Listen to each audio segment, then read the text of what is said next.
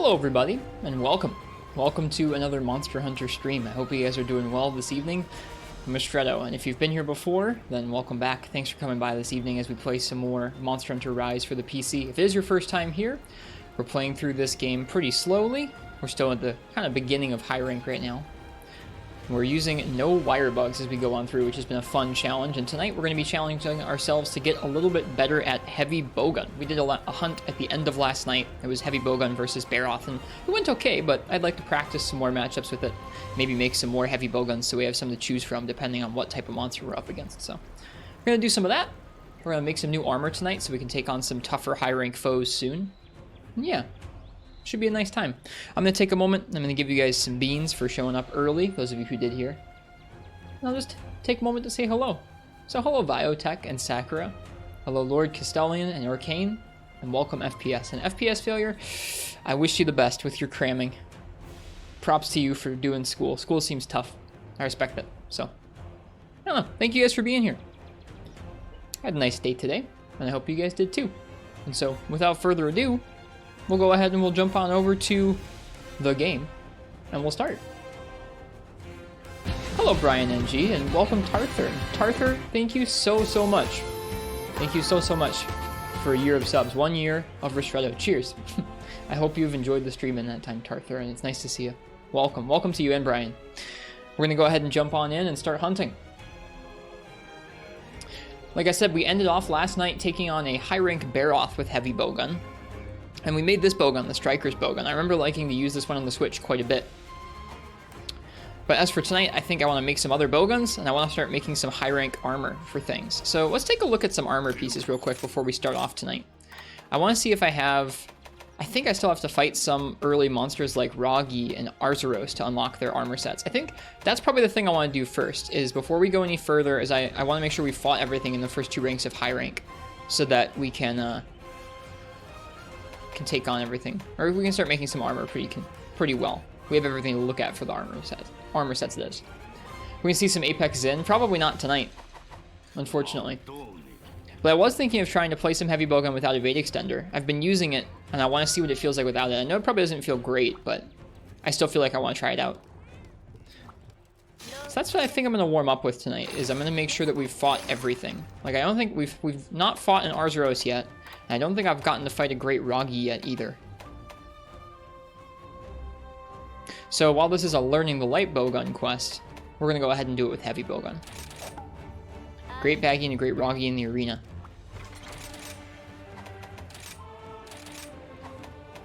Let me go ahead and get my ammunition in order here. And we'll go ahead and we'll jump in and try and warm up with some guns.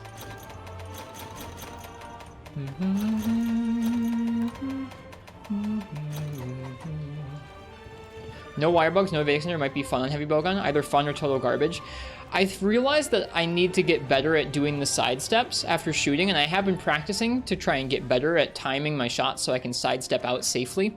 I feel like that the input for that, those windows are really small. I feel like the input for that might be a little more consistent to hit on PC, a little bit easier to hit than on the Switch. So it should be okay for us. But yeah, we're gonna go ahead and stock up on ammunition and head on out to the arena.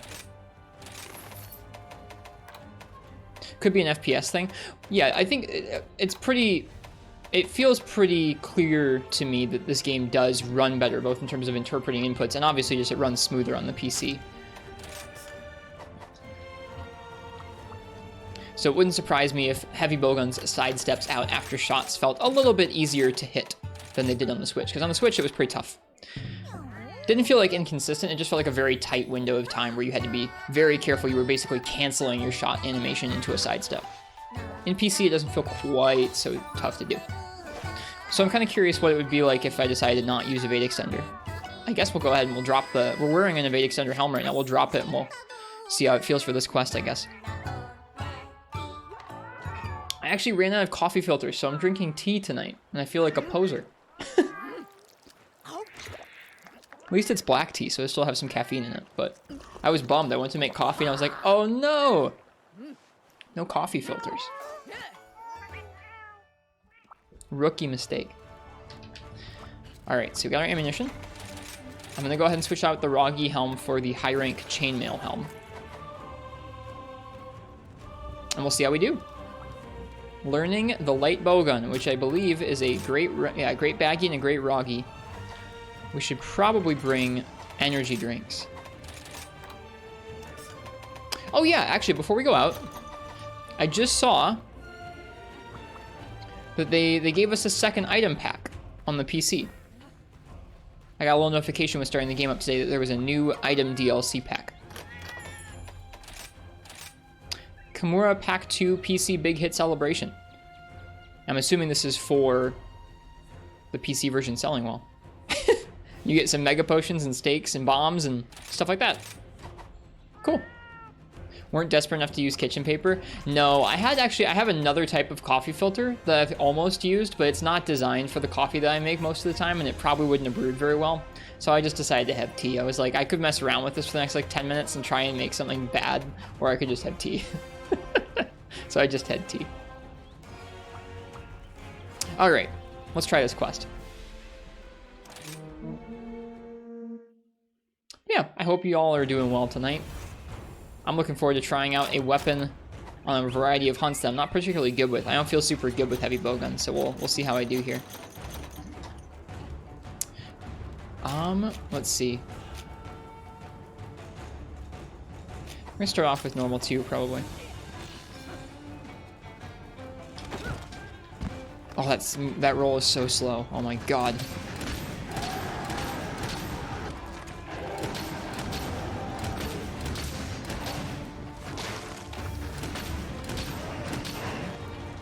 Those are not big steps. Even just evade extender 1 makes you a lot more mobile. Like, even if I time that right, that's still still a pretty short distance. The Wroggi sauce.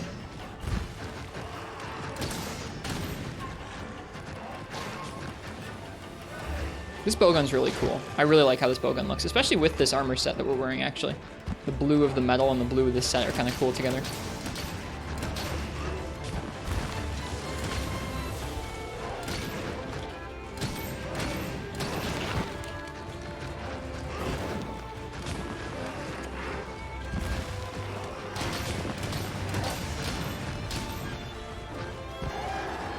Doesn't feel too bad.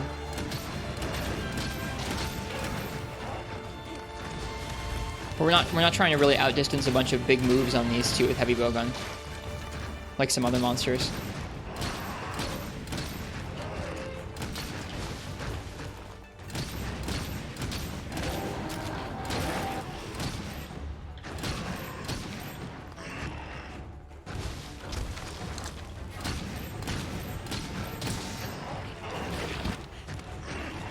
Magnamallows with this seems really interesting. Maybe that'll be our next test. I don't think we have him unlocked in a high rank quite yet. Maybe in an event. If we wanted to jump right to Magnamallow and see how he felt. I haven't done high rank Magnamallow yet though. Yeah, see, like when we get stuck close to the monster like that, that can be pretty scary. Not being able to get out away from Baggi's faster hits. Instead of evade distance, what about a skill that speeds up the evade animation? That's essentially what evade extender does for heavy bowgun. Is you just move a lot faster and a lot further.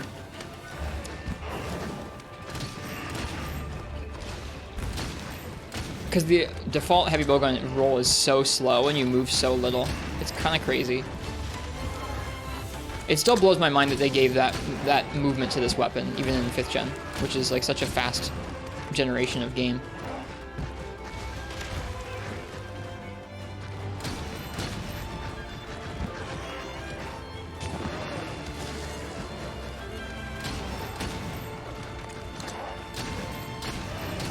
Yeah, that was greedy.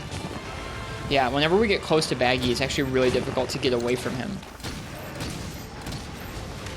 So it's nicer when he charges past us. Anytime we're in close range with him, we're kind of in rough shape.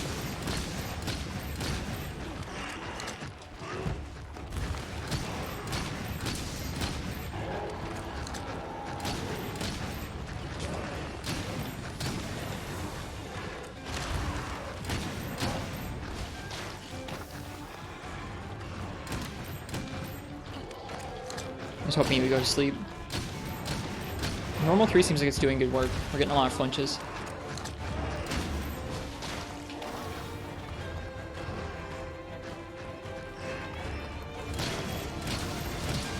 Wow. I didn't move quite as far as I think I might have needed to get out of the way of that sleep. We got lucky. This is kind of a fun quest. The Wroggi can poison the Baggi, and the Baggi can put the Wroggi to sleep.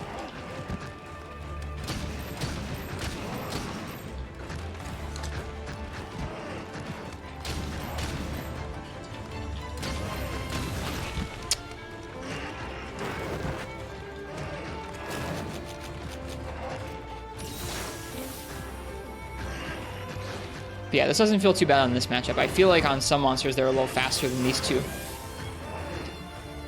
Or get up in your face a little more often. It might be really bad.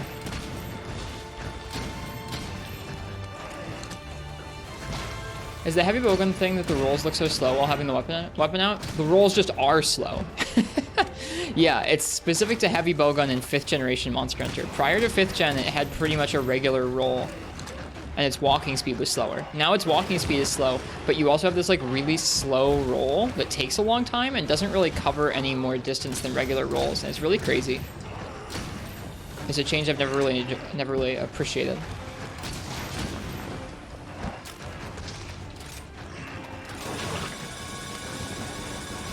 Shoot, I shouldn't have maybe done this right now.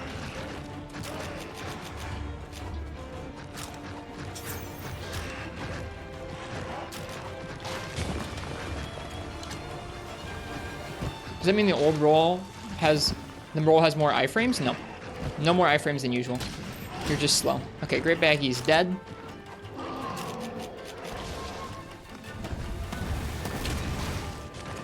Wroggi, I hope you like having your head speared through with stickies.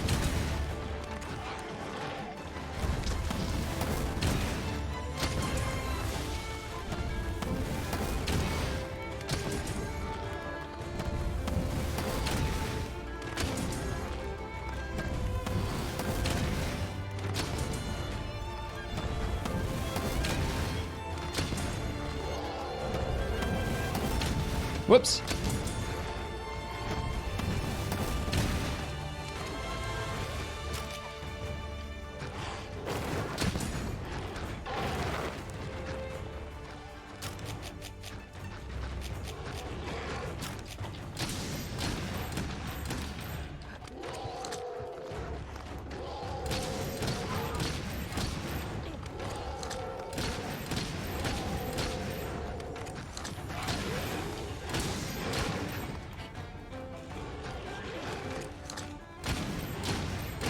Whoops, too close.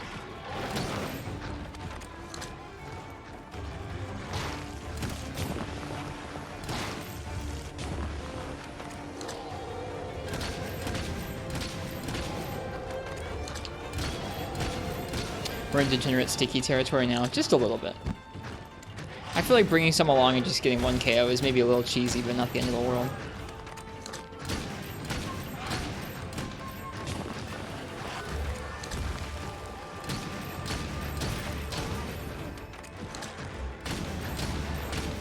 Are Wroggi baby great Wroggis? Yes. Yep. Jaggy with great Jaggy, Baggy with great Baggy. Yep. I think the game talks about how especially strong ones become great Wroggi, become great Baggy.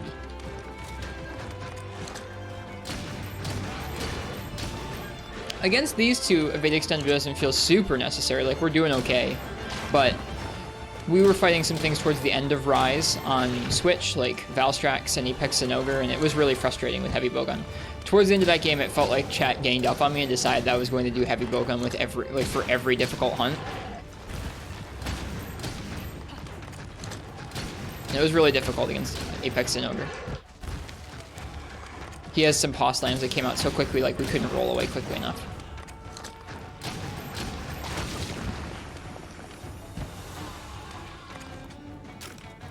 Yeah, it feels like you just don't go very far with the Heavy Bowgun rolls either. Bullfongo to Bull Drone? Yeah, exactly, Dr. Cloud, you got it. Yeah, there are none of the traditional dromes are in Rise, but yeah, the same thing with Velocidrome and Iodrome and such.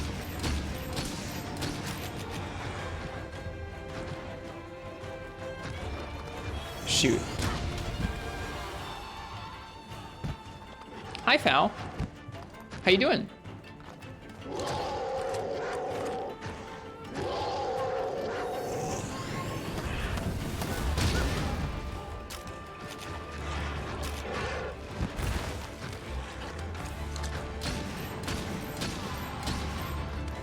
We're just shooting a Wroggi in the face. That's what we're up to tonight.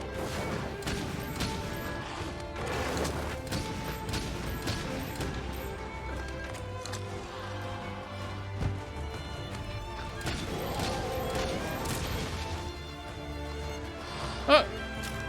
Wroggi had it coming. Where'd this little Wroggi come from? I didn't know they could call minions in the arena.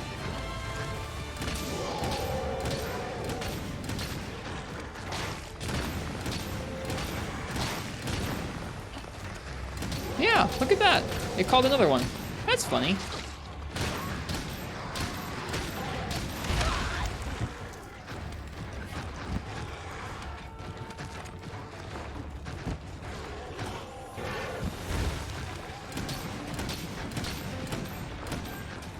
Bad shots, those.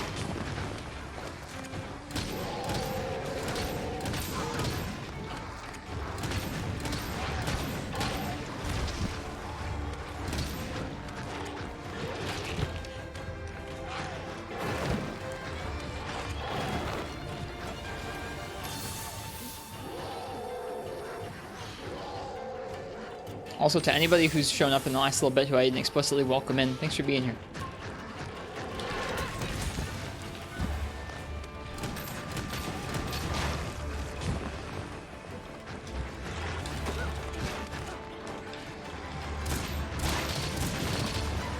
Oh, we're doing Pierce. That's fine. Let's do Pierce. So this is part of... I was talking about Ballistics, and I was talking about Evade Extender last night, I think it was. Ballistics is a skill that makes it easier to hit your critical distance. It kind of expands the range at which you're allowed to hit full damage. So with something like Pierce here, if I don't have Evade Extender, it's actually really difficult for me to maintain critical distance on this Wroggi, because he's going to keep trying to gap close. We're going to have to be constantly kind of backing up. So having Ballistics or having Evade Extender are both pretty useful skills for this situation, because I can either back up a little bit easier, or I can at least extend the critical distance, so it's a little easier for me to hit him. Interesting thought. Evade Extender is probably the better of those two options, because at least that way you get both increased mobility and it's a little easier for you to maintain crit distance, but... there you go. That was our first high rank Great Wroggi, I think. That's why we were doing this quest, is to make sure we had his armor unlocked. This sounds sick so far. What does?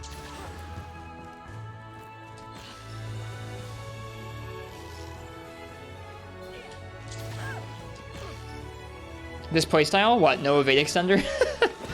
I think for certain things like this quest, not necessary. Stuff like Apex Zin, stinky.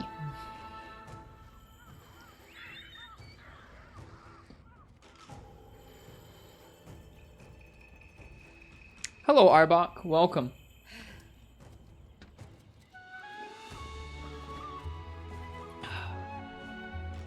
Drinking tea tonight.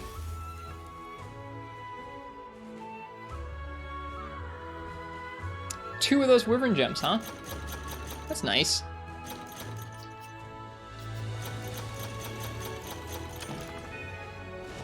That quest went just fine.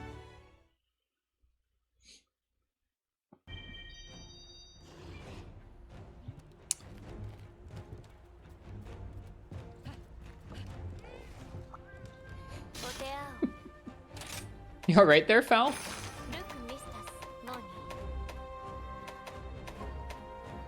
Blue, round, and cute. Capture an Arzuros.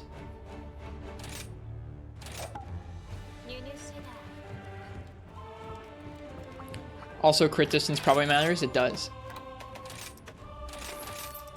I'm glad to hear you acknowledged such a fundamental truth.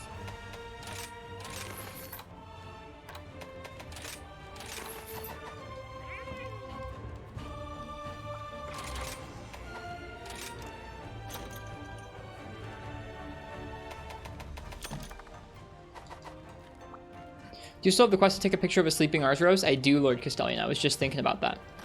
Yep, I was just thinking about that. Have you done the sleeping... Brian NG, Lord Castellian, we were all thinking the same thing.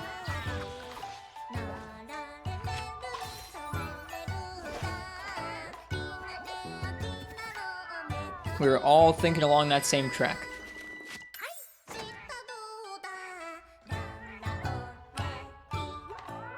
It's funny that when you trank a monster to capture it, it counts as sleeping for the picture. Oh, you can do it once you've tranked it? That's interesting. I guess he technically is sleeping after the quest. Don't take a picture of the sleeping Arzuros. I'm sorry, Fal, but I must. It's for Yomogi. Wait, no, it's not for Yomogi. It's for the little girl, isn't it? Who's it for?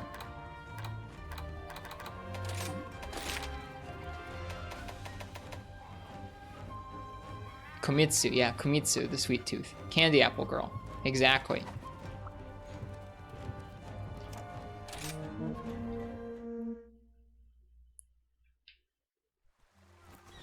Alright. Let's go get Miss Komitsu her picture.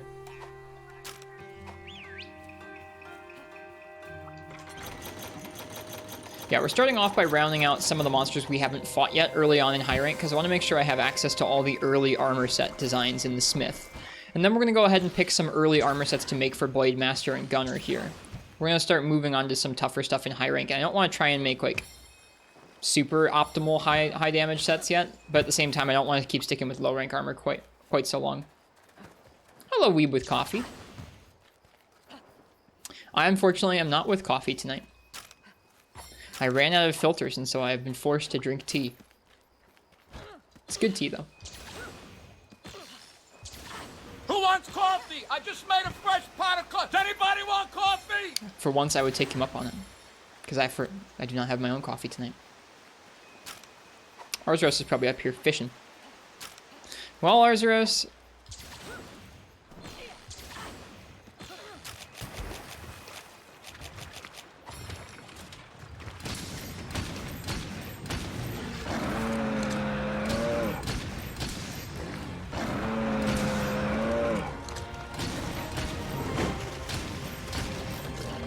Nope. Shouldn't have reloaded so close to him.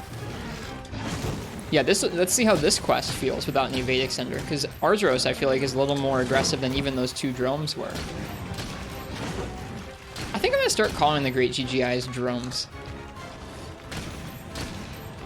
They basically are.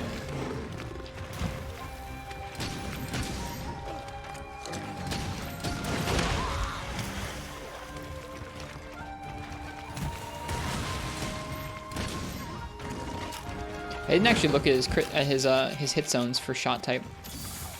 Probably his head and his butt.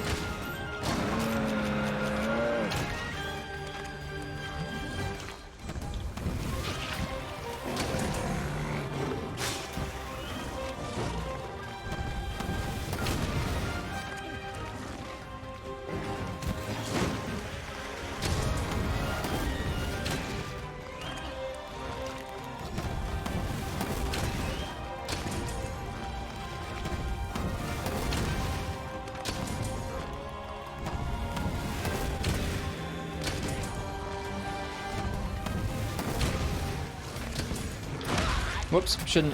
I need to be careful there since our shot auto-reloaded. Not all shots would do that, but because we had the auto-reload, because I sheathed when I shouldn't have there, he got us.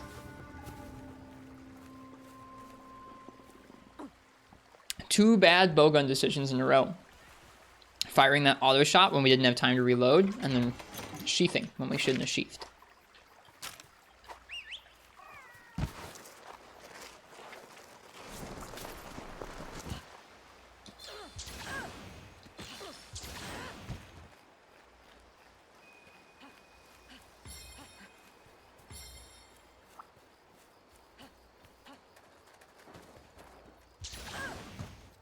You having a big meal? I had a nice big meal.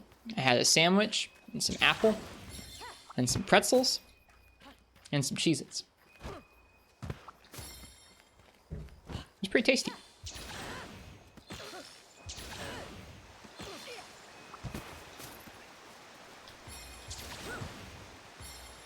That sounds like many small meals. That's how a lot of my meals are. I like lots of different things to snack on during a meal.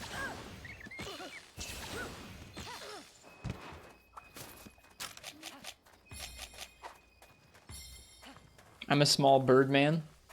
I have been told this before.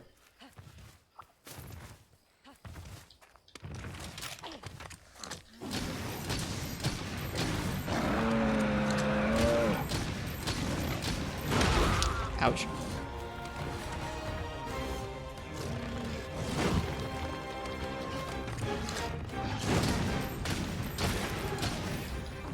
Got the arm break.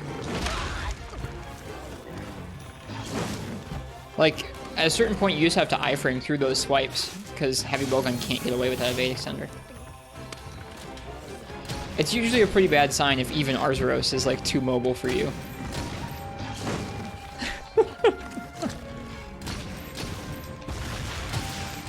Whoops, I did not mean to flash him.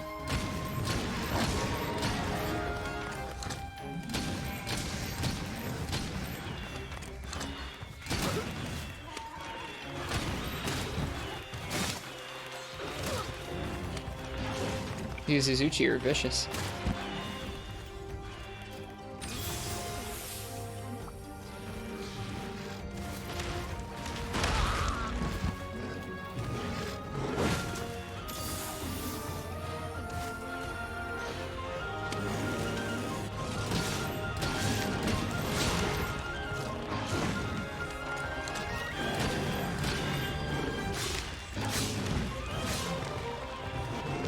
This version of Arzuros is pretty good.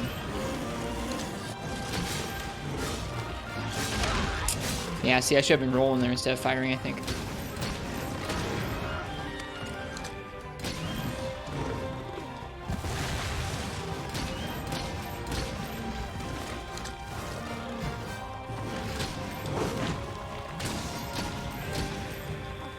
Hi, Churrito.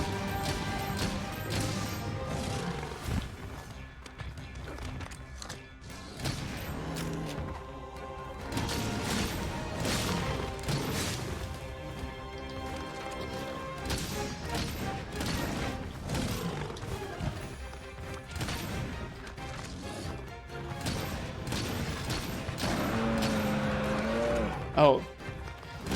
Curious, has anyone ever accidentally failed a capture quest because of slaying the target monster? Yeah, I did last night.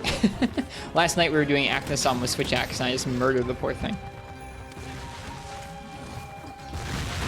Ugh. I genuinely don't, like, I tried to roll out of the way. It wasn't like I was committed to do anything else. I just didn't get out of the way. Like I said, poor sign if Arzuros is too mobile for you.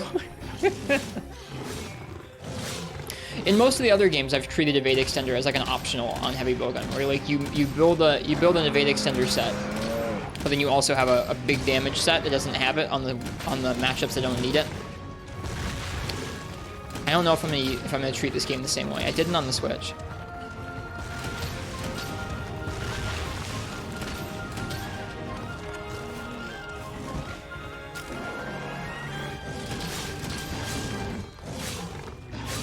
Ugh, 4 swipes.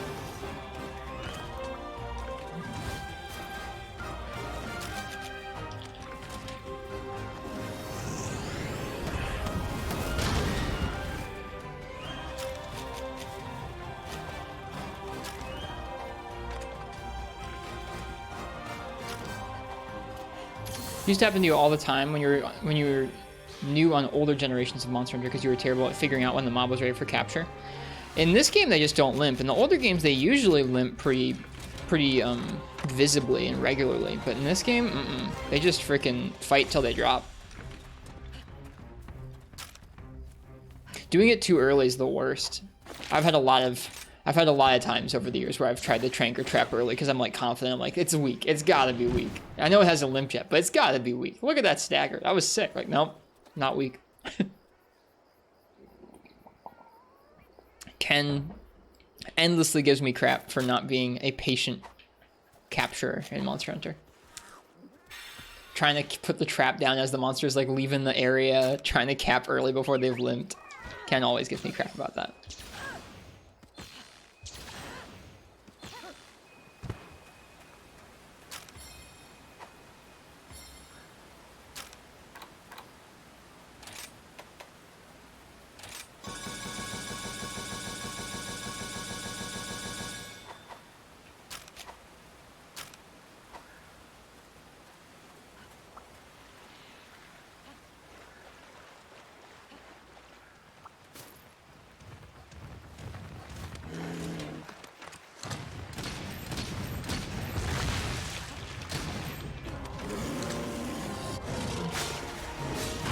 Too early on that roll.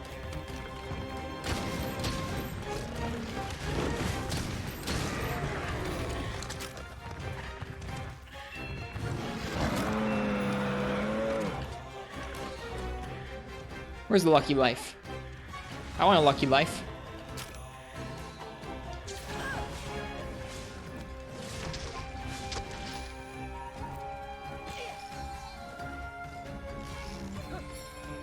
Oh, what the heck?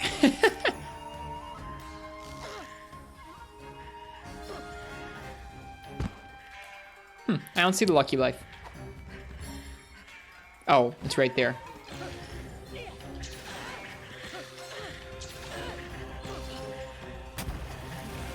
Come back!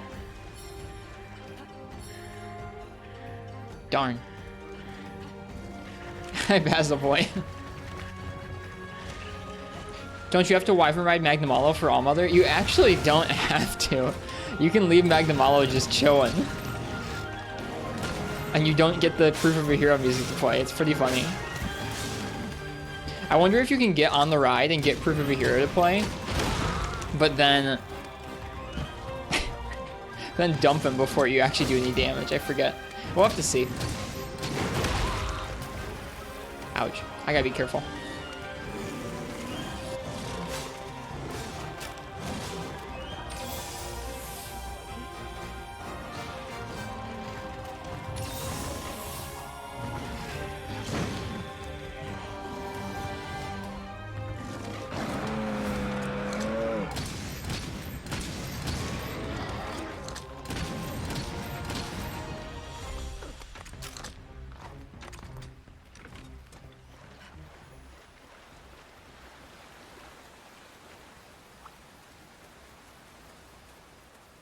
Slamming Magnamalo into a wall won't do anything to Allmother, so that should be okay. I actually don't even want to slam other monsters into the wall, but yeah, I guess since Magnamalo is not our target monster, it wouldn't be too much of a bother to just bonk him into the wall and then jump off.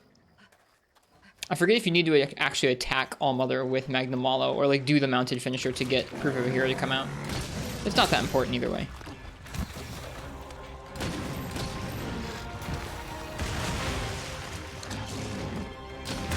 Whoops, I should not have fired then. Not even a little bit.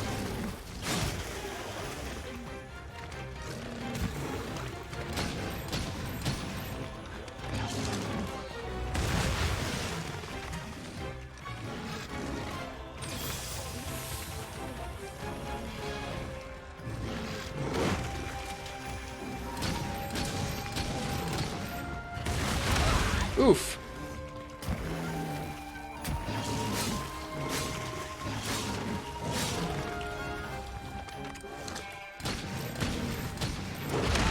Oof! I should have been healing, not firing.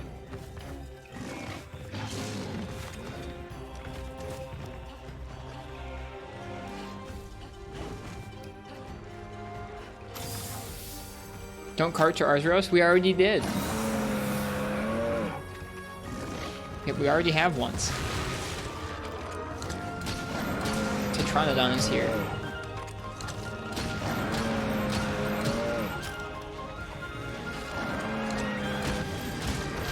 Oh no. Not this turf war. Poor Arzuros.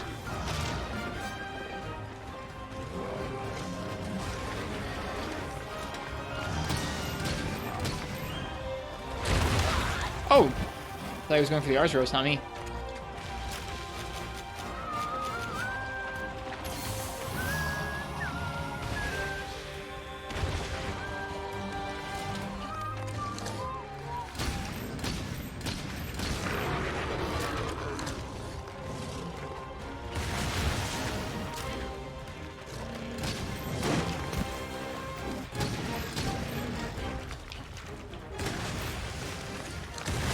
Yeah, I was gonna say, we're gonna get bullied by the shoulder.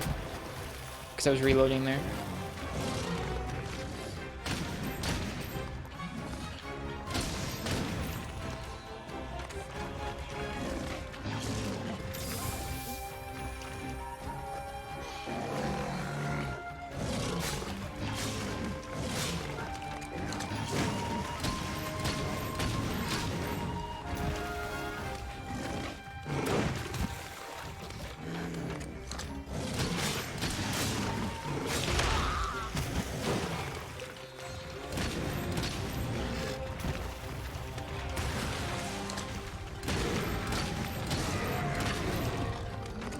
New shoulder move is pretty brutal. It's good, isn't it? Ow.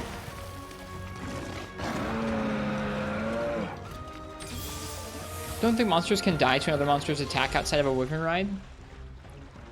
They probably can. Yeah, it's just unlikely.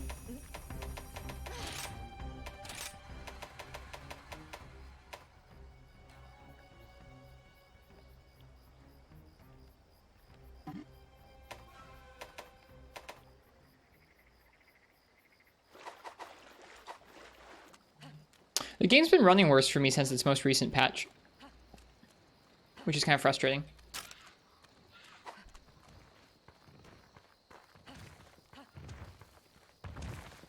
Considering your challenge run, are you interested in using the no obligatory wyvern ride mod? I don't want to have any mods that change the gameplay. I'm just not a mod person. Like, I might do some slightly visual ones if mods won't like mess up my game too much when patches come out, but even still, I'm just not much of a mod person. Did you update drivers at any point over the last week? I forget, Biotech. I don't think so. I think the only update that's happened recently has been to Rise itself. Often resets your graphical settings. I was running the game maxed out. Just like how those shaders have to recache. We're running the game maxed out, so I was considering turning down like distant LODs, but I don't know. Just getting some weird stutters is all. System's not maxed out. So I don't know why the game would be stuttering more than it was in the past. It's weak.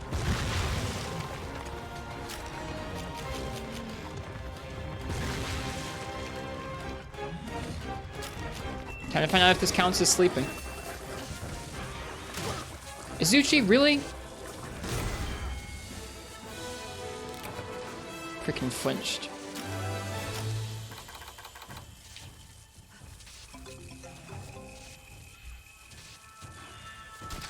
Here. Yep, that counts. That's kind of funny.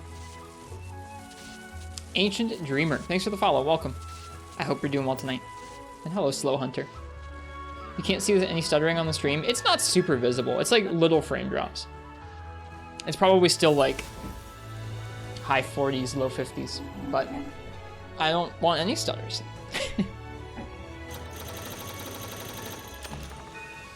Check a VSync or something? Okay.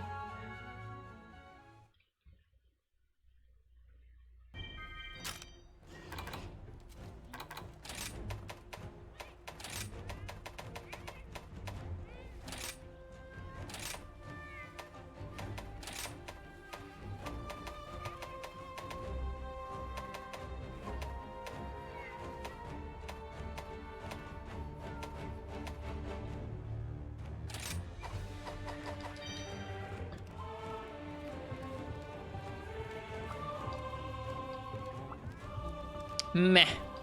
Alright, we should be able to see Wroggi and Arzuros armor now.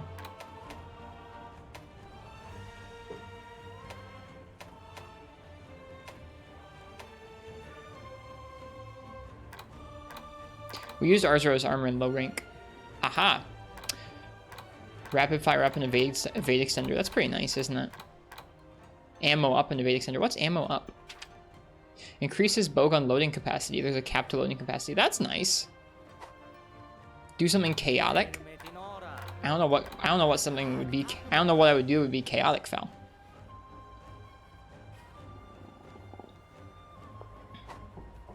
I genuinely don't. All right, let's see. What other weapons or what other monsters have we not fought so far in early high rank here? I think we've done everything in 4-star now. Every monster in 4-star. I haven't done all the quests. I'm not feeling like Not feeling like doing all the quests in order right now. Royal Ludroth, Volvidon, Pukei. And I think we will have gotten everything. Okay. I think... I'm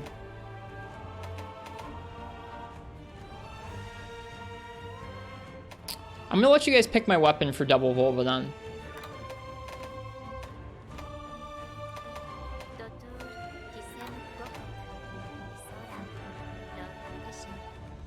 Figure if we're gonna do only 1 or 2 weapon raffles, that'll be a pretty fun one.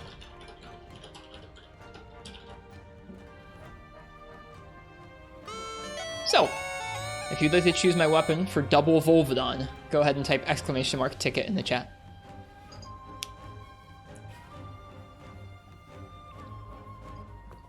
I wore this like warm sweater because it's kind of cold in the house tonight, and now I'm too warm. This tea is too hot, apparently.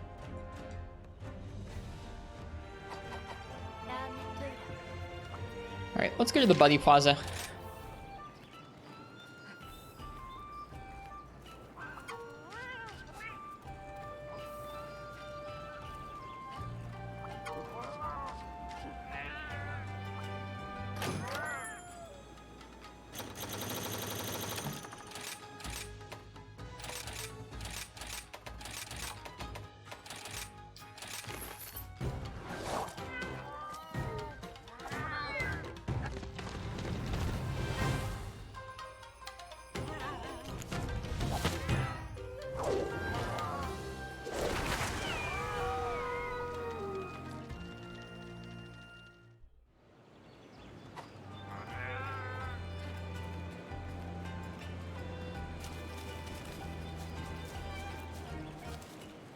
Fal, what would you do if someone said to do something chaotic? What would your response be?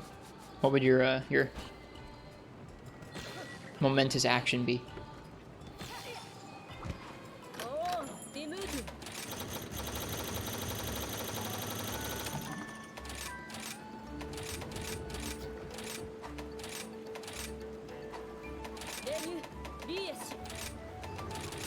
Tell them to shut up and stop being obnoxious? Well, that's not something I would do.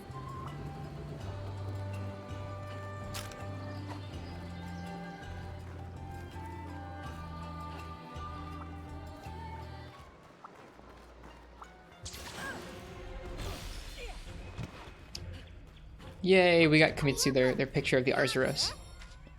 Now we can make the teddy bear weapon. Everyone's favorite. There's so many good weapon designs in this game. They went above and beyond in that department, I think. Alright, I'm gonna say last call. If you want to choose my weapon for this next quest, which is double Volvidon, go ahead and type !ticket in the chat. Double Volvidon.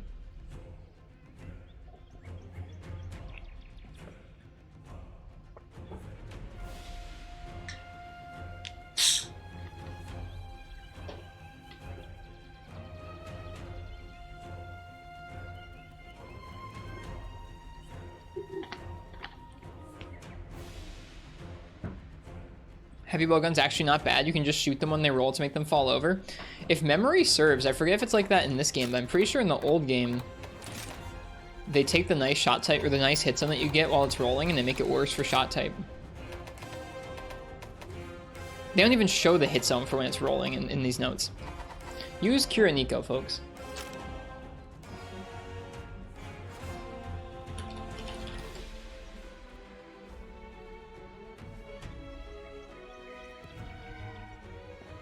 Okay, so when it's spinning, it is a 75 cutting hit zone, a 75 impact hit zone, and yep, just like I remembered, it is a 10 shot type hit zone. So unfortunately, they know that you're going to be able to be at range and shoot it when it's rolling, and so they made it not a good hit zone to topple it. Whereas cutting and impact are heavily incentivized to try and smack them out of that roll. Probably still use slicing and sticky. I suppose you could do that, couldn't you?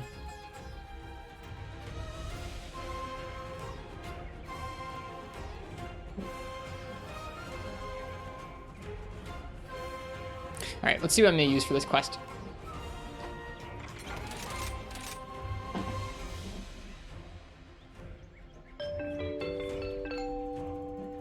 Hoopenheimer, what would you like me to use to hunt 2 Volvidon? Also, welcome to the stream. Yep, you! Lance? Sick. That's a good choice. Thank you for that request. I don't know if I've played any Lance yet in high rank.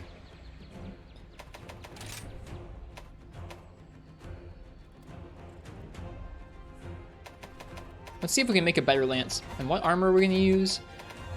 We're going to drop one of these pieces. Can I use the Diablos helm for like 1 point of guard? Yeah, that should be okay.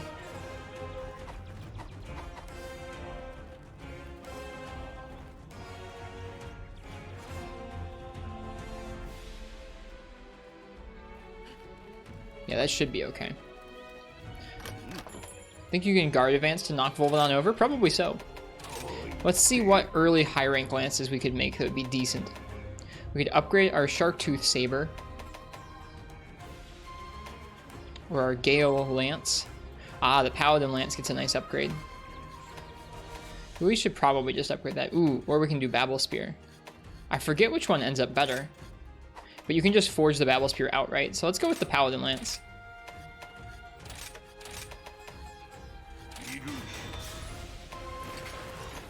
Big fan of the Paladin Lance. So fun bullying monsters with guard advance.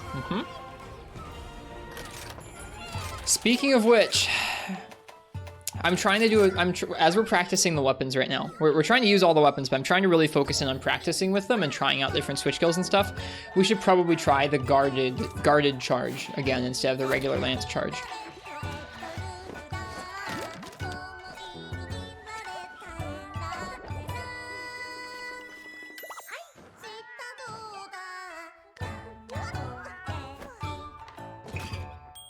It's great. It always felt really slow to me.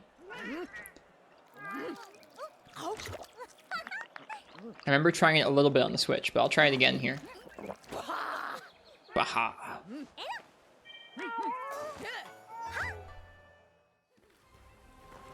Took a bit of getting used to from the normal charge, but you love it now? Well, all the more reason for me to try and use it here. The shield charge. We also have insta-block. I haven't tried that yet. I haven't tried it yet here on PC. I tried it out on the Switch. For now, I'm going to stick with regular guard. Yeah, actually, you know what? We're going to drop that Diablos helm. And we're going to go with insta-block. This is a really interesting example because instant block is nice because you don't need any guard skills to make it work.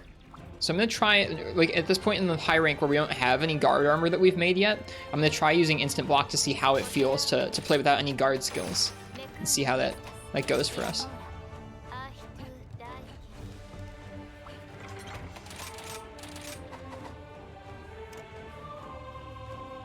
Did I eat? I did.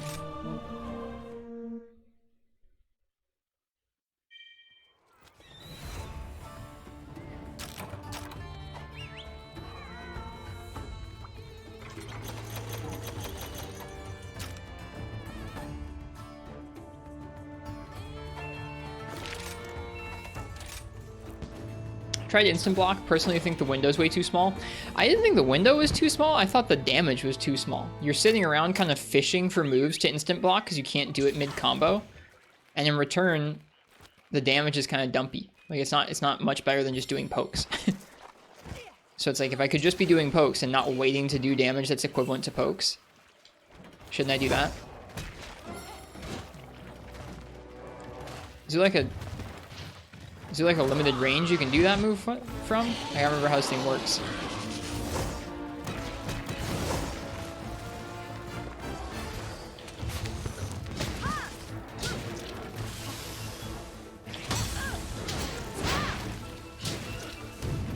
Cool, you can go instant block the dung though.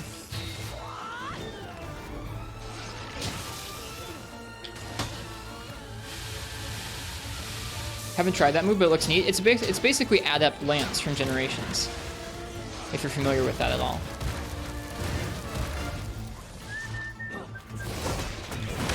Or are you talking about the Lance charge?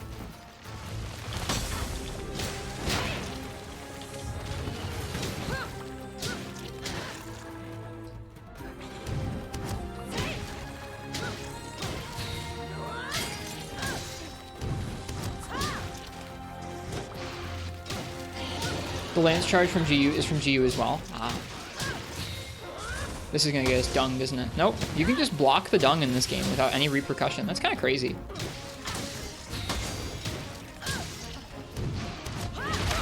Whoops.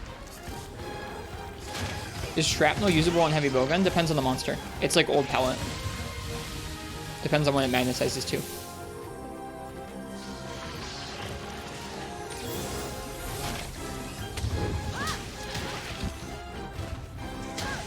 Yeah, shrapnel works well on multiple monsters, just like pellet works well on multiple monsters.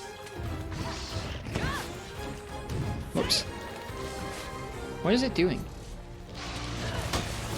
Okay, that's kind of sick.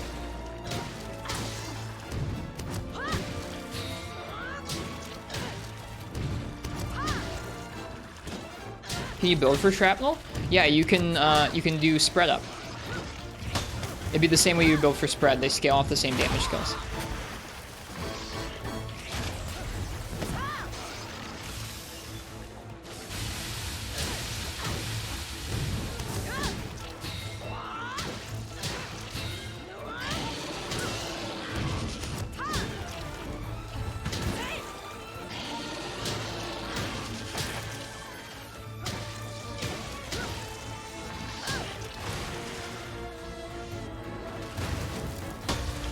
I should have instant blocked that or tried.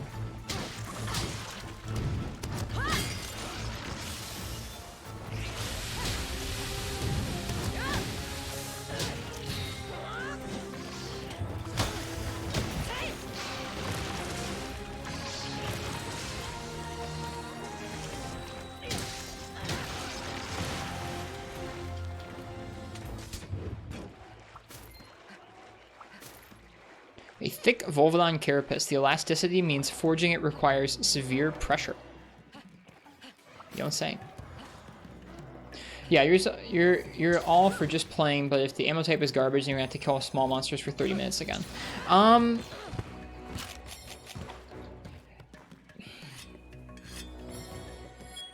I feel like compared to normal 2, on a lot of monsters, shooting a weak spot with normal 2 is going to be doing you better than shrapnel, unless you're building around shrapnel. Like if you're making a full-on spread set, maybe the randomness of shrapnel can work out, but I feel like out of certain monsters where it magnetizes really well, it's not a great option.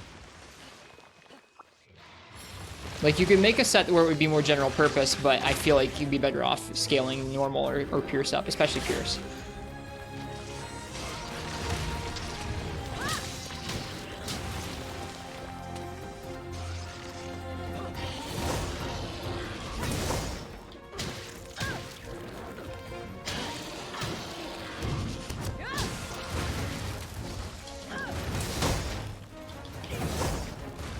That is kind of cool, being able to charge through a monster like that.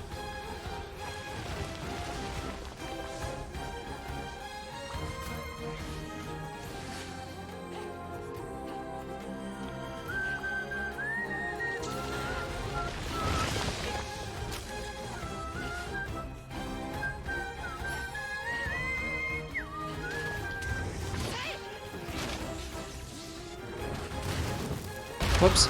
So something I was just forgetting there is you can't really easily do a counter from neutral.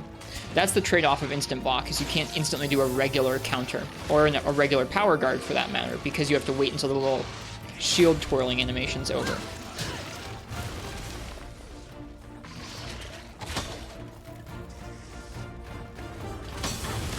That was supposed to be a charge, but the frickin' Rhinopolis triggered an instant block instead.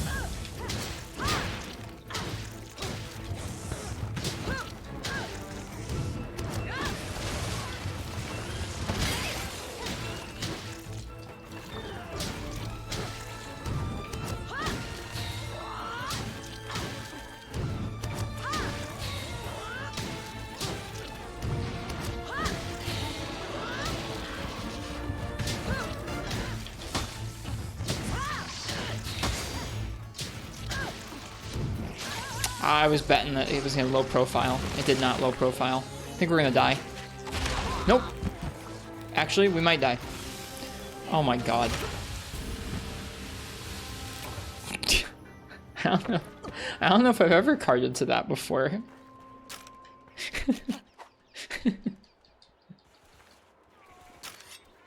Worst way to die. What a combo. Wasn't it, though? Like, the close range para into the I'm gonna stun you with my tongue into the I'm gonna fart all over you. Like, that's really... It's really something. I don't know how I feel about that.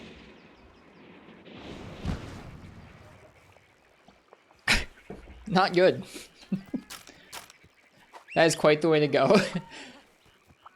Dragon on Fire, when I first read that, I thought you said that's the dream way to go. I was slightly concerned at first. Hello, Monsterino. Hello, Harush. Nice time to be here. Oh, yeah.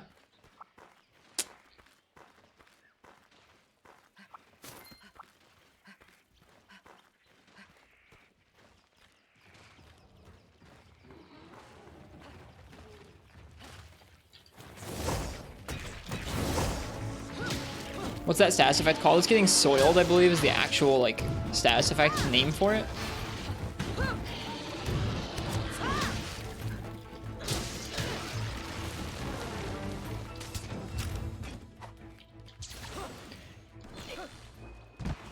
I like how, like, everybody has some dumpy memories from this quest. I have memories of doing this quest with Hammer on Switch. Just knocking these guys around like bowling balls. Like croquet balls, I guess.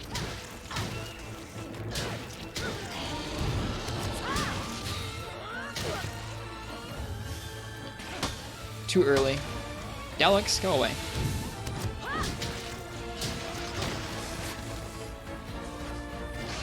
Whoop.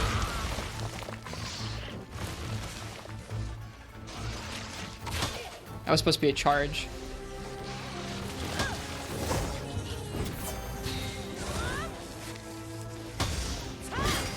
Woo!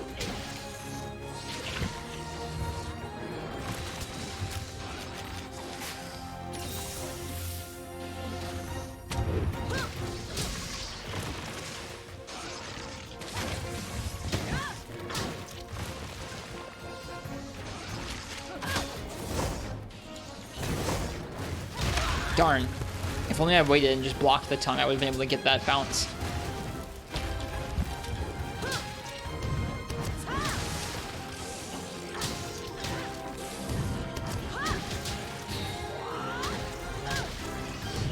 No, not again! But he made a grave mistake.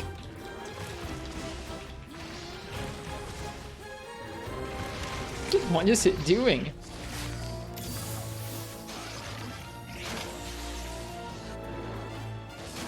Oh dear.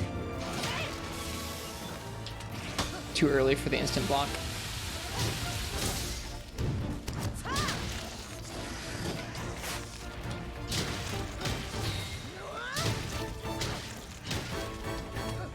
Whoops.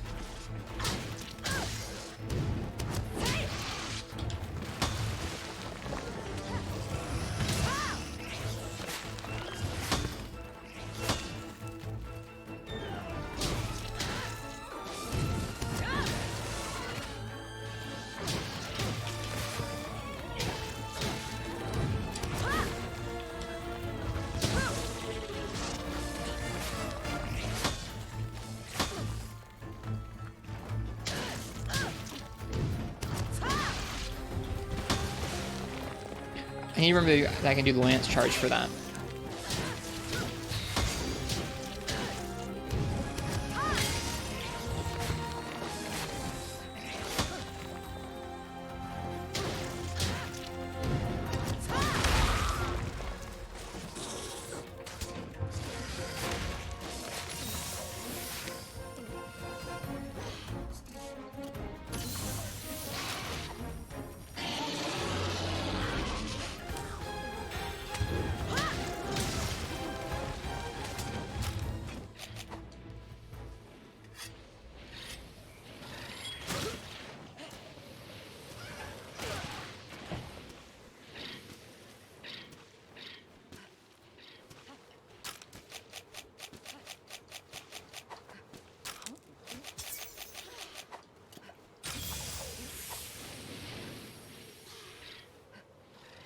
Hello, Mizutsune.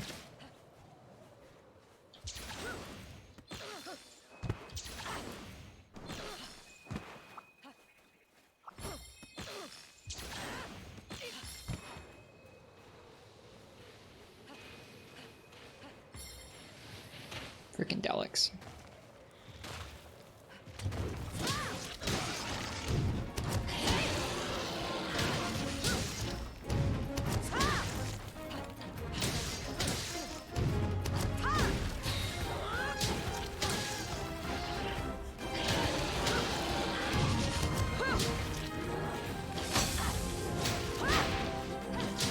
Ugh.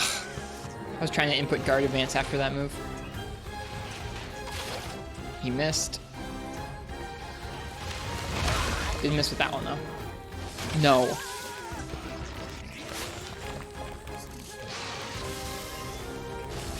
You missed again. You dumb anteater.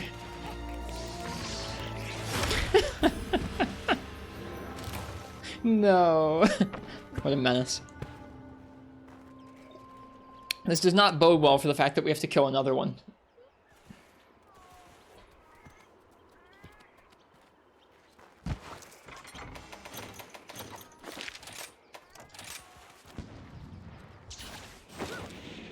Alright, I'm too warm. I have to take off this jacket. Sandy Plains, not a cool place to be. At least not when there's 2 Volvidon there.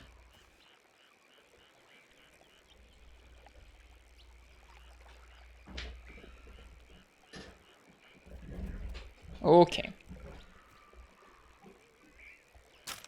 The other one's a lot bigger too, it's true.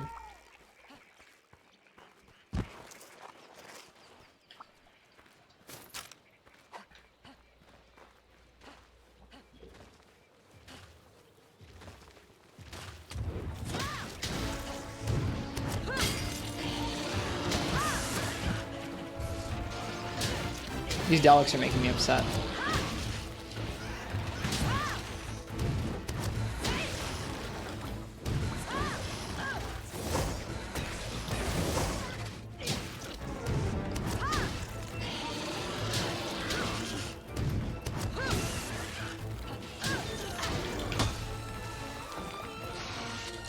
That was supposed to be a charge.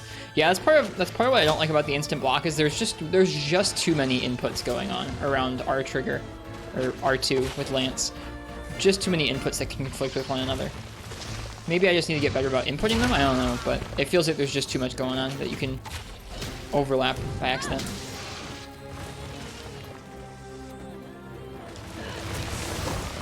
That's just satisfying.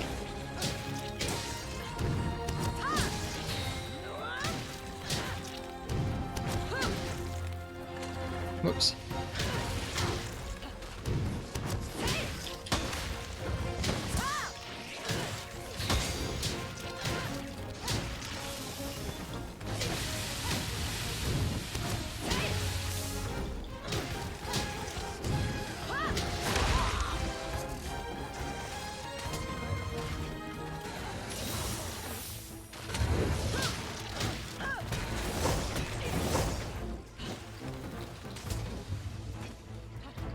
Can we do the shield charge to Diablos? You could, yeah.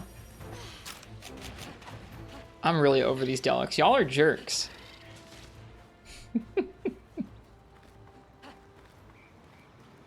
Not in the mood for Daleks.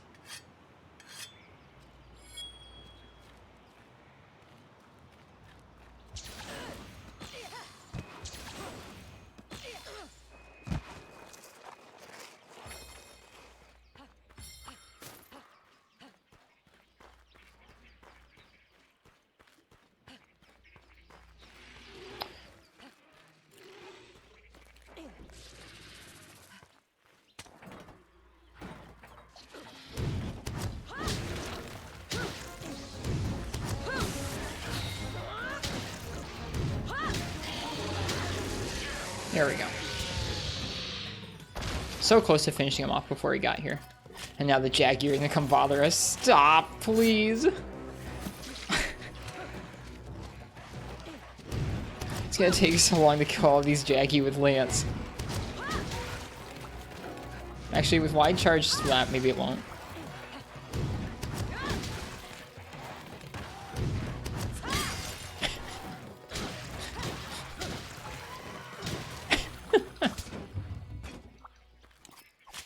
I guess I probably need high rank Jaggy parts anyways.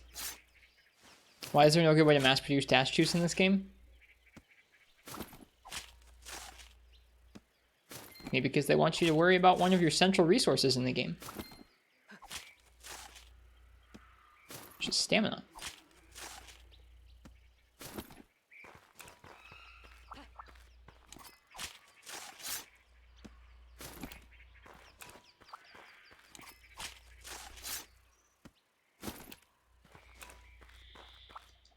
I do think it's kind of funny that they crack down on stamina items in 5th gen in general, while they buff up health items to like the point of just kind of like ludicrousness.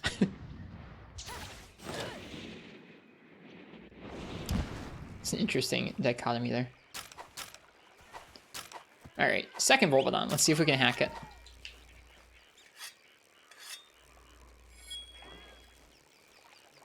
Yeah, that's what I mean. I think it's funny that they've made healing items so much better than they used to be, while making stamina items so much worse. It's kind of funny.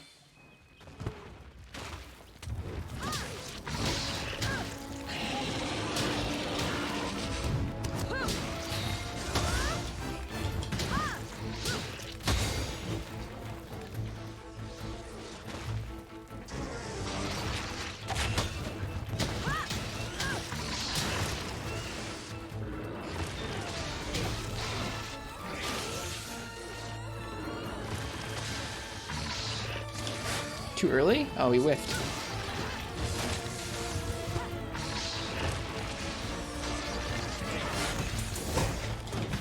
That was interesting.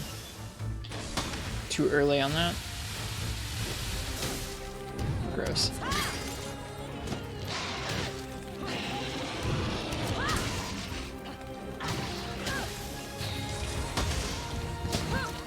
Yeah, it's weird. In older gens, if you blocked that, you still got the soil status. In this game, it's not the case.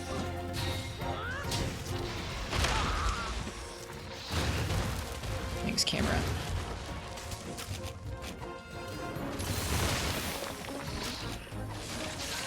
Wow, he shoots that so well. Damn.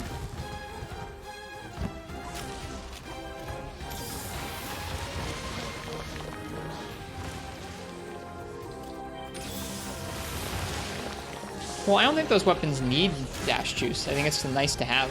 No weapons need dash juice. Every weapon plays just fine managing stamina by default.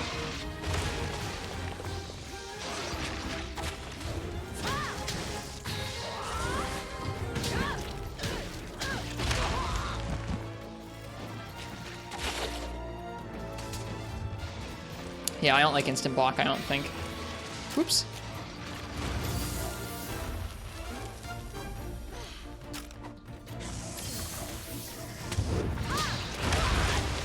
Wow, the cornering on that guy was impressive.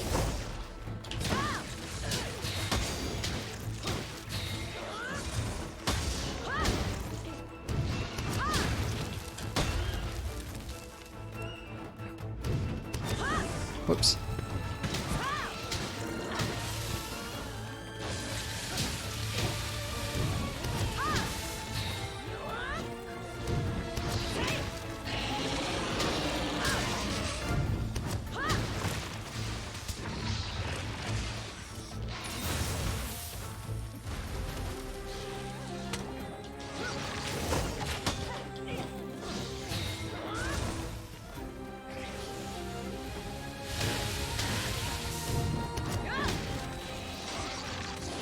Whoops. Yeah, I don't like instant block.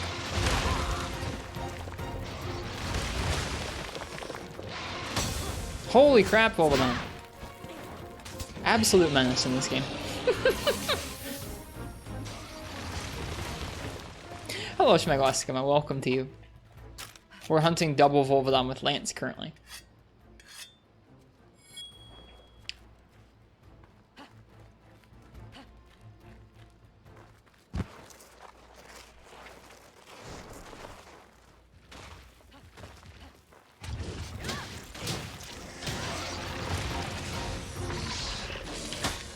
Still too early.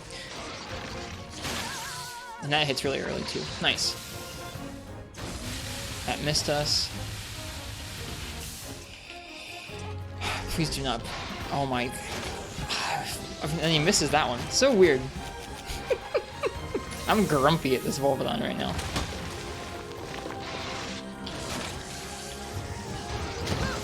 How do you miss those two and then the other times just like instant hit us so well?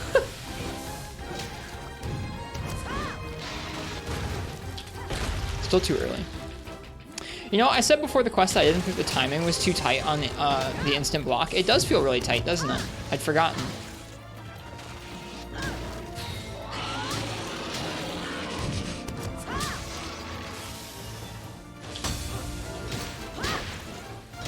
And the damage doesn't feel that good. We'll have to go to the training room and look at how good the damage is, because I remember the damage being not that good. Granted, you're negating all damage, so it's like maybe the damage doesn't have to be all that good, but even still. Is the slap really good, the charge slap? It's one of your most damaging attacks, yeah.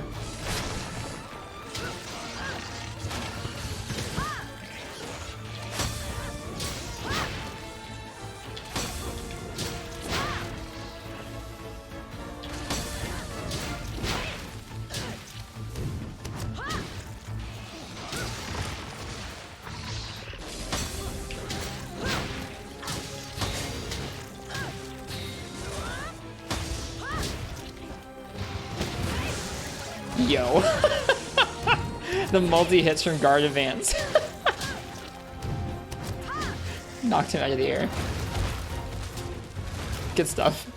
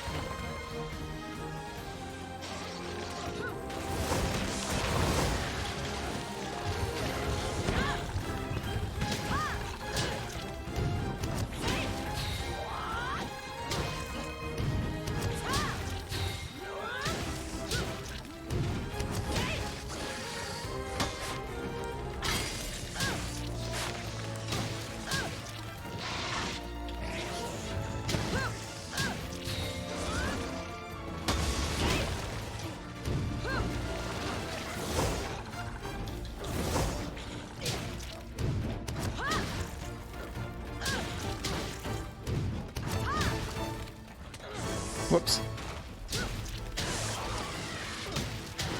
Adding both the charge, or the blocked charge, and the instant guard makes Lance feel like it has a lot of different tools, even more than usual.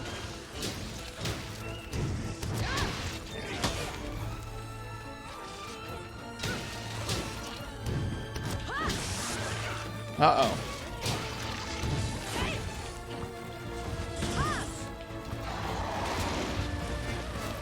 All those dropped items? Yeah, there's quite a few, huh? Bunch of beast tears. Poor Volvidon. Crying all over the place. We're using this as an opening for sharpening.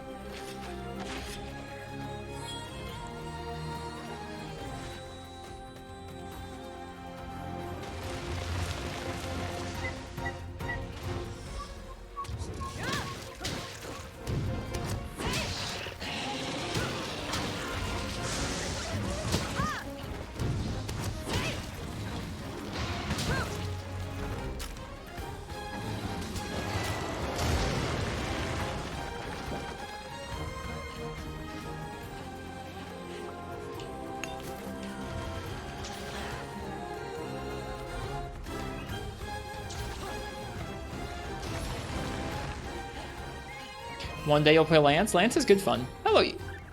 Hello, Okameta. Welcome to you. We are hunting double Volvidon with Lance at the moment. Then we'll be going back to Heavy Bowgun for the night.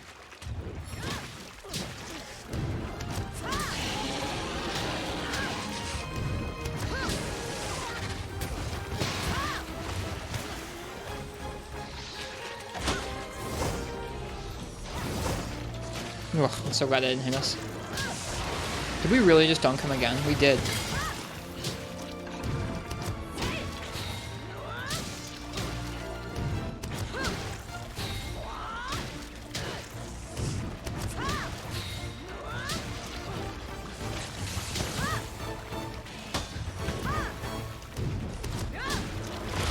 Whoops.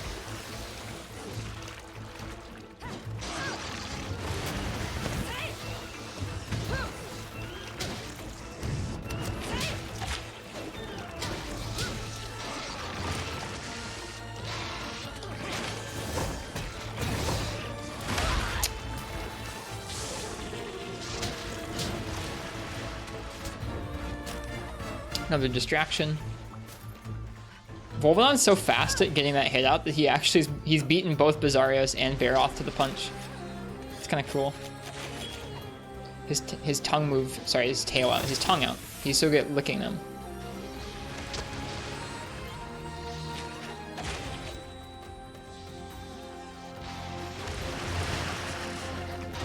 Oh god! That's not what I was expecting to happen. No!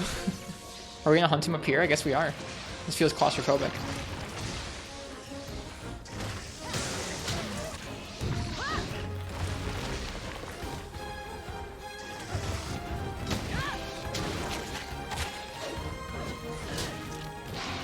No! Anytime he does that poison shot or that para shot, I'm so terrified.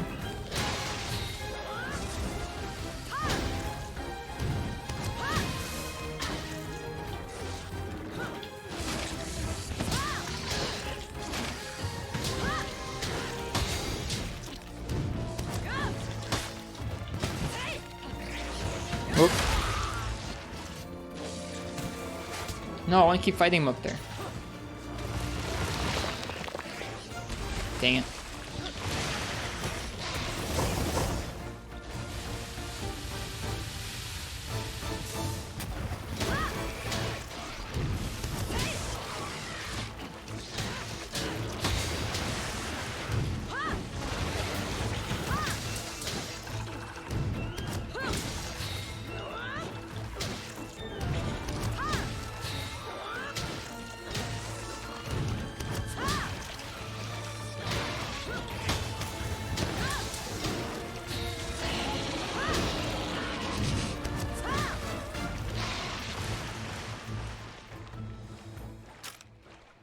Away he goes.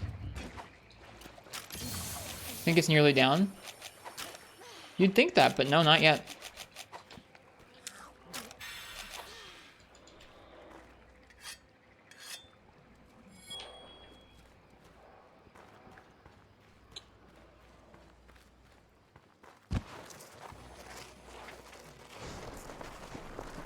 Now we get to go out to Deluxe Land.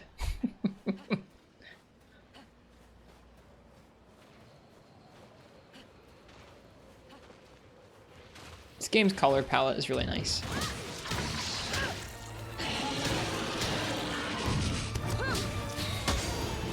We countered the Deluxe.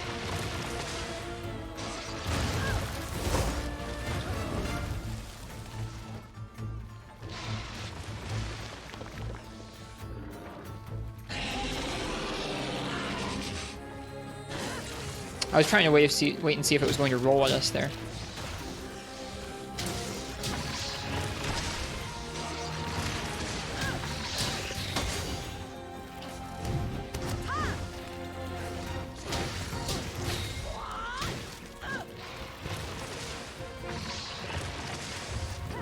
Nope. I'm so scared of the parashot. Not so much for the parashot as much as you can just like follow up really intently on the parashot in this game.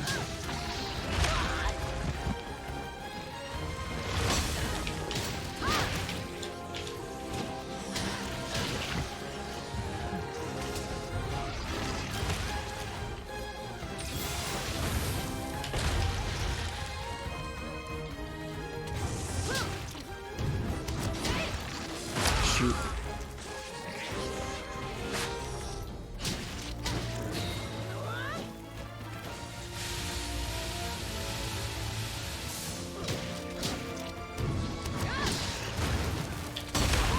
Really?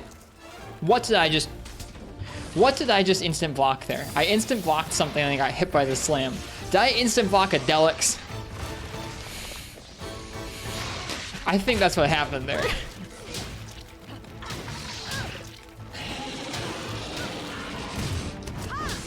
Frickin' Deluxe.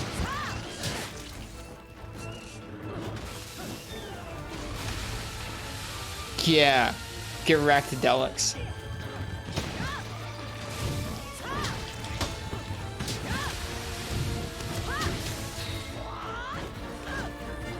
No!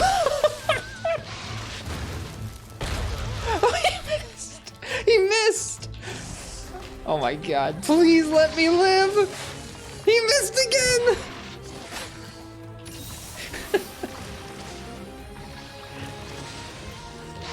Screw you, Volvidon! As I dive directly into his jump.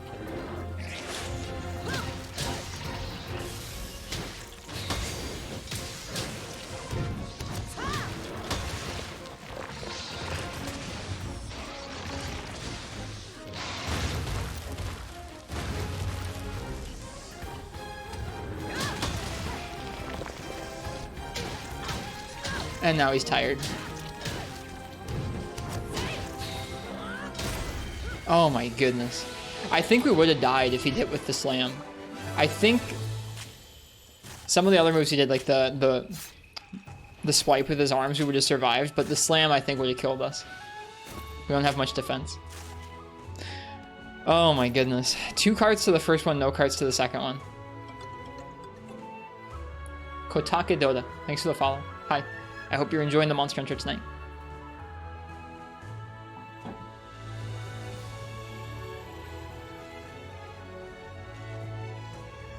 Tea is all gone.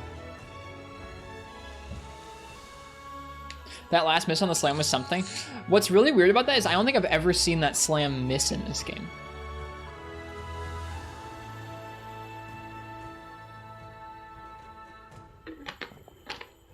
So maybe he was targeting the Delix. Maybe the Delix saved us in the end. We'll never know. Oh yeah, yo, what a quest. I feel like my gut reaction to that quest is to write. I don't mind the shield charge. I'd like to play around with it more because I don't really love lance charge anyways. Like lance charge is fine, but I don't know. The shield charge, especially on Volvidon, is super nice.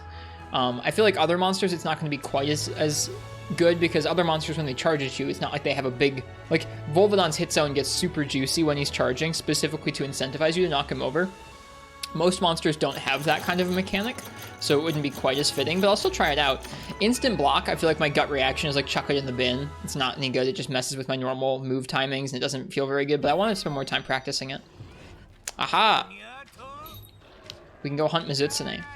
I want to make some armor for multiple types of our weapons before we go hunt Mizu.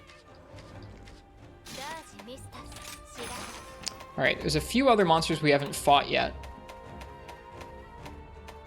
I think just Ludroth and Pukei. So we're going to do that with Heavy Bowgun, and then we'll look at all those armor sets and decide what to make for our Blade Master and our Gunner sets at the beginning of high rank.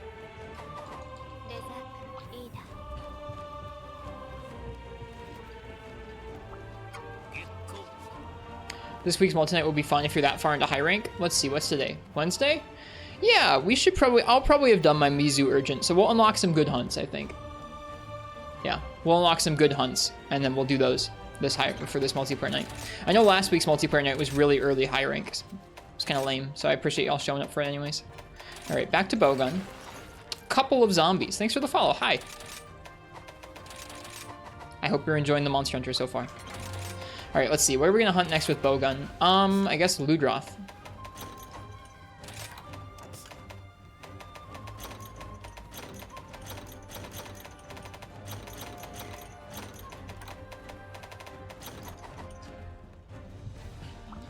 Yes, early high rank, yeah.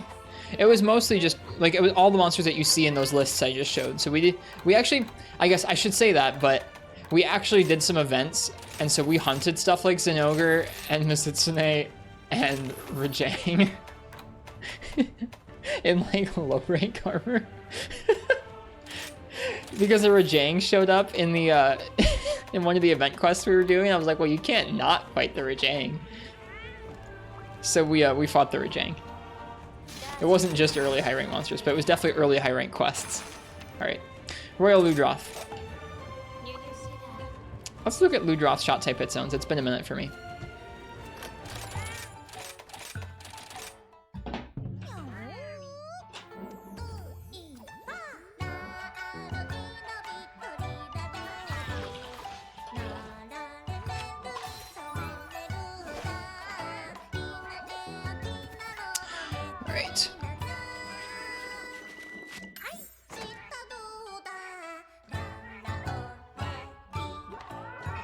Actually, hang on. Alright, Royal Ludroth.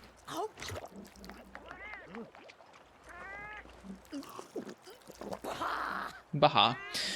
For shot type hit zone, its head's a 65, and the rest is kind of poor. The tail is 40, so we just want to shoot the head. Like, the others are going to be fine with Pierce. We probably can get away with using Pierce. But the head is where we want to be hitting the most, for the most part.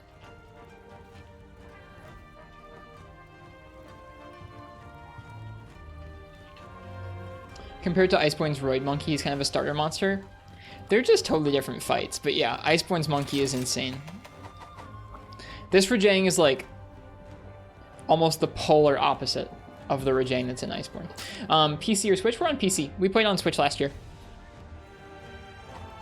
This is a fresh PC playthrough.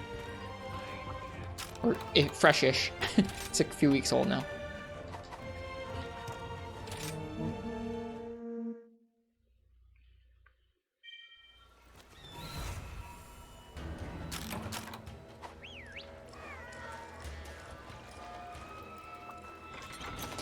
This Rajang has the ability to stand still for a moment. Yeah, he has openings, but part of it, I think, is like...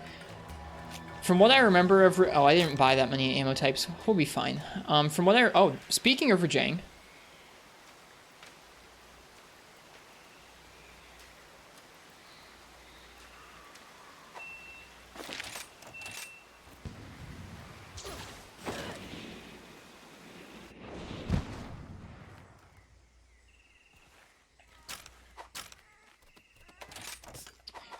From what I remember of Iceborne's Rajang, it felt like that guy basically just kind of swung completely randomly. It was sort of like a reaction test. There weren't a whole lot of patterns or openings, which I think gave people a lot of ire against him because they were used to Rajang having both patterns and openings. Furious Rajang was a little bit better in that regard, in that it did get some patterns and it did get a few openings, and so it was a little bit more like a regular Rajang, even though it still had some really reactive, like quick moves. This Rajang feels very pattern-based, with lots of openings and tells, to the point where he almost feels easy, especially compared to the ones in Iceborne, but also just compared to Rajangs of the past, too.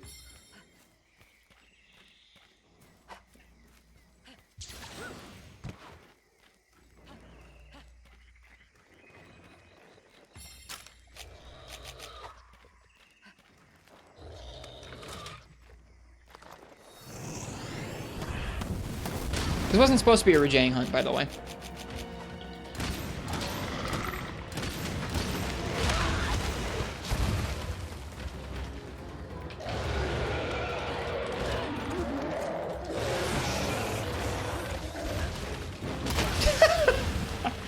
I should not have sheathed.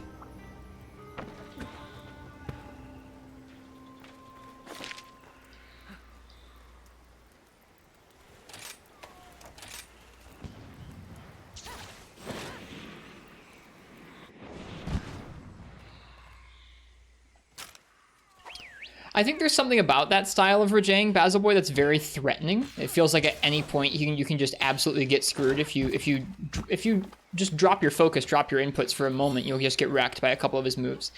I think that 5th gen Monster Hunter has... I think especially in World and Iceborne, it felt like that was one of their primary ways of introducing difficulty. Was just, let's make this monster really fast, and let's make it so you have to react to these moves really quickly without them necessarily being strings of moves that you can position around and punish. They're just moves you have to react to and get out of the way of in time, and then try and find an opening to punish. So, like, get a move in edgewise. And I don't necessarily think that's good difficulty design.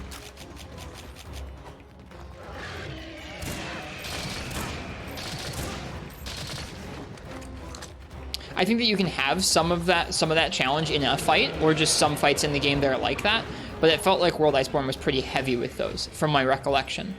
I would say that the few fights that I did do in World that were quite difficult in our World playthrough that we visited recently, kind of felt like some of that.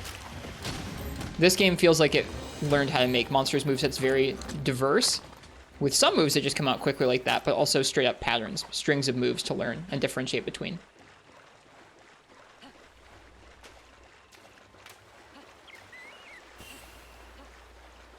So, I don't know. That's how I think about it. I'm still looking forward to trying out Iceborne Rajang and Iceborne Furious Rajang again someday, because I haven't fought them in a long time. But that's my recollection of them. Welcome, Swarm of Angry Tin Cans. I hope you're doing well tonight. I like your name.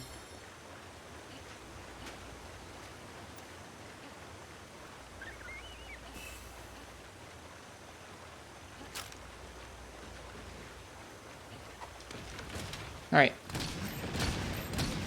We're trying again. What do you do as Heavy Bowgun in this fight? Holy crap. So, we're trying out no evade extender Heavy Bowgun tonight, just to kind of see how it feels. It's been a while since I've tried it. Most of the fights we've been doing tonight have been like Great Baggi and Wroggi and stuff, and it's not been too bad. This is a more indicative fight of why evade extender feels pretty mandatory on Heavy Bowgun in this game.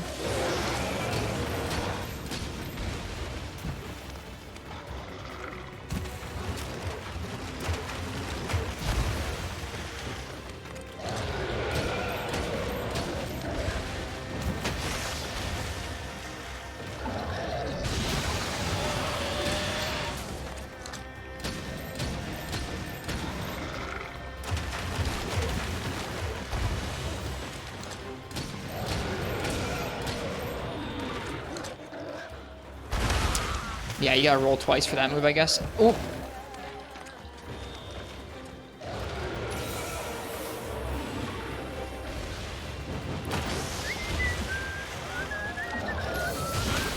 Ooh. I forgot how much he tracked. I thought I could just walk out of the way. Nope, you gotta roll out of the way from that.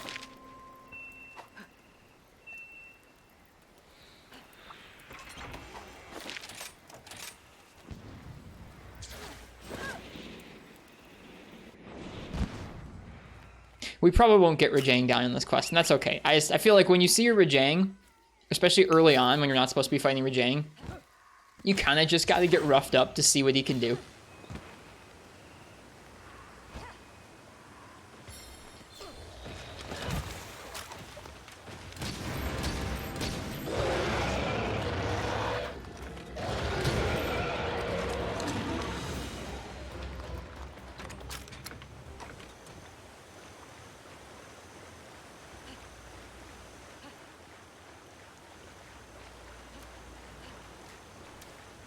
If the Rock was a monster, he'd be the Rajang. I just want to see Rajang acting in a bunch of hit movies now.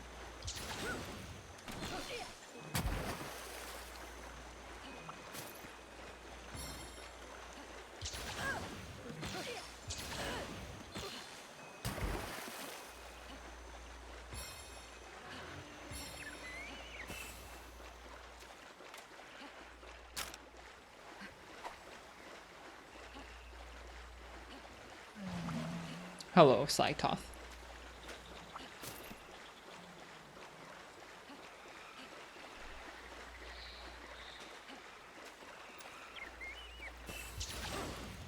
Yeah, I don't think there's anything wrong with enjoying the sort of frenetic danger that comes from World Iceborne's Rajang.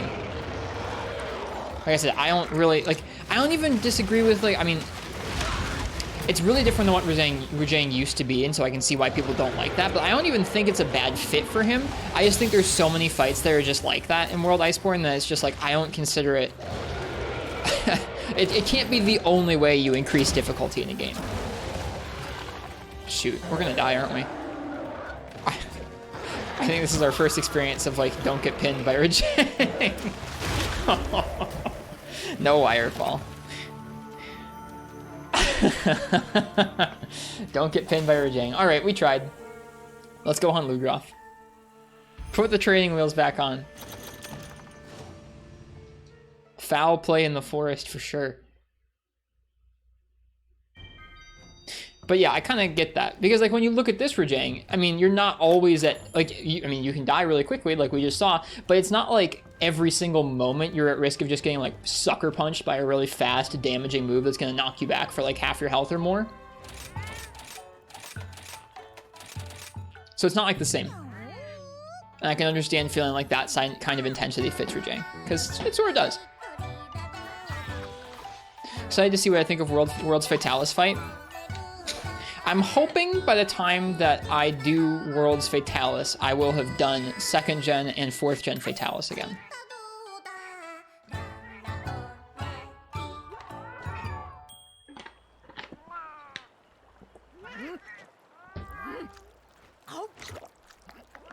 What do you mean, Hot Pocket? What's going on? I'm trying to understand where you're at in the conversation.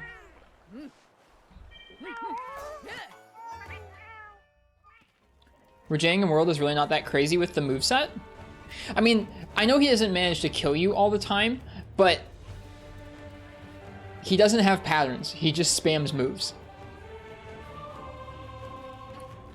Like, he doesn't, like, Rajang has almost always been about seeing certain patterns of moves and having an opening at the end, or just seeing a specific move and having an opening at the end.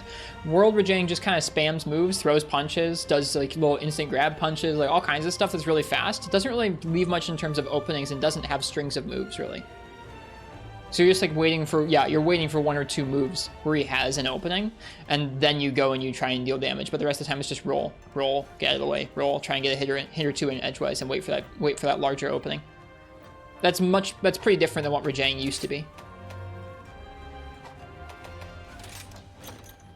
I mean, it could just be that I was bad several years ago and I don't remember it very well. That's also very true, but I remember him being a very frenetic fight without many, like, actual openings to deal damage.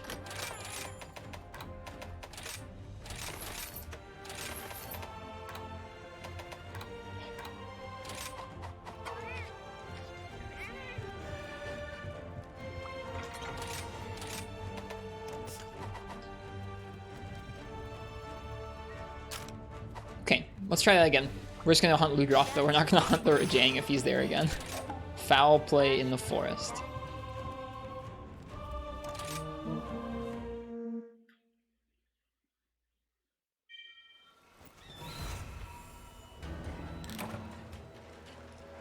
Depends on the weapon if you can pick up small hits for other moves.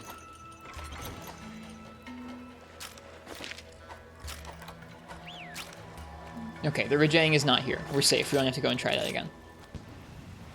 I don't know. I shouldn't probably speak too intently to it because, like I said, it's been actually several years since I last fought World Iceborne Rajang, but that was how I remember it.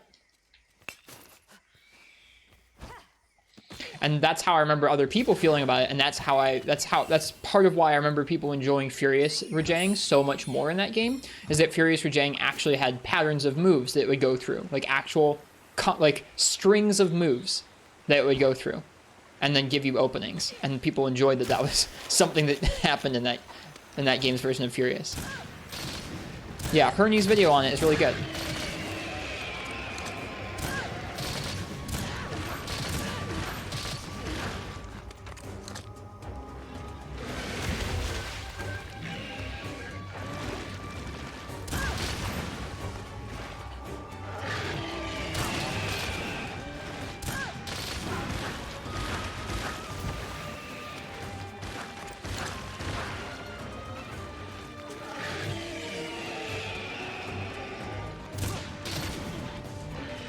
Would you like to turn to face me, Ludroth?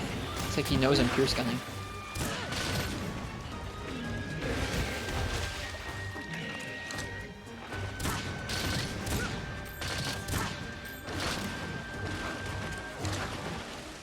I actually really like the part. I really like the wall bounce, or I really like the part break wall grab. I like that a lot, actually.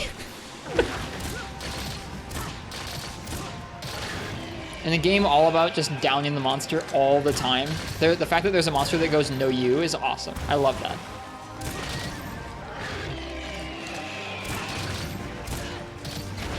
Whoops.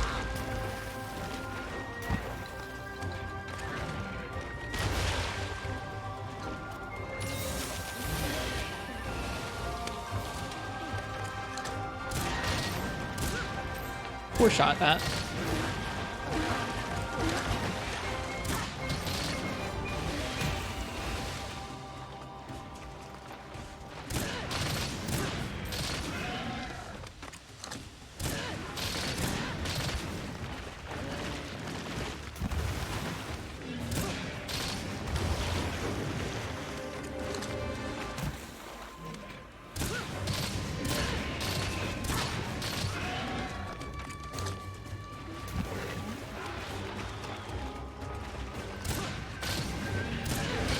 Whoops.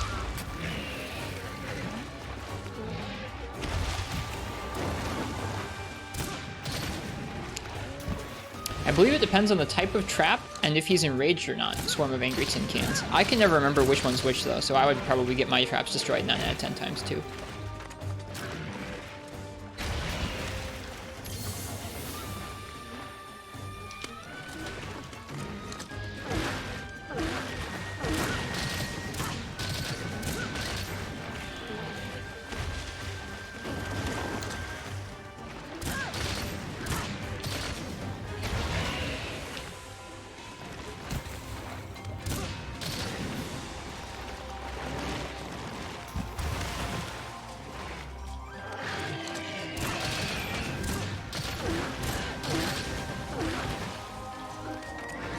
This fight doesn't feel too bad without a Evade Extender.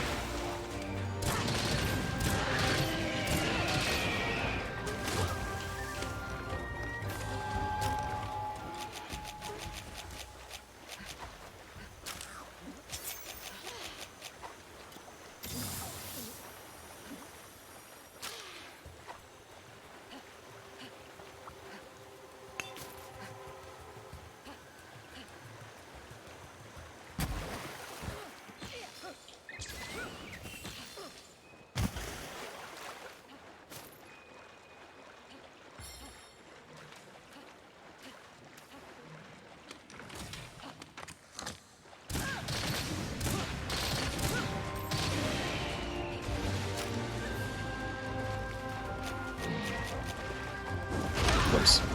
I got confused. I was like trying to switch what items, so I needed to reload. Absent-minded.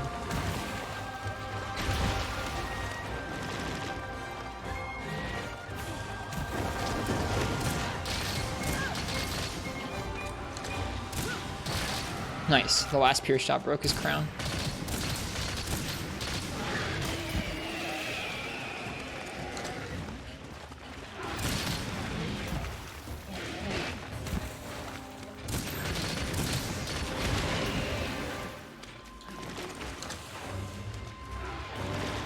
Feeling a little claustrophobic in here.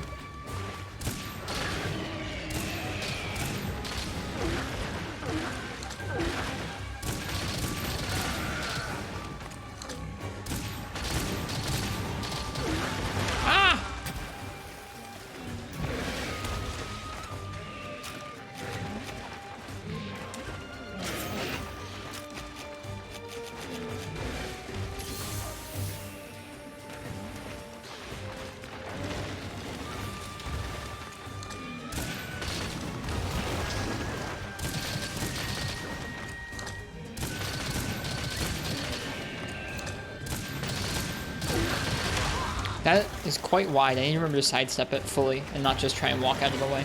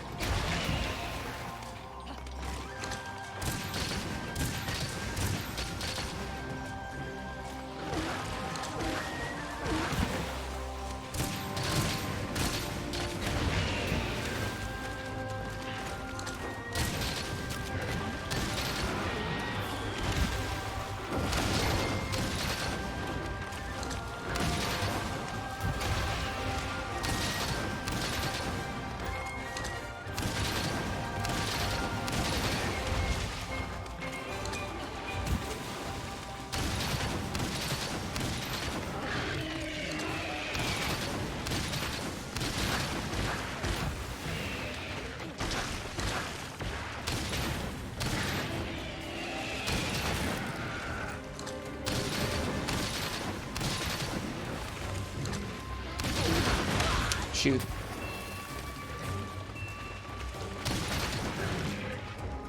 Shoot. Do not ever use the radio menu shortcuts. I have it turned off. I don't like the radio menu that much. I know it's like I acknowledge and know that it is like just functionally better than the item bar, but I don't like that it overrides your camera control when you hold down L, and I don't like how visually large it is on screen, so I don't use it. Freaking Ludroth.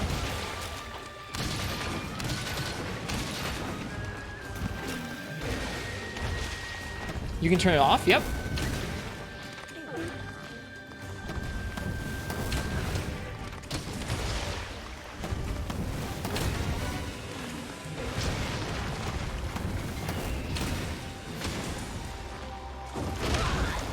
I'm doing a poor job because I'm trying to charge these dumb stickies.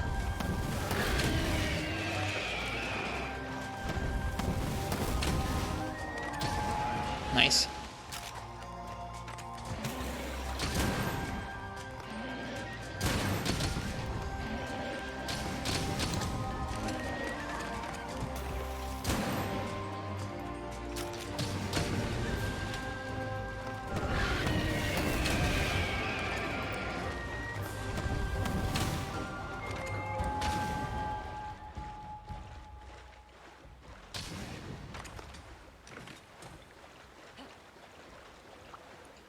Wonder if you can turn off. Yeah, how that works is you go into the options and into the controls, and you go L plus right stick equals camera controls instead of radio menu controls. You can also have no controls. So now when I hold down L, I still have camera control instead of radio menu control. I also have it so my D-pad also still controls the camera. Unless I hold down L, in which case L plus D-pad turns into action bar. I didn't like the action bar always being bound to the D-pad when you weren't even holding down L.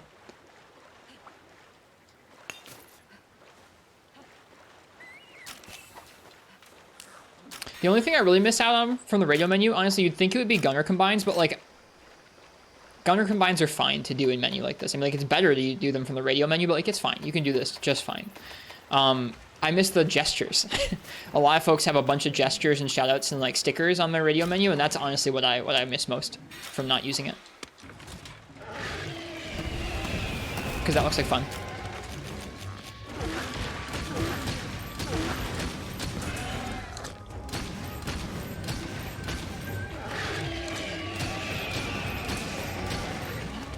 You can easily use gestures at the radio menu. Yeah, I guess you can put them on the action bar. I just need to go ahead and do that. I haven't really set up my gestures or my shoutouts or anything yet. I need to. It just takes time, and I haven't really been playing the game outside of stream, so I haven't taken the time to do it.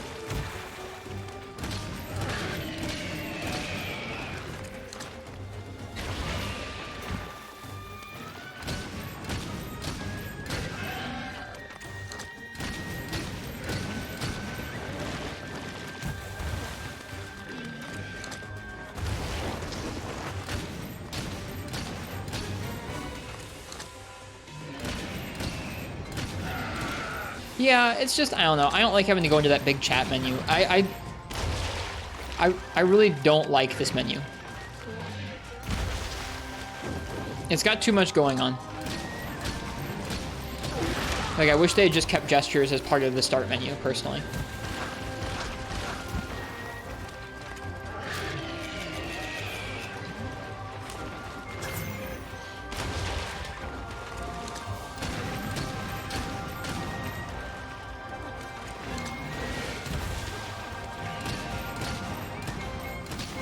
Poor shots there.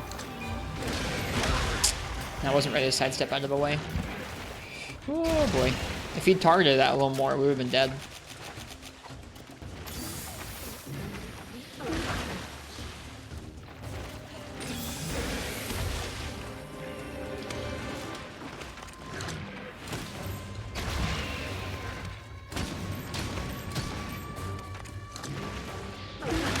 Ugh. Yeah, see, that projectile is just wide enough where it's actually quite difficult for us to get out of the way with Heavy Bowgun. Like, with the slow roll.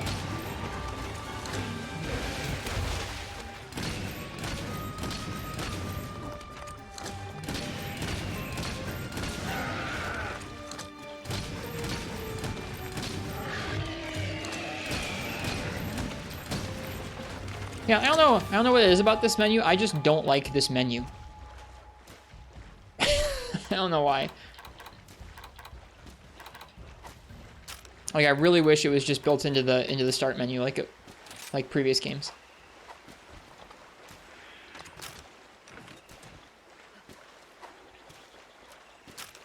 Collected all the endemic life in World and Iceborne. That's really cool. I always wanted to do that, but I never got around to it.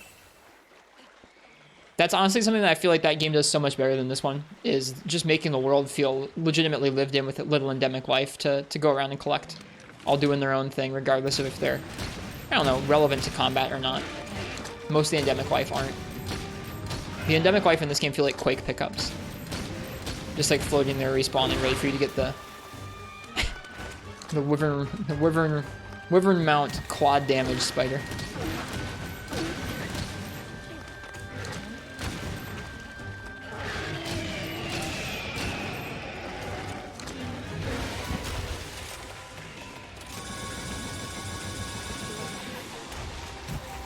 What do you think Malzno's gimmick will be? No idea. Sorry. I'm not very imaginative with that kind of stuff. Oh, we're gonna get hit by that. Never mind.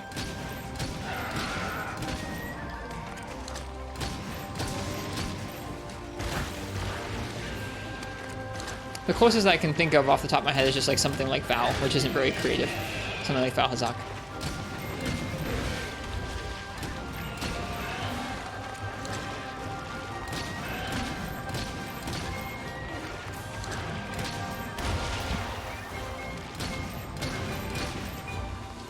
Ooh, man. Rolled a little late there and paid for it.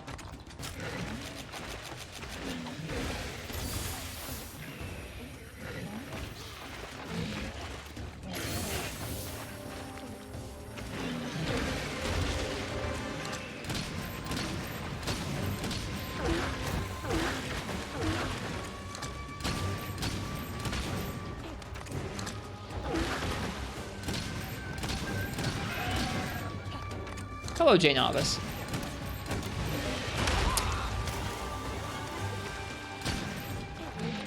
Whoop! We almost got hit by the smack.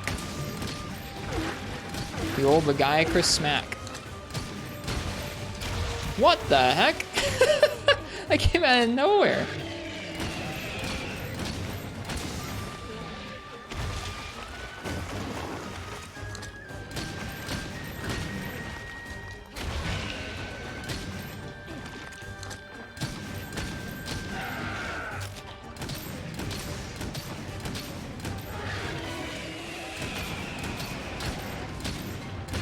Oh no.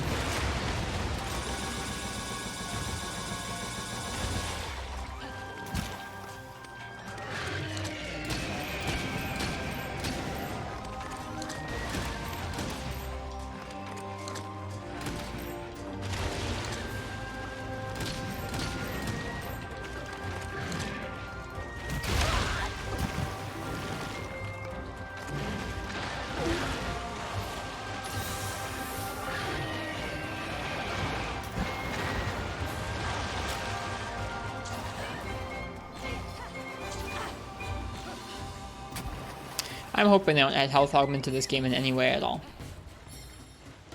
So I'd be bummed if Malzno's thing was health augment. Being confined to one weapon or one weapon from one monster would be like better than having it on any weapon, but I'm not a fan of that. I'm not a fan of health augments.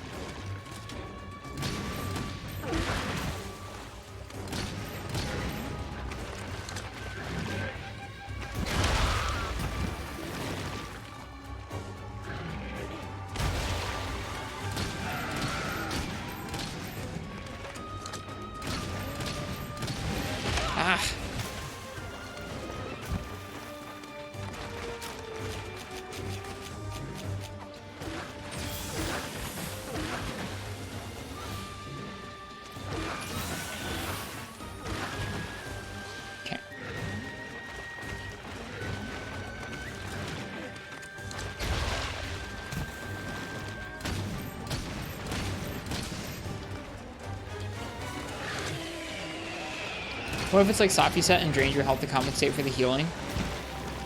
I kind of liked that trade-off in Nefudis. When it was used on its own without health augment, I thought that was actually really compelling. Having to like bet that you could get enough damage in and actually land the damage before you killed yourself was neat. I liked that. I had a lot of fun playing with the Safi set back then.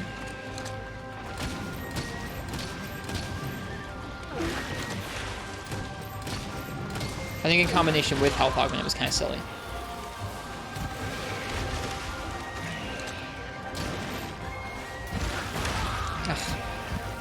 Yeah, Ludroth feels like, I don't know, there's a lot of moves I'm having a hard time consistently getting out of the way of without Evade Extender.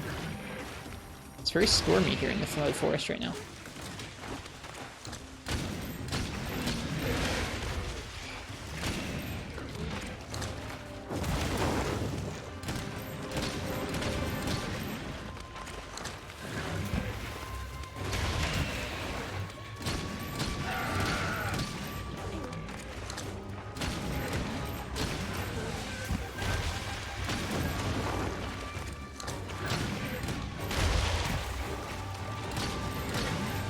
Felt like we were doing a lot more damage with Pierce. I guess we should go ahead and use up the rest of my Pierce 1 clip.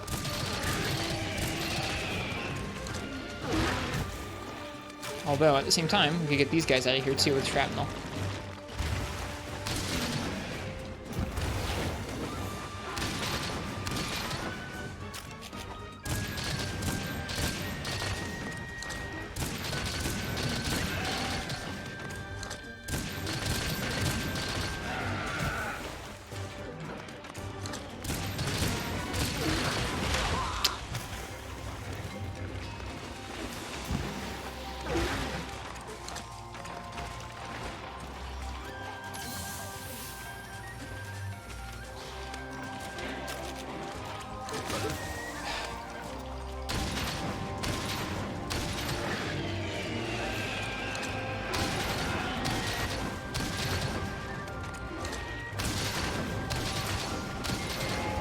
Alright, he's limping away. Let's go ahead and carve these guys up. I think we already got some of their materials a few gathering quests ago. Yep. Cool, we actually need some more of their parts. Never mind. Should have been gathering more of them. He's going back to his den.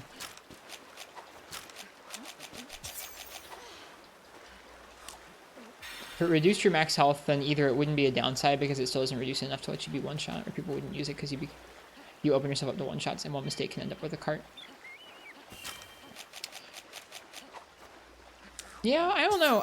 I wonder if the Safi set would have seen as much use as it did if health augment wasn't a thing, because from what I remember, using Safi's set with health augment made it so that like you gained back HP both from dealing damage with the Safi set and then pretty regularly from health augment as well. And so like you weren't at as much of a risk of like draining yourself down and carting yourself. I wonder if it would have seen as much use if you could just drain your health without healing until you you did the requisite amount. Nice. Boom.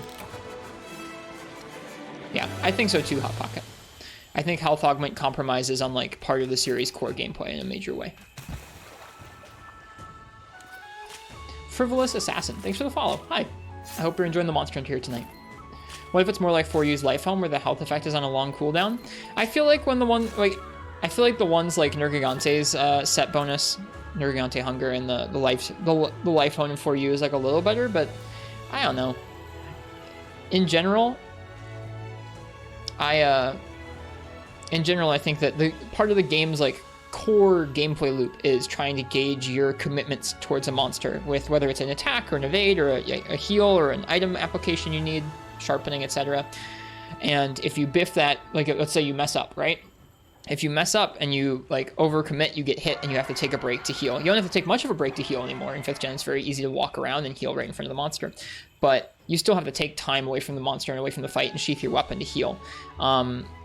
The second that you can both be attacking and committing to things, but also healing, it really screws up that balance, I think.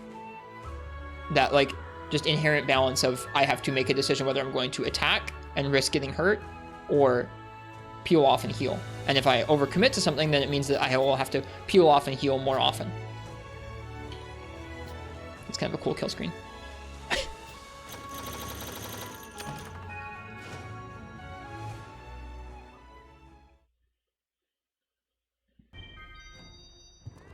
Okay. I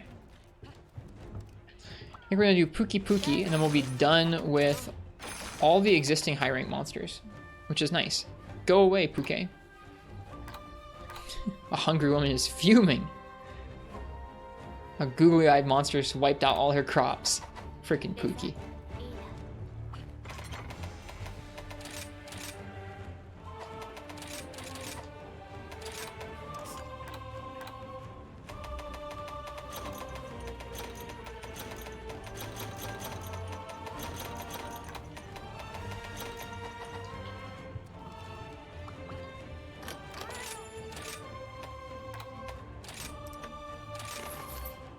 You like offensive healing effects as long as they can only reliably heal chip, stepping damage, or poison? Yeah, I think when it's that subtle in Foodist, that's what feels good to me. Like, Lance could really benefit from a skill like that to, like, gradually heal back from heal chip over time and not have to constantly be sheathing to heal like that.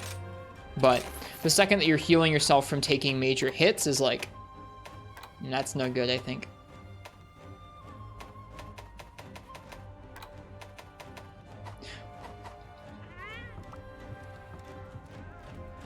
Yeah, I think in that context, it could be okay.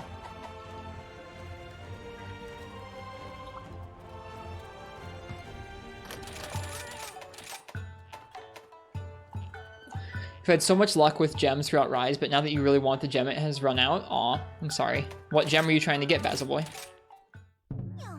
I haven't really done much melding yet, because we haven't unlocked any of the good melding styles yet.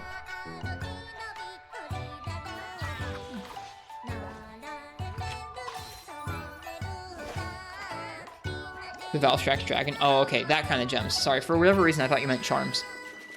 The Valstrax Dragon Orb. What are you hunting Valstrax with? That monster was a lot of fun.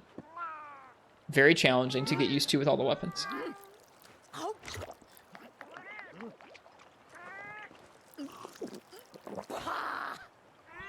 Stuff like that is ridiculous, Nefudis.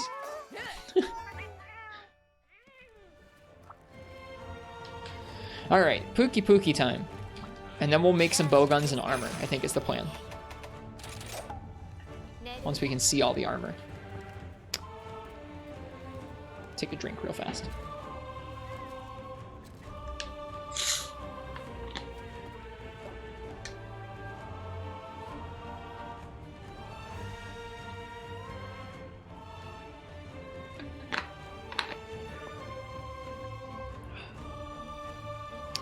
Hammer it first, but switch to Sword and Shield for tail carved gem chance. Nice.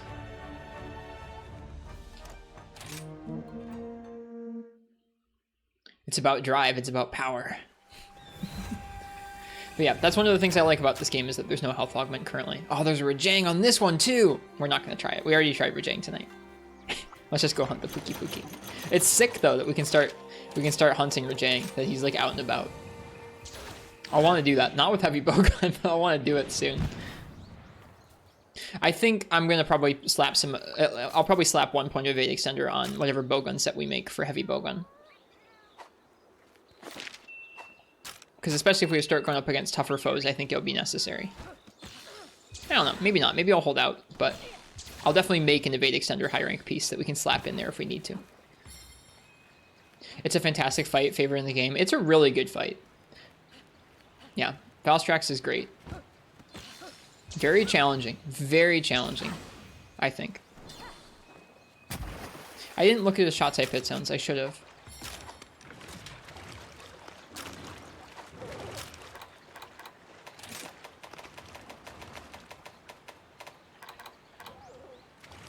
Head, tongue.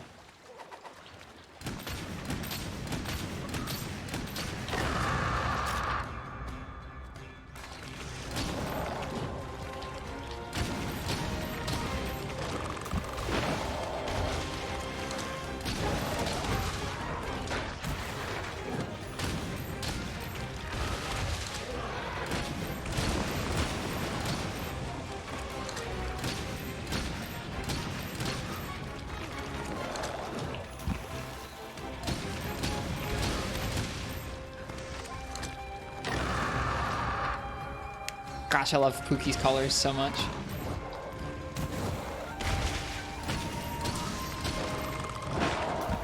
They also gave Pukei so many moves in this game. It's actually crazy.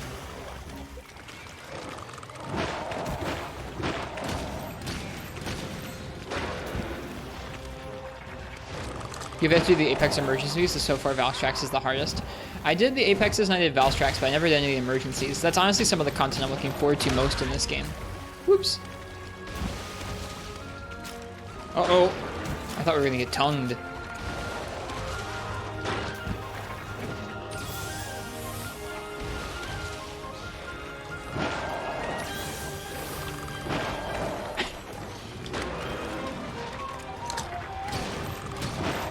Dang it.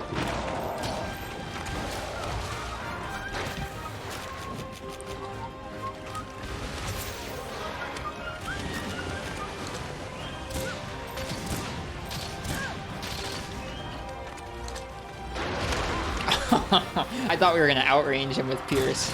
Nope, not the case. Bummer. I thought we were going to be safe enough to outrange him there.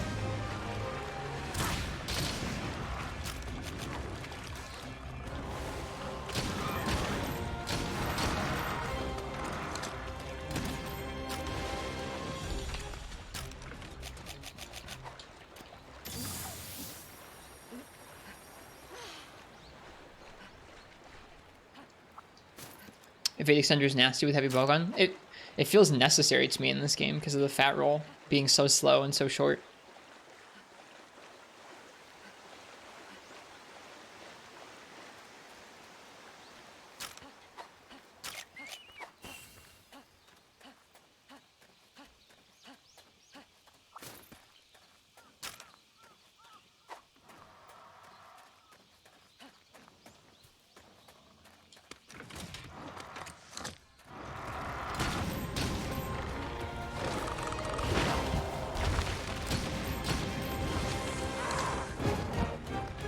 Ah, wait, I forgot he does that, like, tracking fly.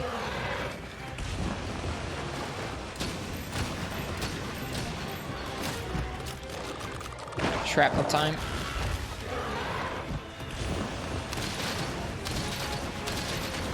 Not about dealing with all these Azuchi and Pukei at the same time.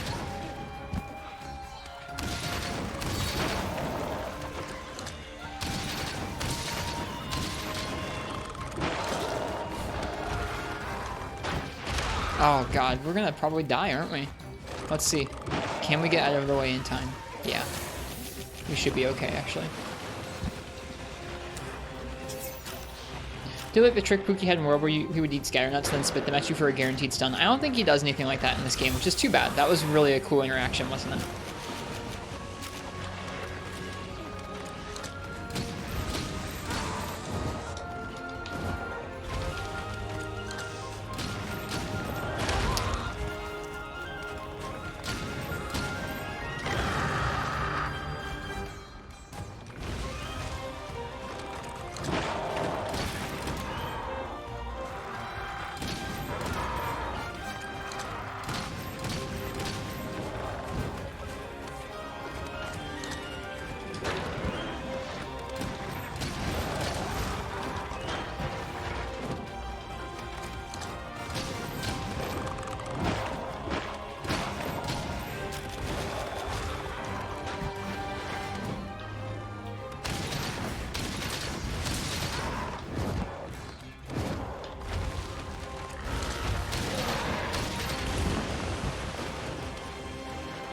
Trying to see if shrapnel would hit his wings very much. It kind of hits his wings. I'd like to break them.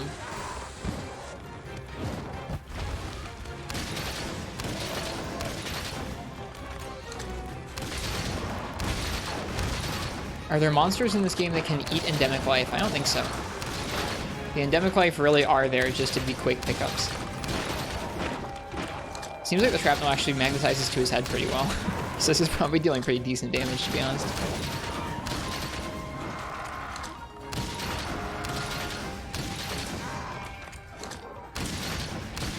Yeah, seems like it magnetizes to his head well.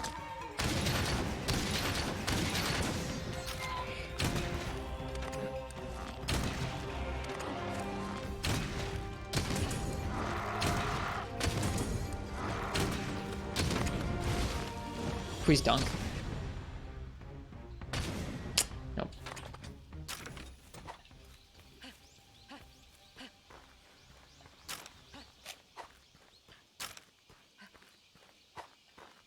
He's probably going over there to eat.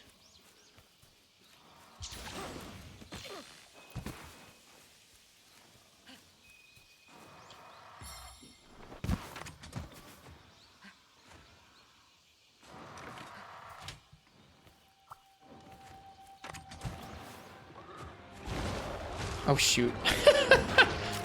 That didn't work very well.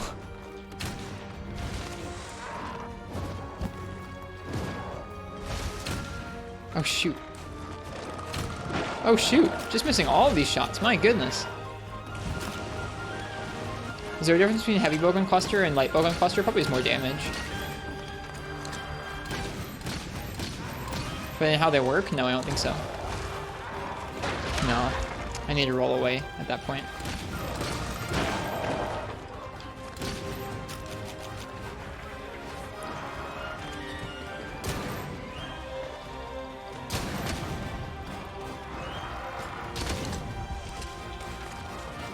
He ate a blue mushroom just now. I honestly wasn't going for KO with these. Trying to break his wings with the true damage.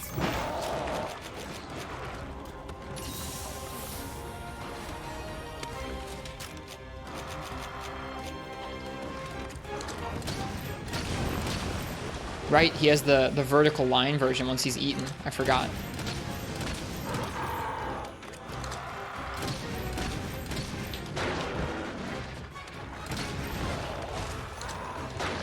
Woo! He can turn while doing that move. And he has a jump back poison spit. He has so many moves in this game. It's so good. It's so good. What is that? I don't even remember that one. My goodness. All right, we burst his chin bubble there. Wonder if that means that he's no longer full. He can't do some of the same moves.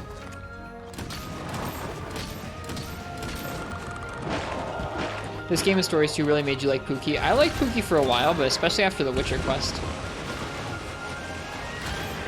Getting to enlist Pukei's help and save him was really fun.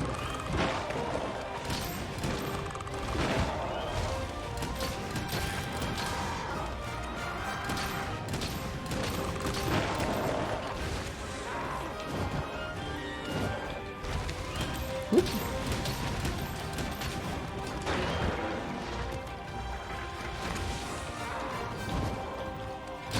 Nope. He tracks really hard with that move. It's cool.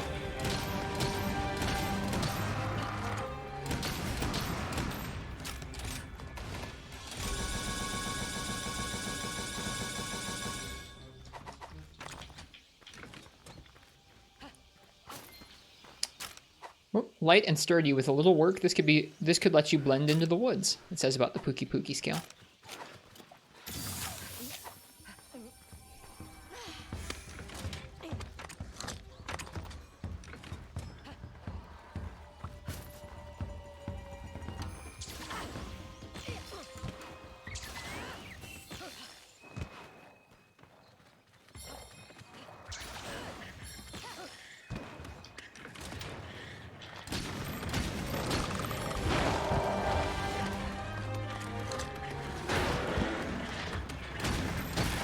Alright, there we go. Got the breaks I wanted.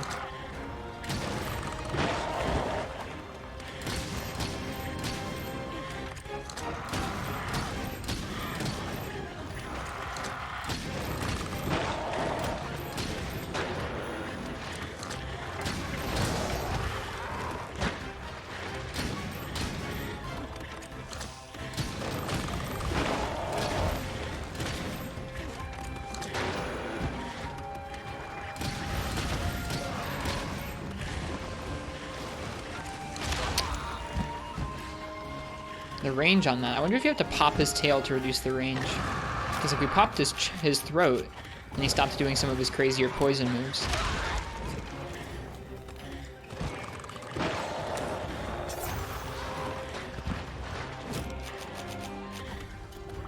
If you cut his tail, yeah. You know, if you cut his tail, it changes it. But like before, his tail wasn't swollen like that. I wonder if there's a way to make it not swollen anymore without cutting it off.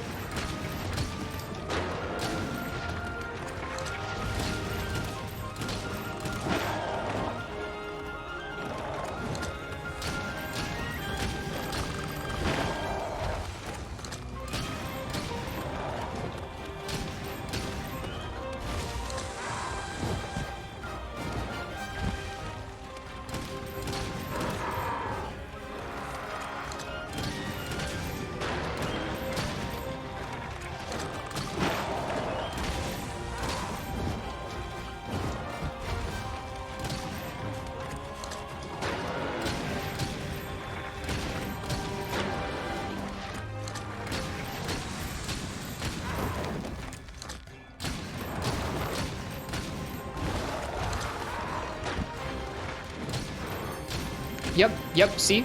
We just deflated its tail. That's really cool. It eats, and then you have to manually deflate both its tail and its throat in order to get it back to its base moveset. So cool.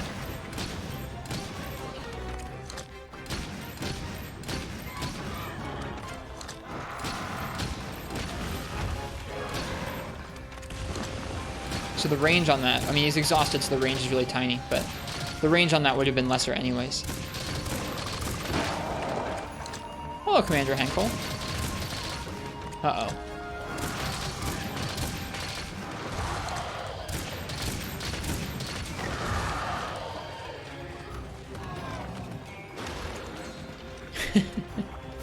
Tongue.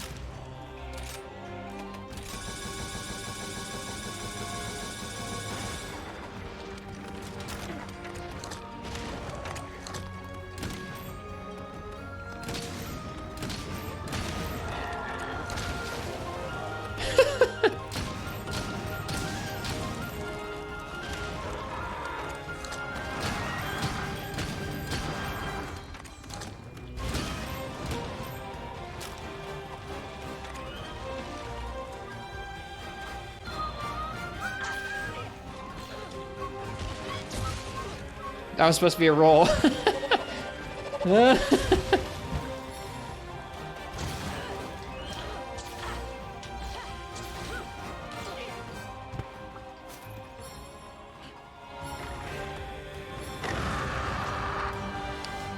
Yeah, I like what they did with Pukei in this game.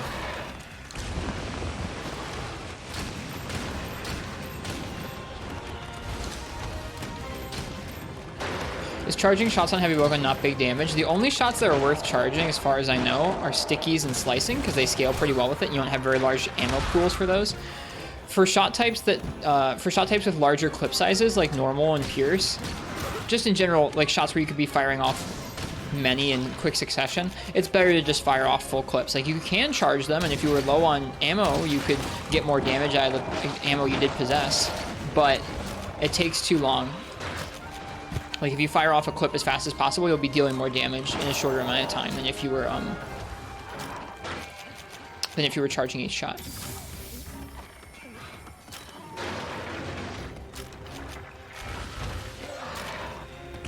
Whoops. Shoot. He must have eaten a mushroom just now. I didn't pay attention, but yeah, he did. Look, his throat and his tail are all puffed up again. Let's go with shrapnel then. If I can actually heal and survive. Let's go with shrapnel. Try and hit multiple parts of his body at once.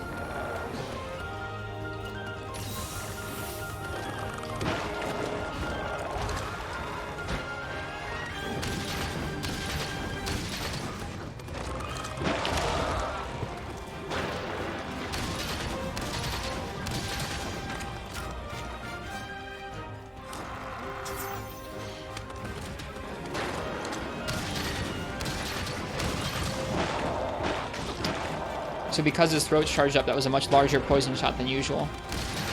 I couldn't just walk out of the way of that one. Neat mechanics on him, even without the scatter nuts.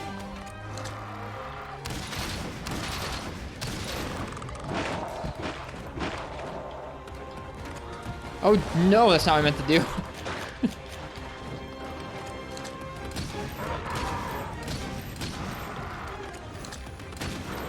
Okay. Popped his throat.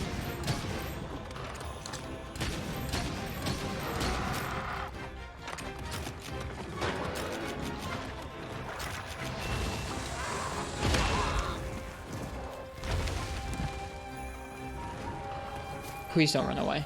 Please don't run away. Thank you. There. I don't like killing Pukei-Pukei.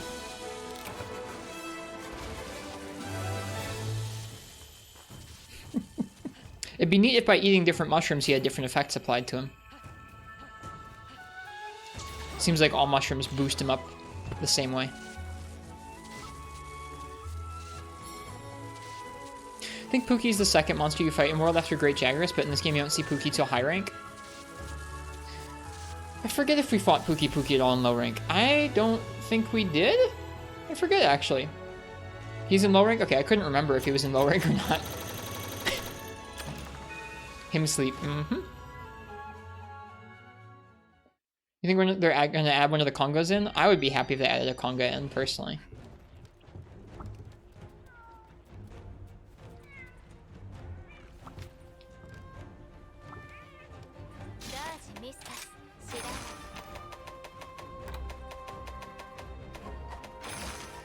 Yeah, there he is in low rank hub. Alright, I think with that we fought all the high rank monsters in the first 2 ranks of high rank, so we should be able to take a look at the armor and see what we have to work with here. Yeah, quite a bit to do. Quite a bit to work with there. Okay, let's see.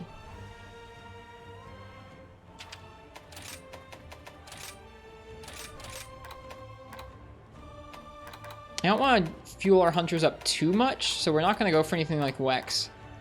I'll probably go for attack 4 and then some speed sharpening if I can get it. There's a lot of good attack boost pieces. Go for ingot greaves and jaggy arms, then be set for the rest of the pieces. We can do whatever we like.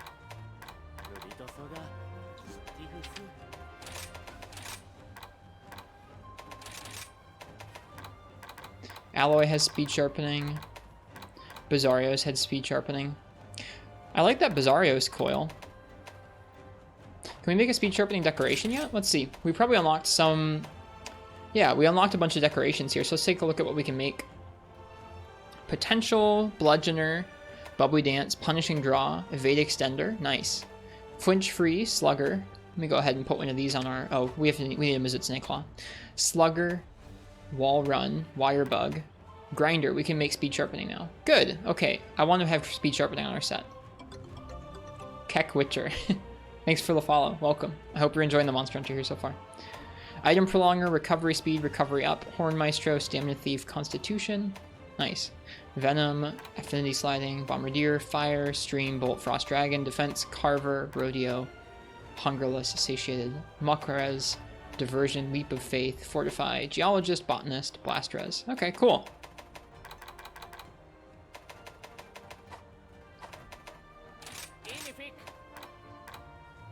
We already have the high rank ingot greaves made, so I want to make the high rank jaggy arms.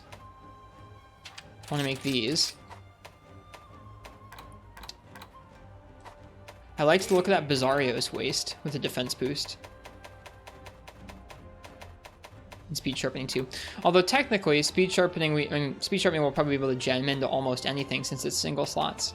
Now that I think about it, probably shouldn't go off that. So what is a Blade Master skill that I'd like? I don't really want that much more attack than just attack 4.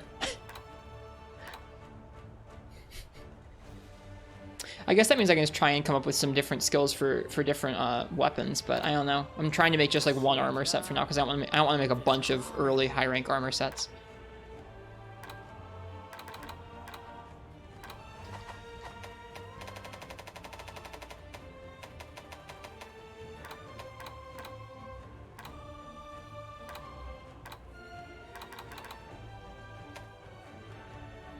Quick Sheath for Heavy Bowgun? Quick Sheath could be okay. Evade Extender for Heavy Bowgun we'll definitely use.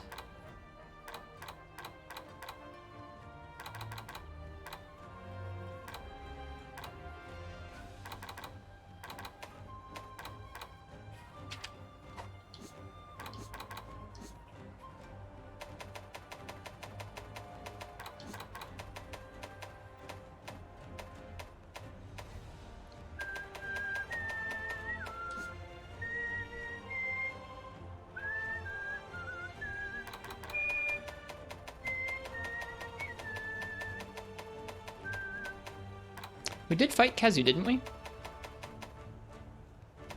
Yeah, there it is.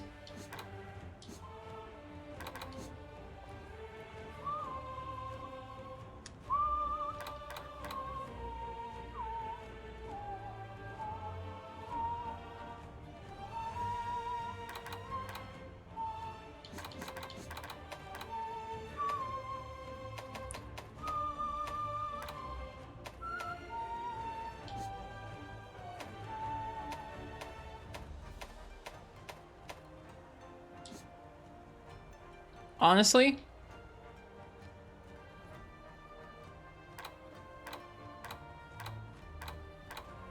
I think I'm just gonna make full Baggi.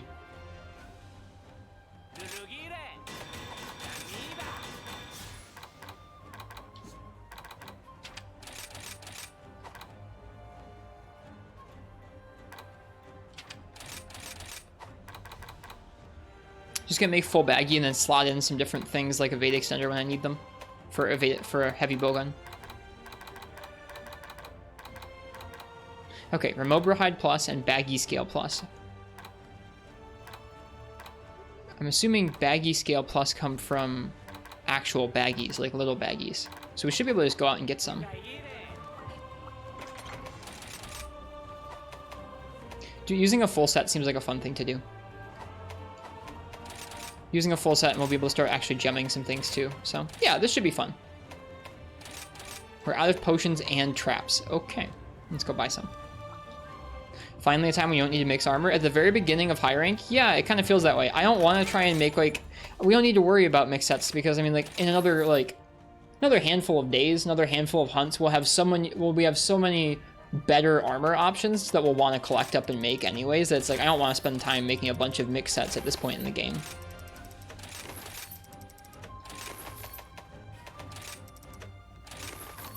Don't you get a defense bonus for using a full set in this game? I don't think so. That's not the case in any of the games, from my knowledge. Some sets have set bonuses, but nothing like that, no. It's a very tiny res boost. Do you get a res boost for wearing a full set? You get +3 to all, elemental resistances. I didn't know that. Really? Does it say that anywhere?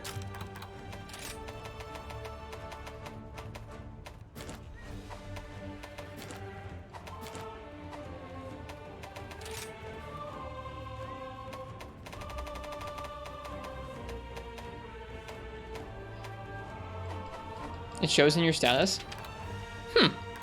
Interesting. Oh, resistance bonus sets. 3-piece set bonus, all res +1. 4-piece set bonus, all res +2. 5-piece bonus, all res +3. I've literally never noticed that. That's funny. Cool.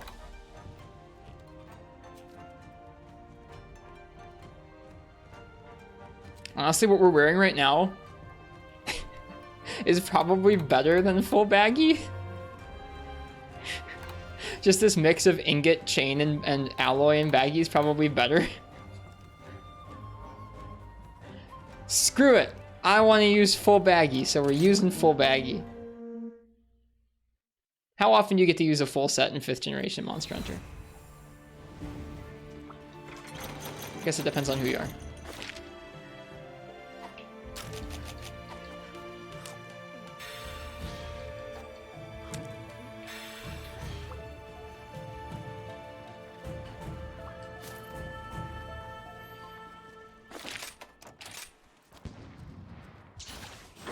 I was looking at the skills and I was like, oh, that's like sort of the skills we're looking to get, but with more crit eye and defense.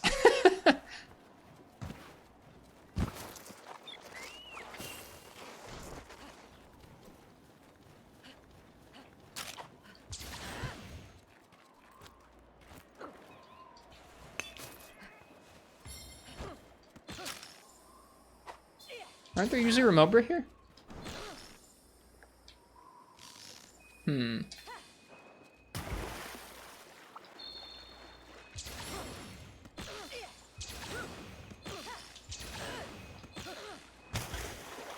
There's a Tetranodon and some Gajau. There are some Remobra.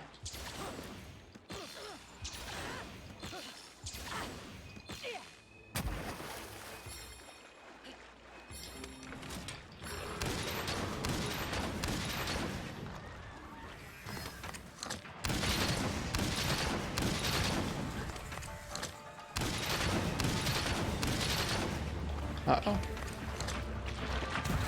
Oh lord, he coming.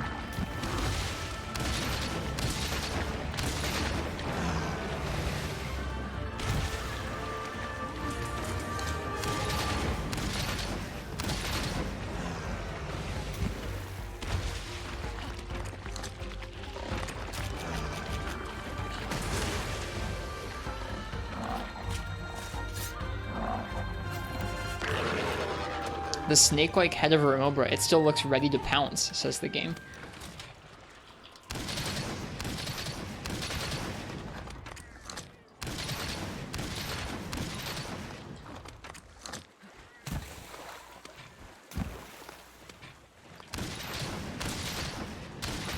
It's coming over here to eat its own friend.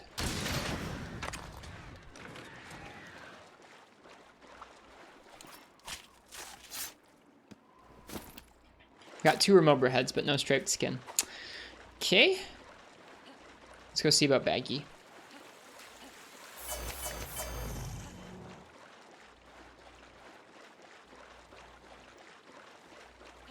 Yep, I see a Baggi up there.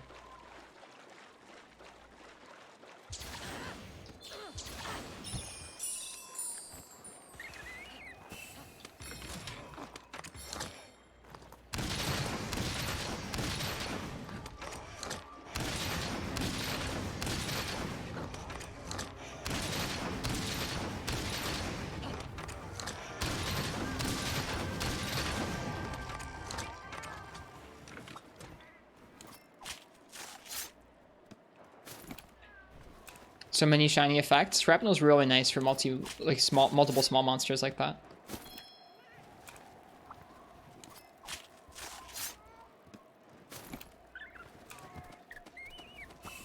There's some more. Nice. Hopefully by the time we're done killing the Baggi, there will be some new Remobra that have spawned.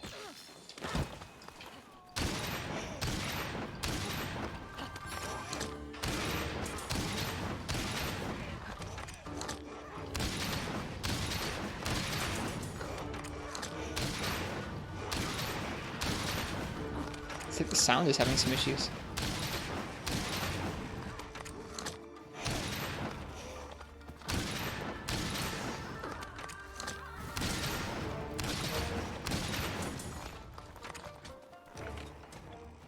Okay. There we go. Got the Baggi scale we needed. I think while we're doing this, we should also put together a gathering set as well. So we can start doing some gathering and mining runs. Alright, any Remobra here? I don't see any. I see a Baggi though. Could get some more Baggi bits. Sure, why not? We're already out here.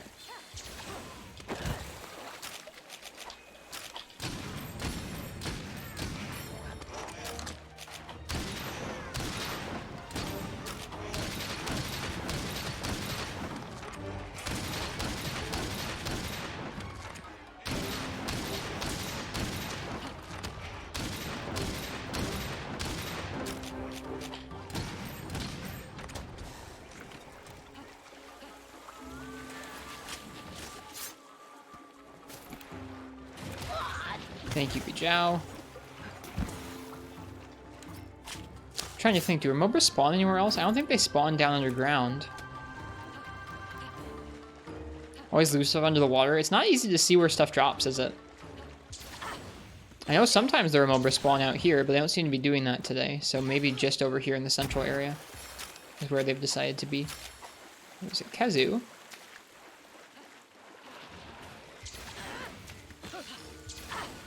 They might spawn on the right side. We'll go take a look. Does not appear that they've respawned here.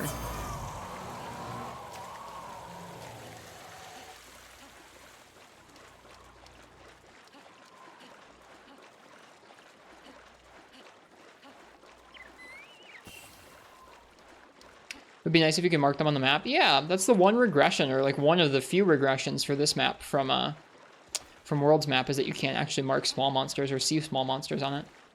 What did I have for dinner? I made a turkey sandwich with some sliced apple, some pretzel chips, and some Cheez-Its. It's pretty good.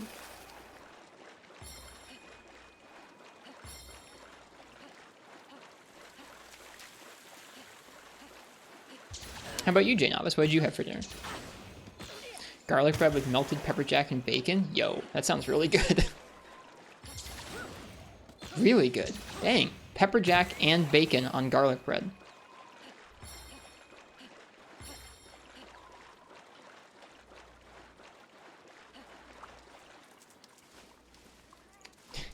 He's moving.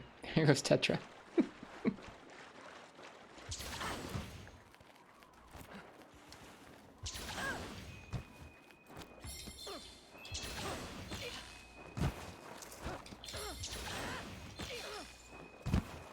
Alright, have the Remobra respawned.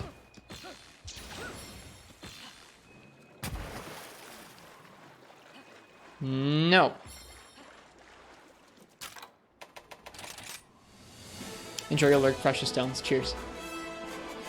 Made your own pasta, fettuccine, and you made an Alfredo sauce. Nice. Homemade pasta is tasty. Did you make the pasta? Like, did you make the noodles themselves? I've never actually done that. I've seen folks do that, but I've never actually done that. The cat's got some good jowl materials. Thanks, cats.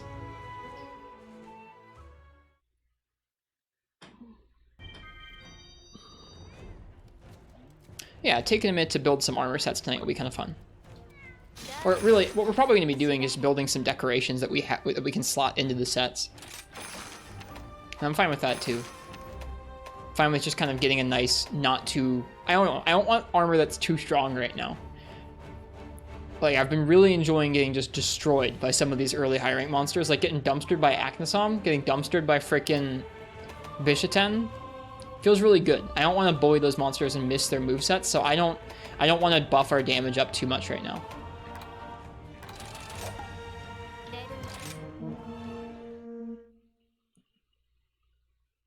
So I'm just going to start with something kind of simple like the Baggi armor set and build up from there, just to have like a baseline of like some high rank defense and some slots so we can gem some things. And we'll go from there. Let me grab some ammo out of the tent.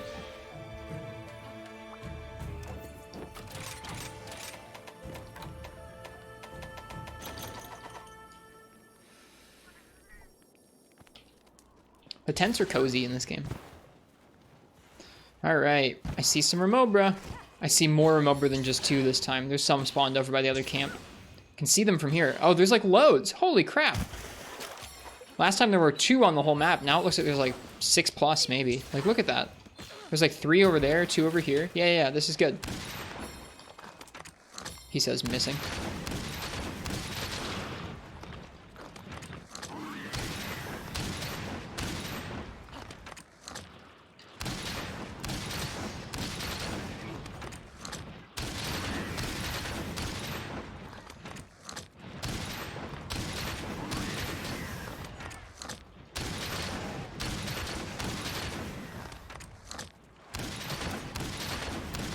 I brought shrapnel thinking I'd be so cool shooting these things out of the sky with shrapnel. I don't even think shrapnel's working that well for them.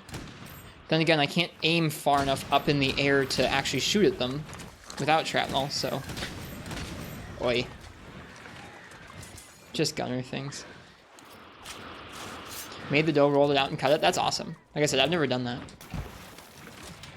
Give me striped skin, dude.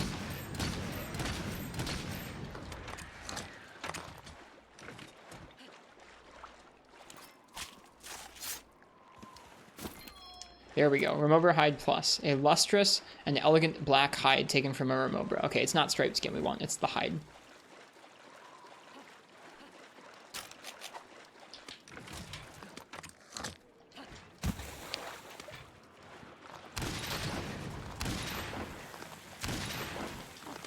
They look like they'd just be perfect for shrapnel. But they're just, they fly a little bit too high.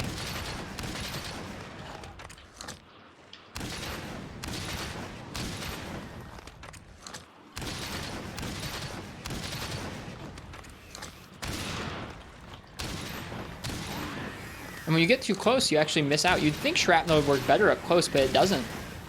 You actually hit less if you're too close up. It's not like spread.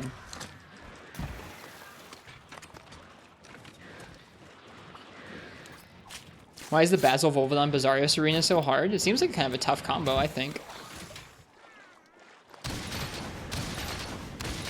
I think this is the strat, is you kill one of them with normal shot, and then you bring the other 2 down and you kill them while they're eating.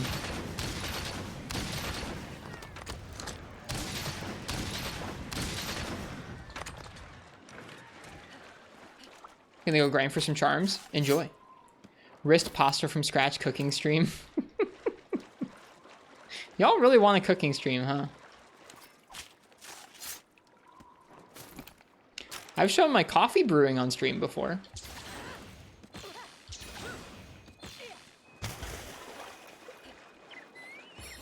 You know what? I don't actually feel like getting any more remote. I think we've got the pieces we need.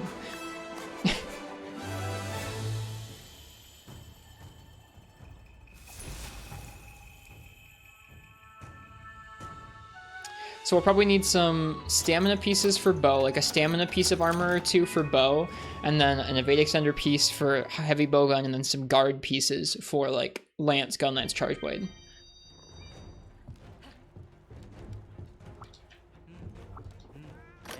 Maybe just decorations, but we'll have to see how many slots we've got. And if we can make some of those decorations that we need. Whoops, Baggy's up at the top, isn't it?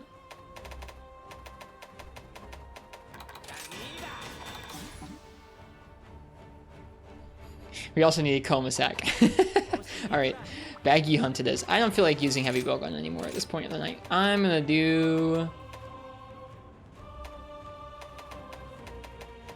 sword and shield.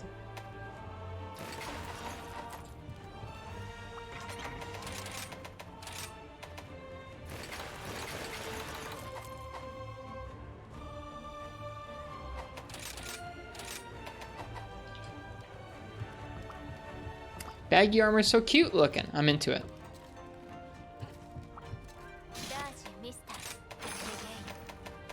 Oh right, we only have the double great Baggy, don't we?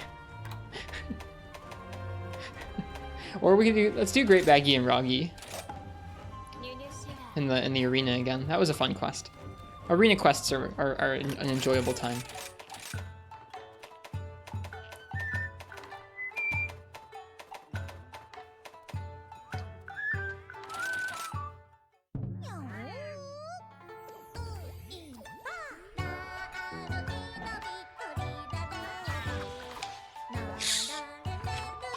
Just not cereal, something you can't spill on your keyboard.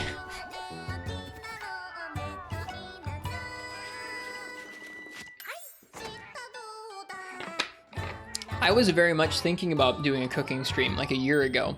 More than a year ago, actually. And I almost did. And then the week before I was kind of thinking about setting it up and trying to do a cooking stream, I almost burnt my kitchen down. And so I was like, you know, I don't know if I could handle doing that live. And then so I just didn't. Is cereal a soup? I am not a qualified judge on matters of that magnitude. Same thing with hot dogs being sandwiches and the like. Not a qualified judge.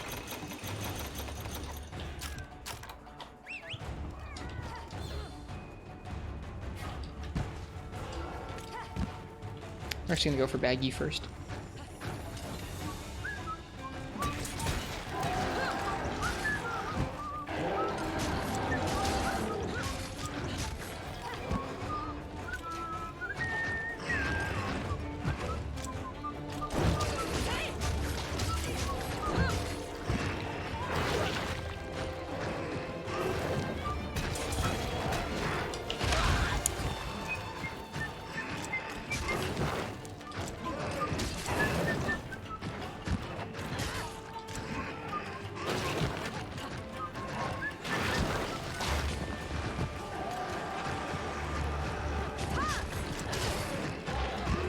Double hip check.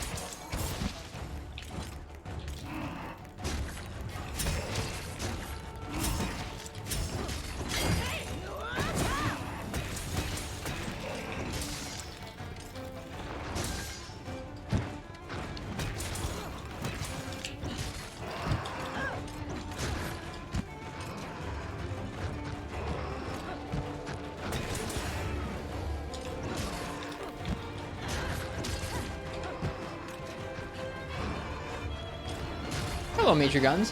How's the Heavy Bowgun treating me? It's doing just fine. We used Heavy Bowgun to fight all the monsters in the first two ranks of high rank. Well, we didn't fight all of them tonight, but we finished fighting all of the monsters in the first two ranks of high rank, and we're starting to We were gonna make some armor, but I think we're just gonna make the Baggi armor and then make some decorations and use that as our early high rank armor until we get a little later in. So we're almost all the way done making Baggi armor. That's what we're working on right now. We already did this quest with Heavy Bowgun earlier. Otherwise, I would have done it with HBG again.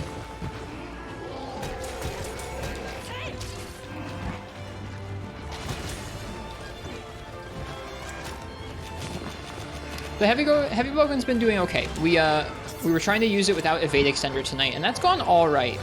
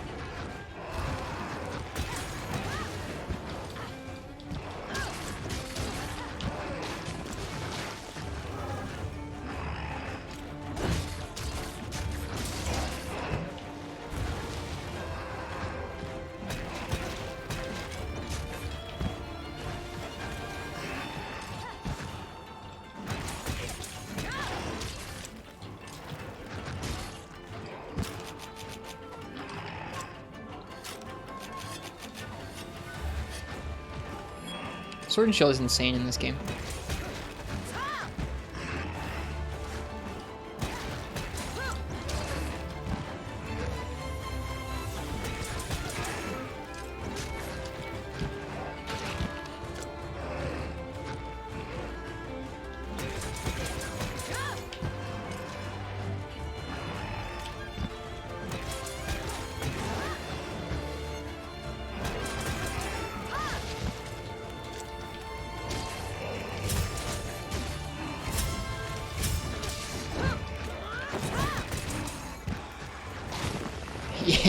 Yeah, I get wrecked, Baggi. Oh, that was great, Jaggy. At first, nope. We just got pushed through that so hard that the pillar collapsed. It's pretty gnarly. Alright, Baggy's dead. I really want these carves, because we're here for Baggi materials.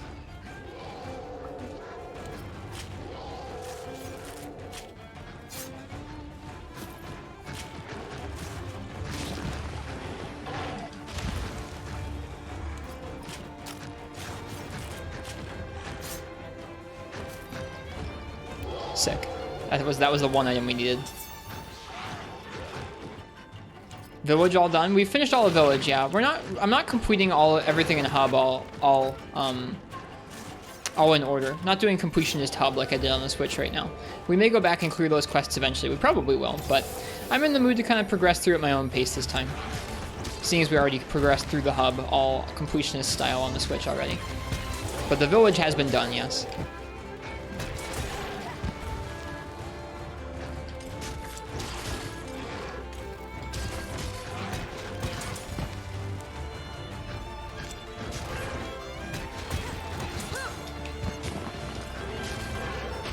Oh, he's gonna try and back hop through that. Oops.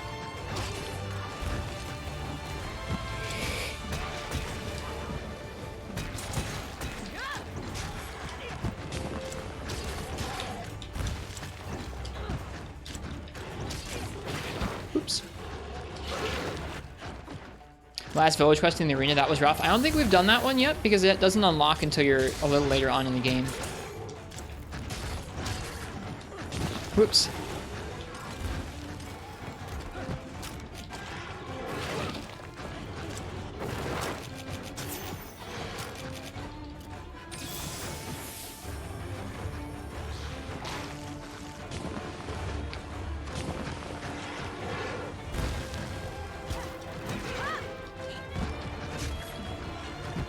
Oh no, you're good. I've already played through this whole game. There's no spoilers for me.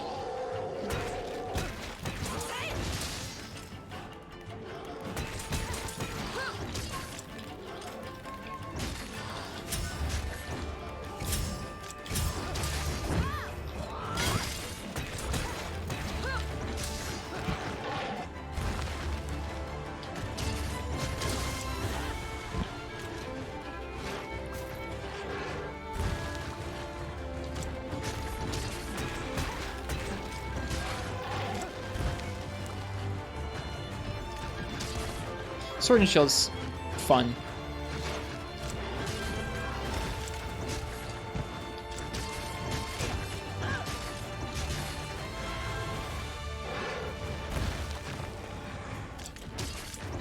I don't know why I always fight right around this ledge in this arena. It's like the worst spot you could fight in this entire area.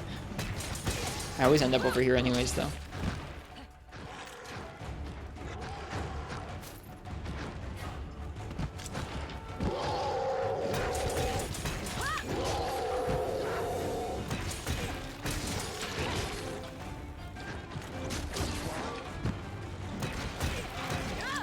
Oops.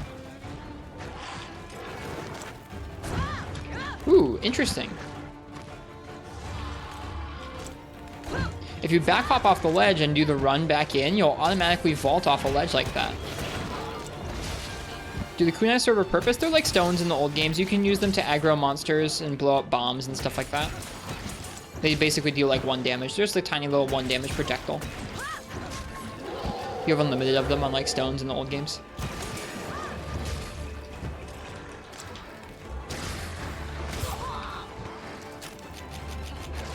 Is it tired out right now? I think it is. It was, now it's rage. Let's see if I can get this sharpen off.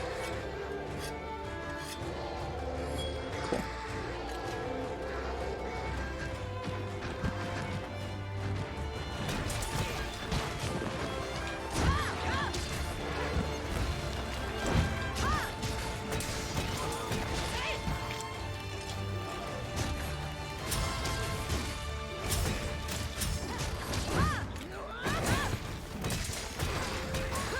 You can cut tails with it if you're patient enough. Can you? I don't think it's cutting type damage, is it? They do slicing damage? Do they really? I didn't know that. Cutting a tail with a kunai sounds horrendous. It is? Kunai does cutting damage? I had no idea. I assumed like stones and paintballs, it would just be like 1 damage of true damage. So it was universally effective. That's interesting though. So does that mean it does slightly better damage on cutting type items? I guess it would. That's very goofy.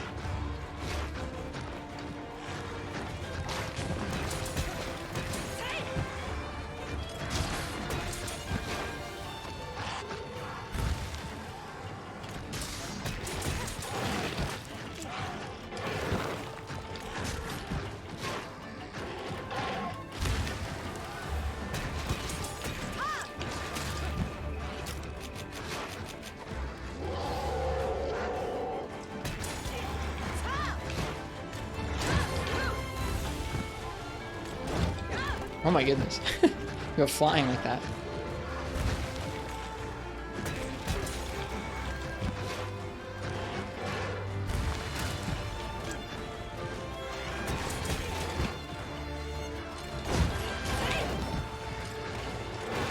Why do I keep fighting by this dumb ledge?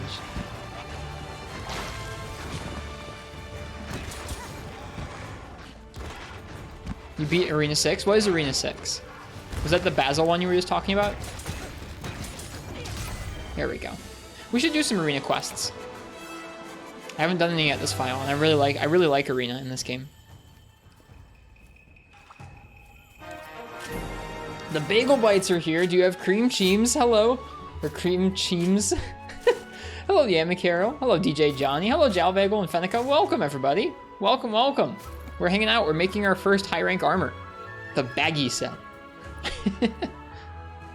Welcome in, folks. Cheems. Was Cheems intentional? If not, I like it. Jalbagel, how was your stream tonight? Thank you so much for the raid. Ah, they're playing the new Pokemon. That game looks really neat. It was absolutely intentional. Good. I'm glad it was.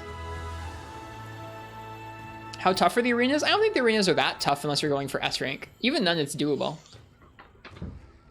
Very fun. I've like bought the last 2 or 3 Pokemon generations and just like played 5 hours and been like, but it's not Monster Hunter. And like that one actually looks like they shook things up in a really cool way. It still probably won't be Monster Hunter, but it looks really neat. What have you been enjoying about it, Jalbagel?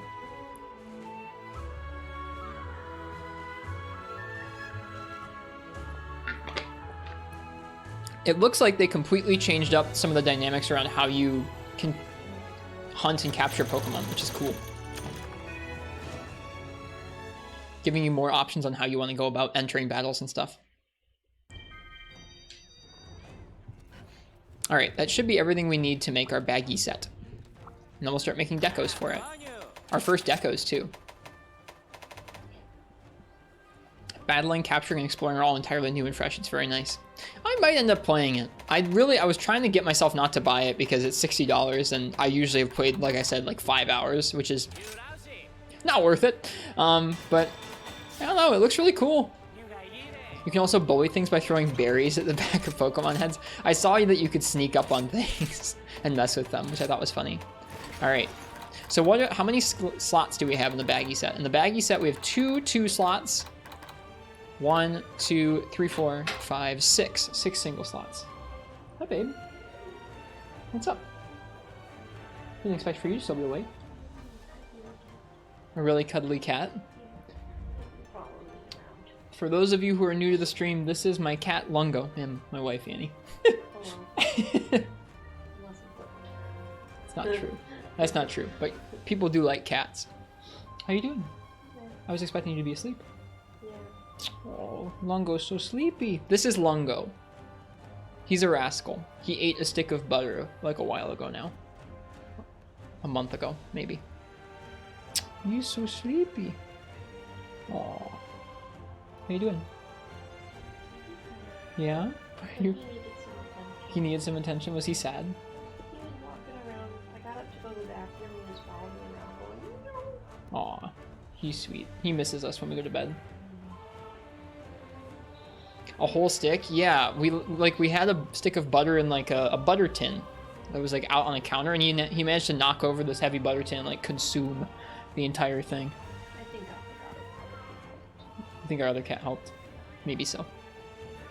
Good cat. He's so chill. He's so cute. Yeah. Chat can't see his pretty eyes, but his eyes are really pretty.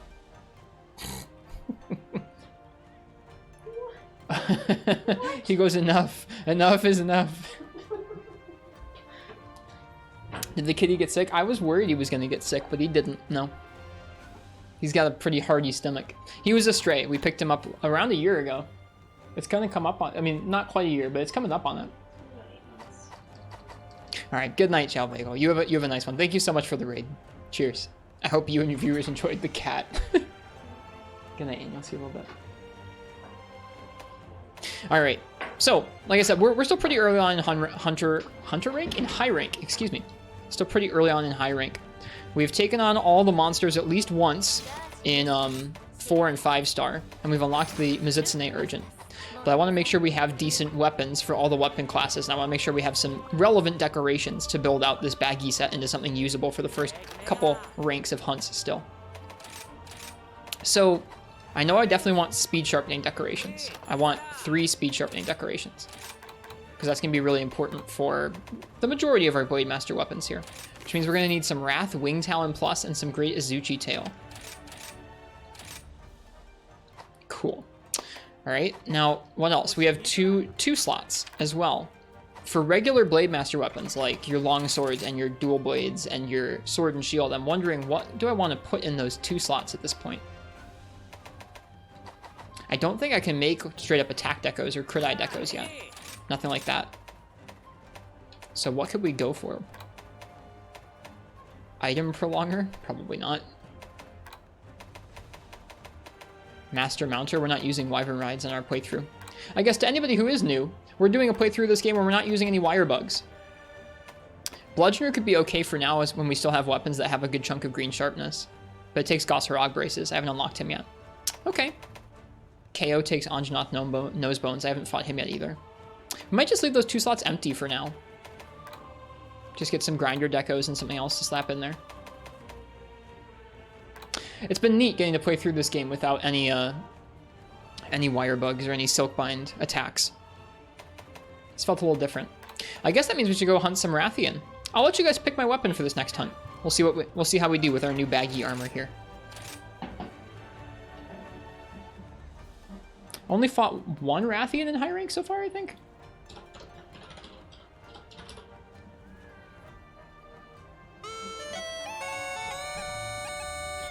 So, If you'd like to pick my weapon for this next quest, go ahead and type !ticket in the chat, and if I draw your name out, it's like a raffle. That means you get to pick what I use on the next quest. I'm going to take this opportunity to go use the bathroom. When I get back, we're going to go ahead and hunt that Rathian, and yeah, go for a little while longer tonight. Thanks for being here. I'll see you guys soon.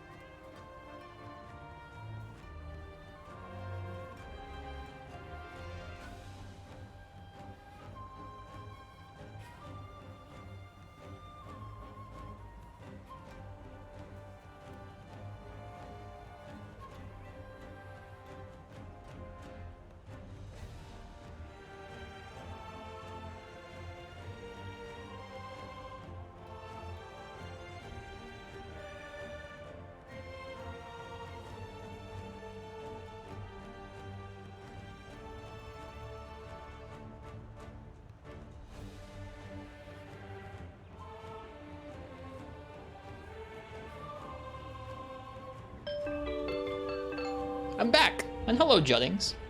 Your buddy said this game is more clunky than New World. It does have a mixture of some older world or older game mechanics and older game eccentricities combined with some of the New World 5th generation gameplay. Feels like a little bit of a mixture between the two. I hope you like the demo. Have you played much Monster Hunter, Juddings? Have you played like Monster Hunter World?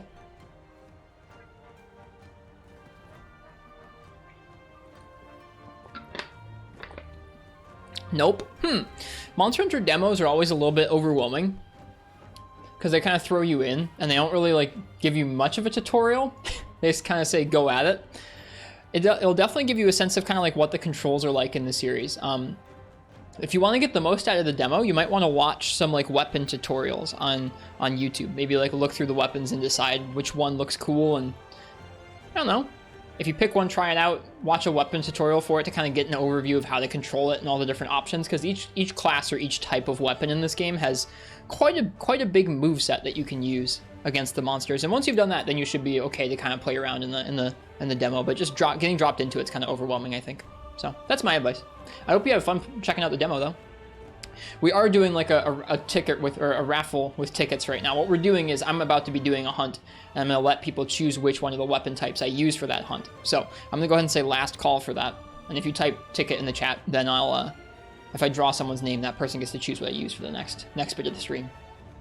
So that's what we're doing with that. Yeah, we're doing Rathian, hunting Rathian. Rock Spider. It's good to see you.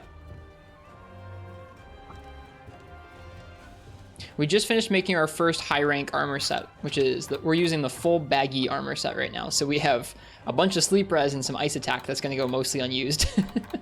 And more defense than our other set, which is nice.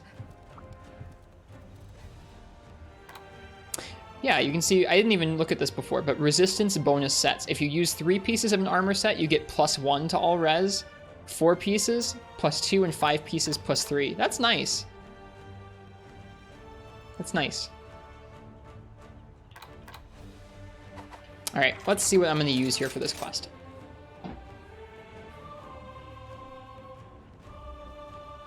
Chat, if you win, you're picking the least popular weapon since y'all ignored you. I'm sorry that chat ignored you while I was away. Sakura. Haven't you bought the power charm and armor charm? I have the armor charm. I was using it when I was using low rank armor. Attack 4. I know, attack 4 is a big deal. Longsword? All right, longsword on Rathian it is.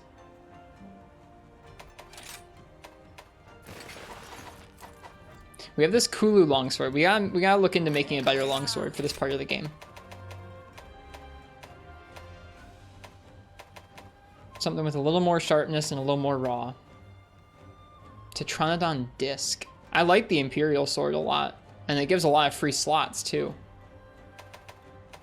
Doesn't really need. We don't really need the slots right now because we can't even make like attack decos or anything. The keen edge looks good. Can we make that? I think we could. Just the iron longsword. Yeah, sure.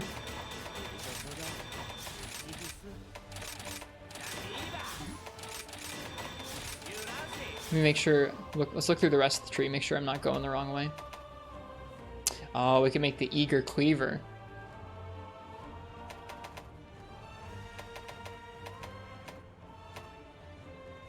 And the chill blade. Just need money for that. The chill blade's so cool.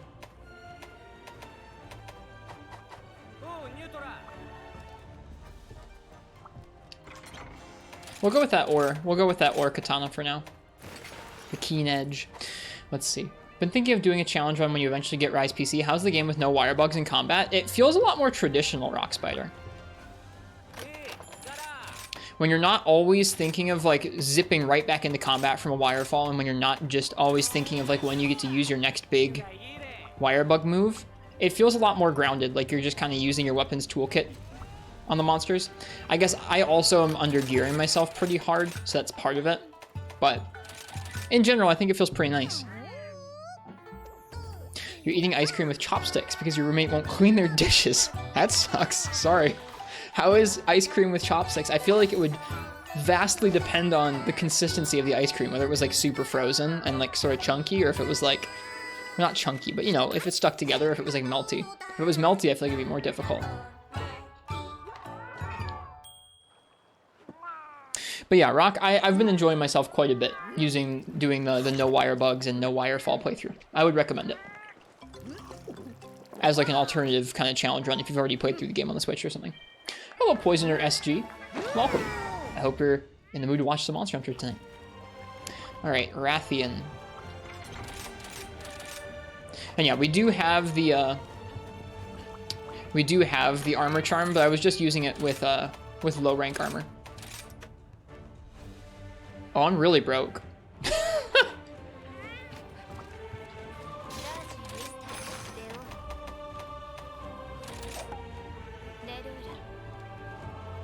Out of curiosity, did the Ibushi longsword have some changes at some point in the game? I don't know. I don't think so. You're inadvertently doing that because you constantly forget to use the silk vines? That's okay. That's probably a good problem to have. All right, we'll be fine.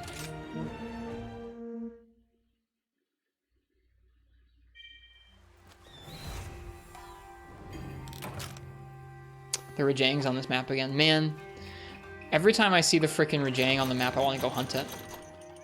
So is this game like Pokemon? You have a solo playthrough and then you have tons of post-game to do in PvP? So the entire game, for the most part, can be played through either solo or cooperative. There's no PvP.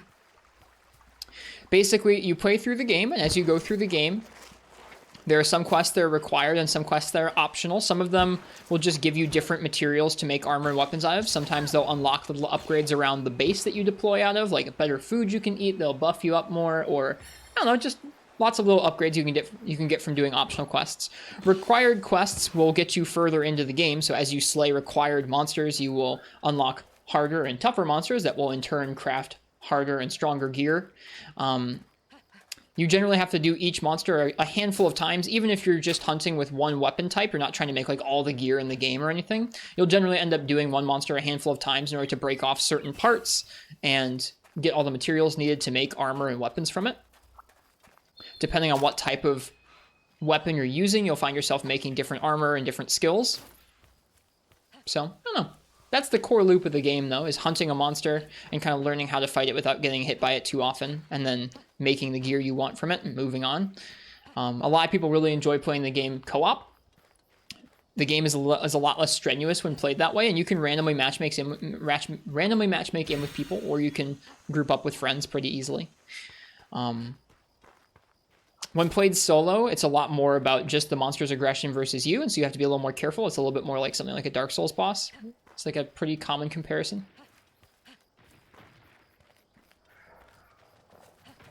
Yeah, that's kind of the gist of it. I really like it because the weapons all control really differently.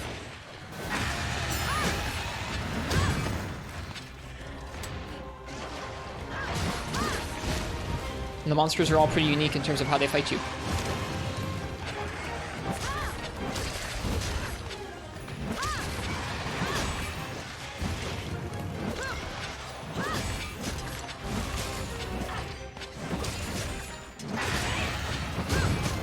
Oh, Bishaten is here.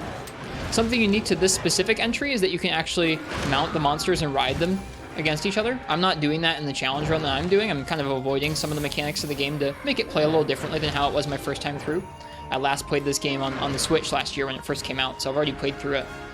And so this time we're kind of choosing to ignore some of the bits of the game in order for it to have a different experience. But the monsters do battle each other, and the monsters can sometimes have an effect on one another, like paralyzing this Rathian. Thanks, Bishaten.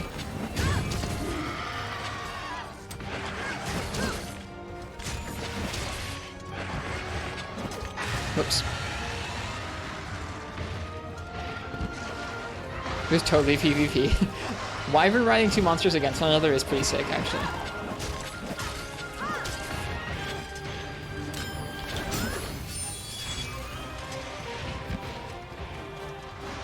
Yeah, I saw that, Rock. I'm not really interested in using any mods that change the gameplay of the game. I appreciate it, though. Didn't really work that well.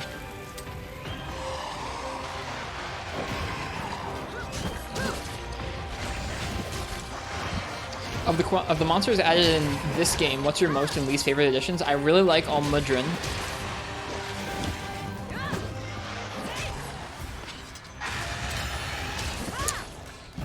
I don't know if I have a least favorite. Let's see, what monster do I not gel with? I have all the new ones.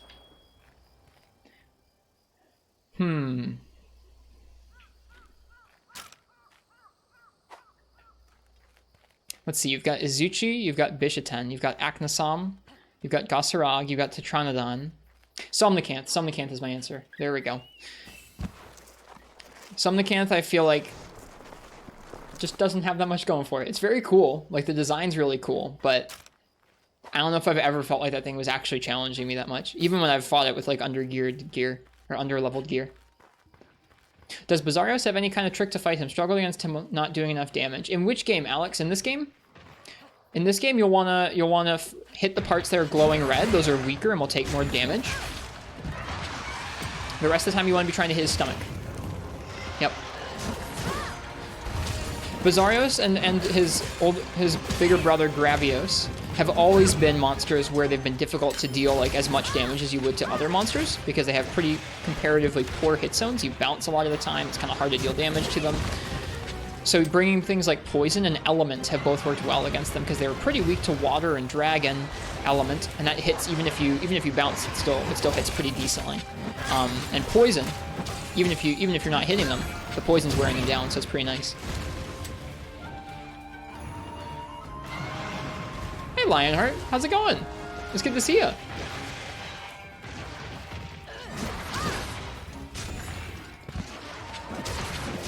Has some kind of interaction with bombs? I don't think he has any sort of special interaction with bombs, but he's weak to bombs. Anything that has dumpy bad hit zones, like you can't deal much damage to the monster regularly, will be a good target for using bombs. When is the blindfolded playthrough? I'm not that good. I'm not that good at all. Nope. Our goal right now is to kind of, I don't know, when I played through on the Switch, I was very completionist. I tried to do all the quests in order. I tried to collect a bunch of weapons.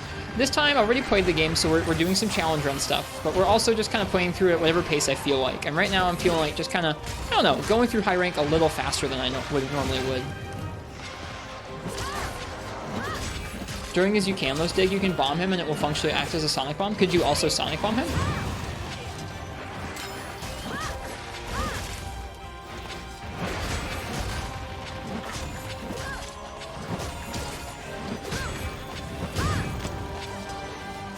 Can't Sonic Bomb him? Interesting. So you can bomb him.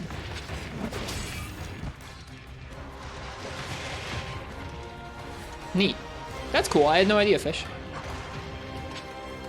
So I guess there is a special interaction.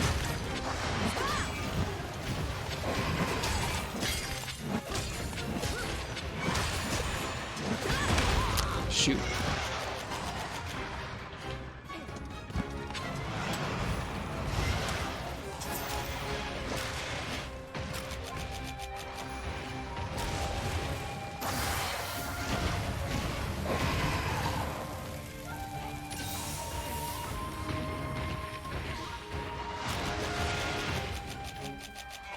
We should probably try and make sure we break her wings. I think we're here explicitly for wing talons for grinder decorations.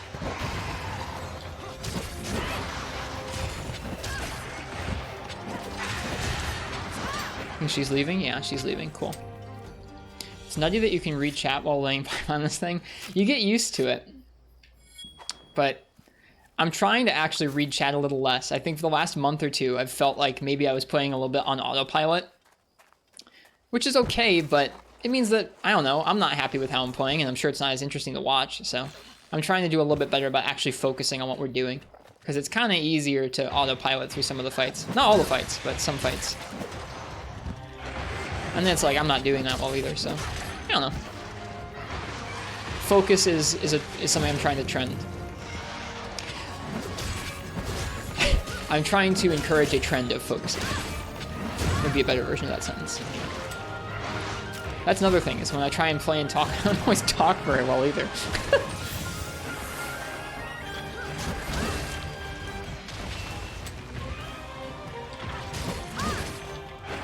Alright, wings.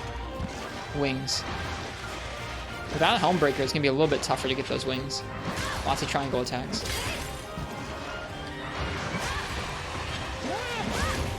It's not that I won't read chat, it's just sometimes it's like, if I get more absorbed into the ongoing discussion than into the hunt that we're doing, it can sometimes be a little bit bad. In terms of my focus for the game. Or for the discussion.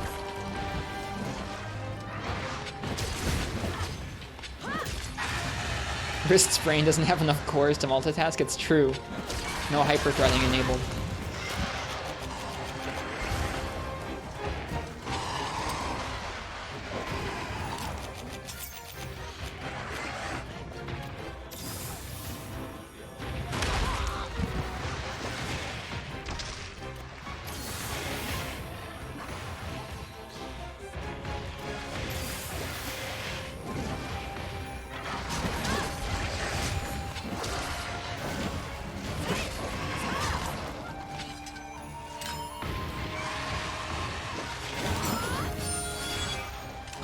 I got the ding.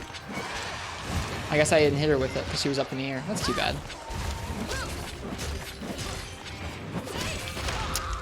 Run over.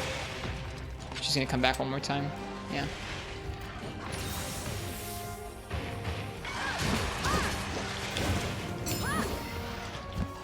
Yeah, when she's in the air, it's actually pretty hard to hit her with Foresight or EI. It's kind of cool.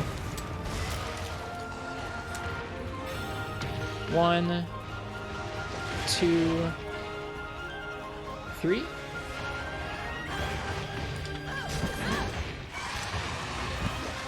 Alright, can we snipe her wings from out here? Yeah.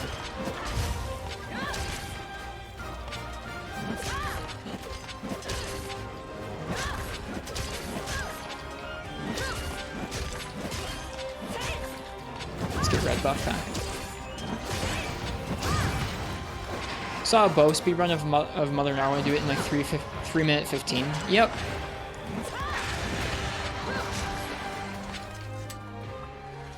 Speedruns in this game are insane. Will you complete this playthrough before Sunbreak comes out? Yeah.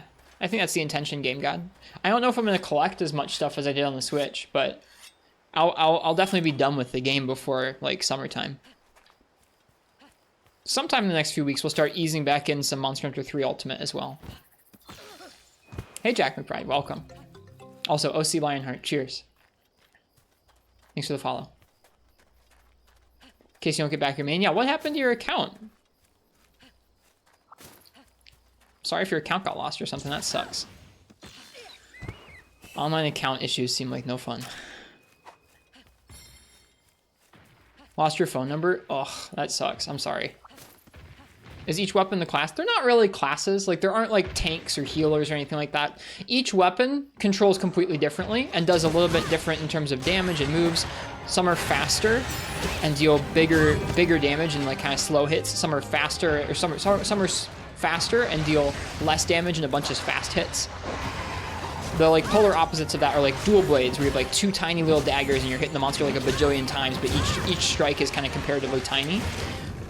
You're kind of ducking and dodging around the monster. Whereas Greatsword, you're like charging up these like multi-second charging animations with huge chops from this giant sword. The weapon I'm playing right now, called Longsword, is kind of in the middle. Not super duper fast, not super duper slow.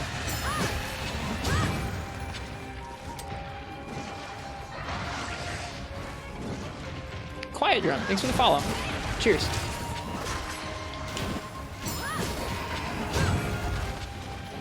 There we go. Get that wing. I need those wing breaks.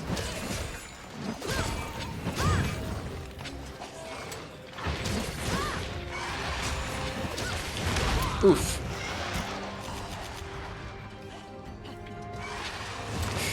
I'm lucky she was too high up there to hit us.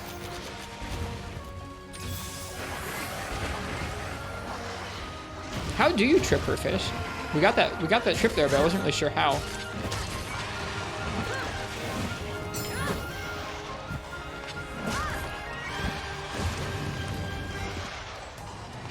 It was a leg trip? Oh, okay. I thought you were being serious. I'm sorry.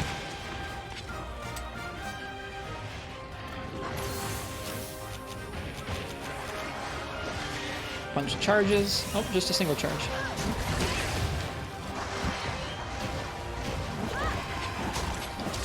I'm trying so hard to hit her wings.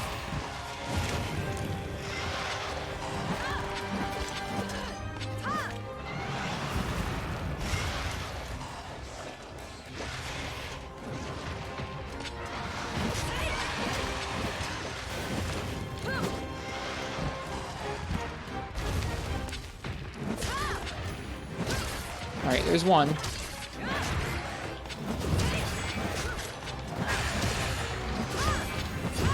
Missed. I did not personally see the Monster Hunter movie. I don't see many movies. Oh, in Rise, do the jump attacks count towards riding a monster? They do, but comparatively less compared to your Silkbind attack damage and other monsters attacking one another.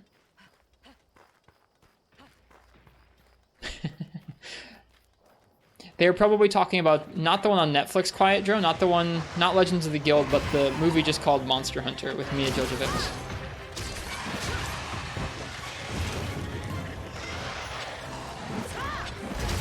All right, got the wing breaks. We're good.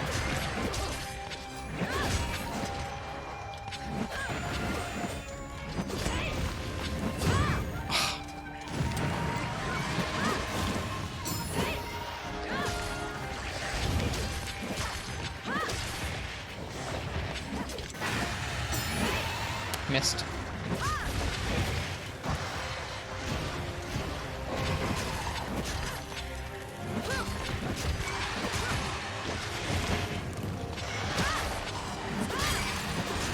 shoot.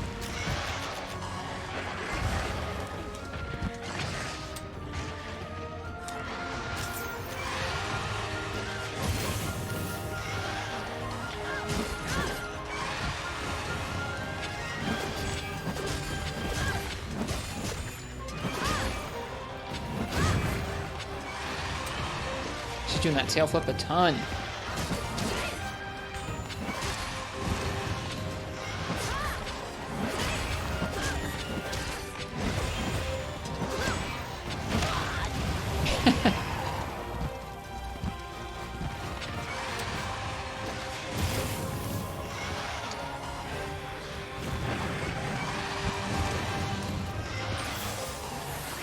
That's true, Alex Treats. The director of that movie is married to the leading actress. I believe they star in most of that director's movies.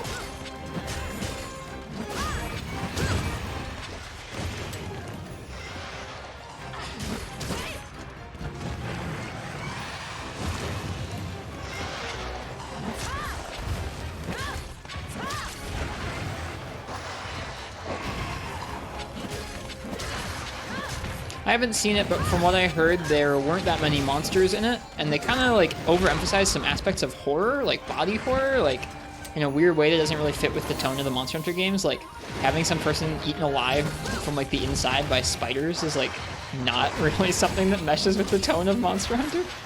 So I don't know, just weird stuff like that.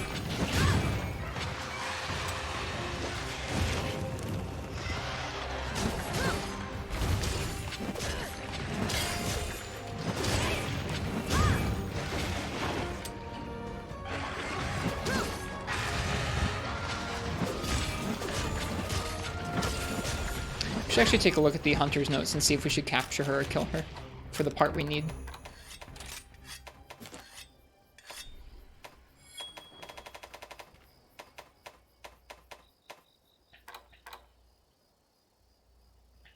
Okay, we need Wing Talon Plus.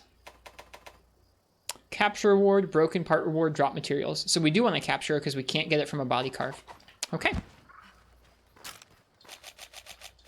Good thing we have a pitfall trap.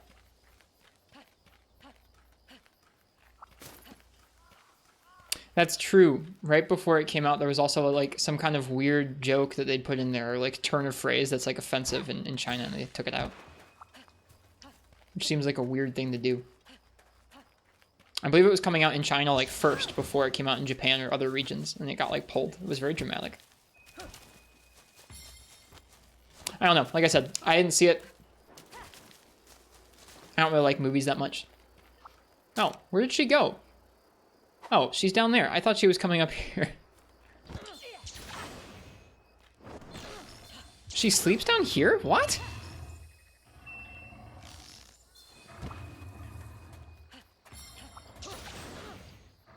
Shoot.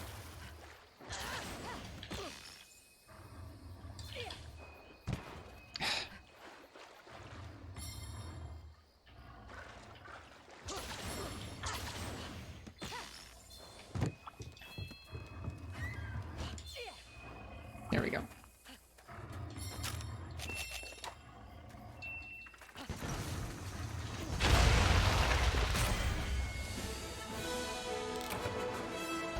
All right.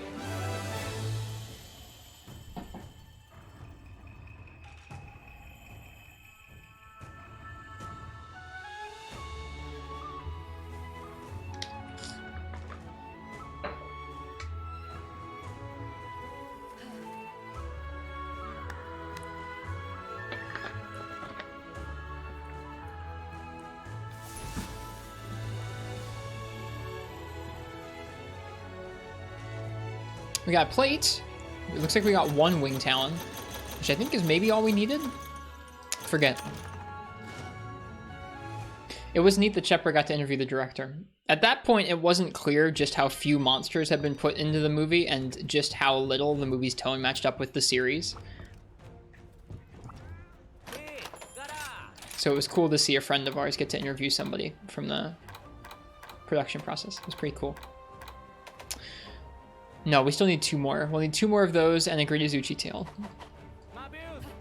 I feel like doing some Charge Blade.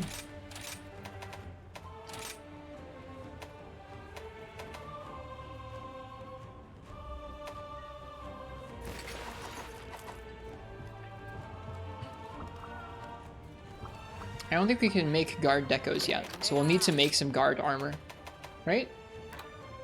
Yeah, we can't make guard yet. I think, what was it?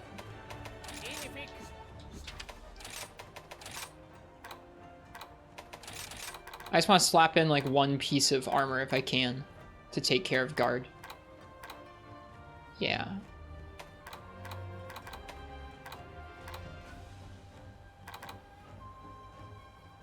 Dude, Basarios S is so good. Maybe we should just make Basarios S for our guard type weapons. So Lance and Gun Lance and Charge Blade could use that. Does load shells load more files? It does. That could be kind of fun.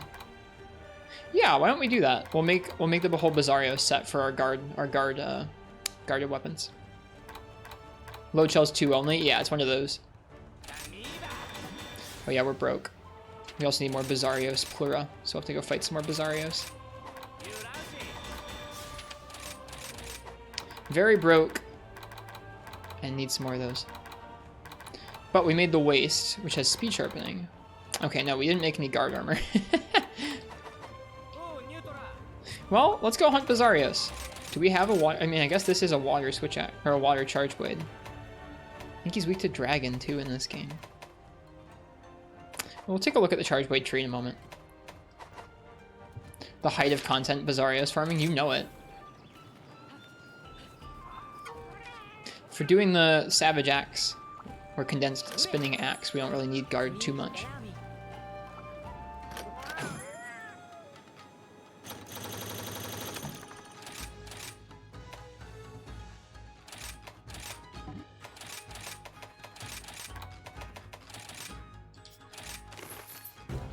What 100 rank are you now? I think you're at the same part of the game, more or less. I believe I am HR 5? Let me see. I have access to 4 and 5-star hub right now. We have our 6-star urgent unlocked, but we haven't done it yet because we're kind of focusing on making some decent gear for this point in the game before moving on. Yeah, I'm HR 5. Is Basarios really weak to dragon? He is, surprisingly, yeah.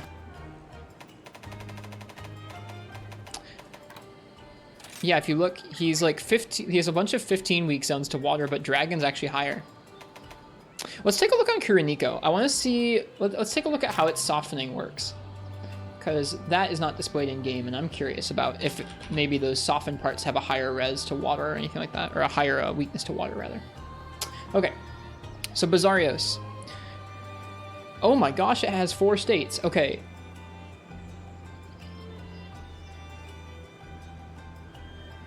Why does it need 4?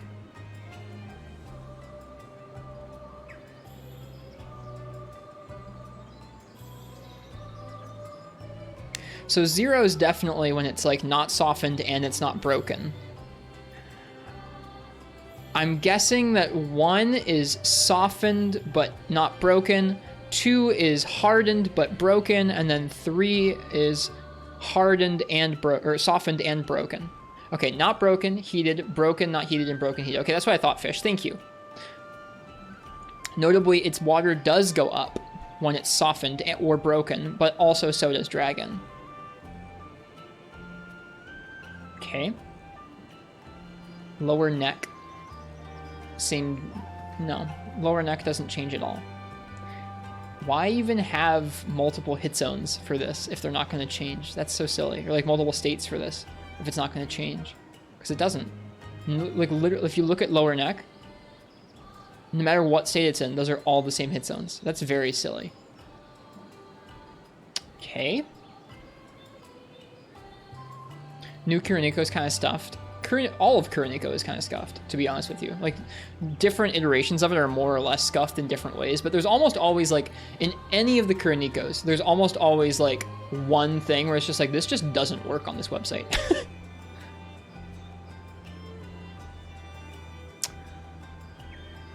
Alright, the abdomen. Let's look at this.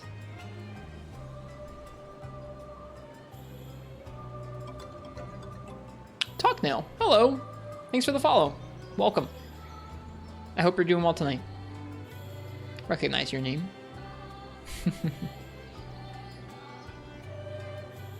Looks like same thing. The abdomen does get weaker, but it looks like dragon gets the biggest boost. Okay, so we want to be doing dragon damage to it. Interestingly enough. Let's see if we can make a decent water or dragon elemental charge blade right now and go to town.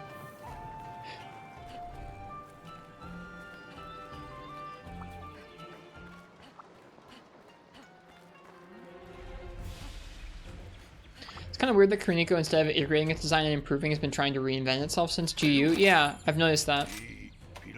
I kind of wish, rather than having separate... I mean...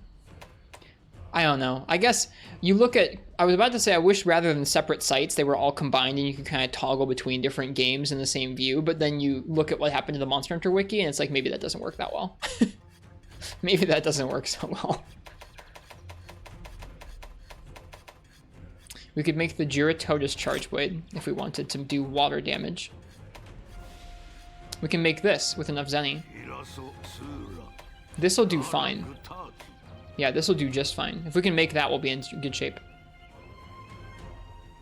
We just need some Zenny. Let's sell some stuff. Also, I forgot to do this. Let's go ahead and let's re-up our optional side quests. 12 dragon though, that's so little for elemental file. Maybe we can boost it. Maybe we can boost it.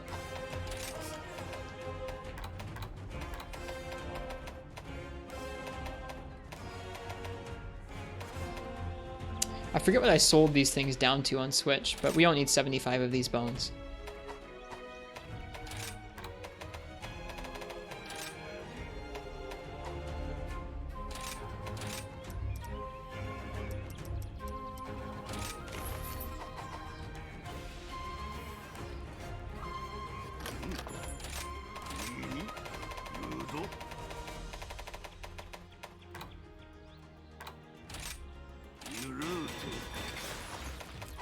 Nice job, Brian. That's sick. I'm excited to try some of the arenas in this game.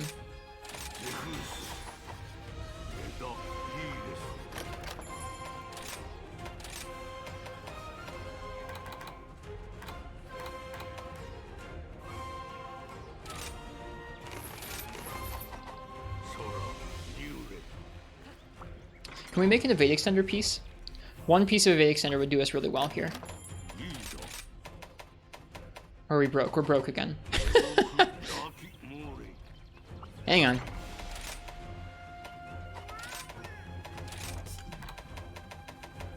Alright, do we have any monster parts that are well over 20? Great Izuchi pelt. We can sell those.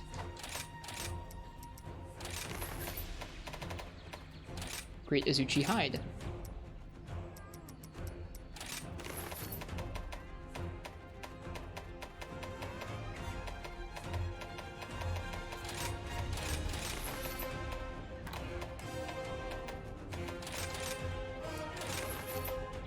This song's so good.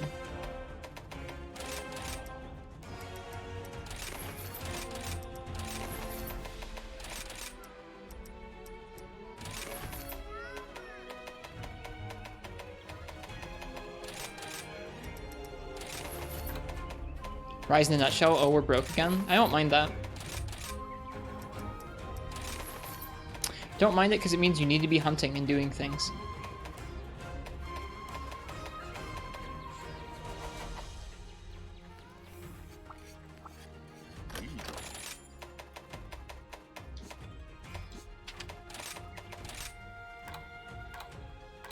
I guess can we make an evade extender deco? Sorry, that'd be even better. No, we need Zinogre stuff. Okay, we can't do that quite yet anyways. Sorry if I'm getting a little bit getting down into like some nitty-gritty menus here. Ooh, offensive guard and evade extender. You don't say. That's sick.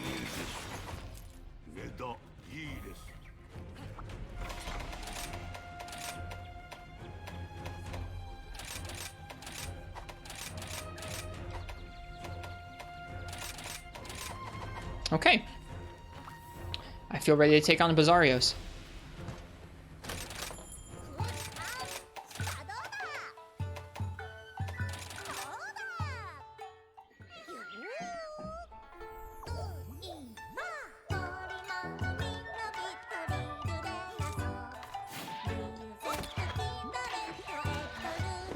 Basarios with guard 0. Should be okay.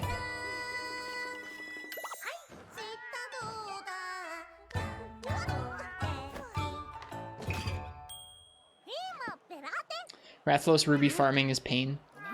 Gotta give yourself some variety, but yeah. I mean, anytime you're stuck grinding for like one specific thing, it can get pretty stinky.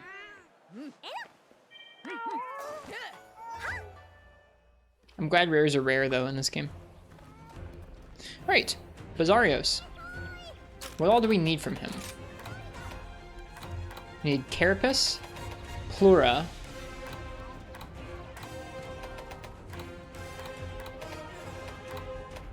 and Tail. Oh god, Tail. Good thing once we charge our axe up, it'll have Mind's Eye.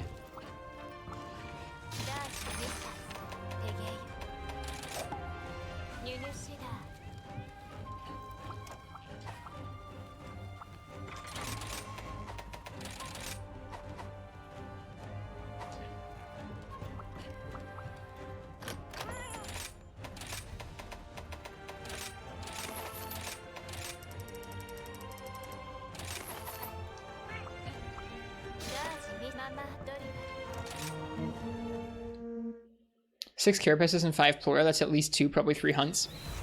We'll have fun, we'll switch it up to different weapons if we need to. Or we'll just try and get better at charge weight on Basarios, because maybe it'll be difficult, you never know.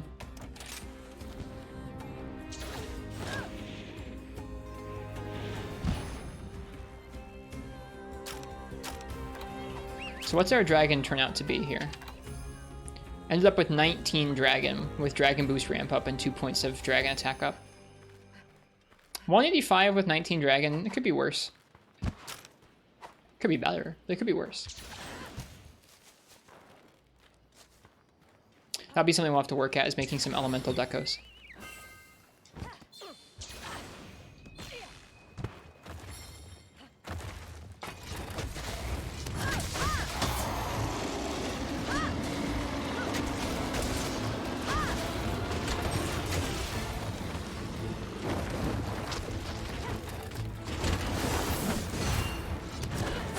Whoops.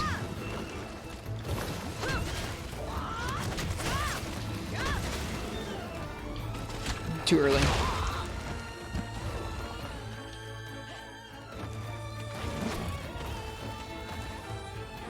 Oh, I thought he was gonna roar. Shoot.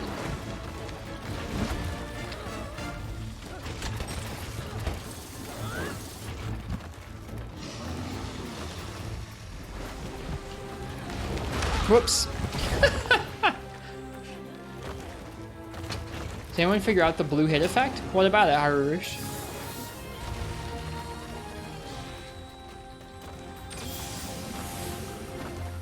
Oh, you mean the sparks. Sorry, I thought you meant the aerial hit effect when you hit the monster from the air.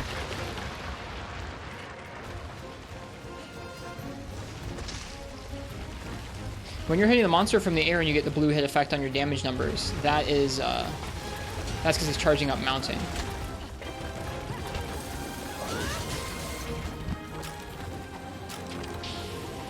Yeah, we have negative affinity.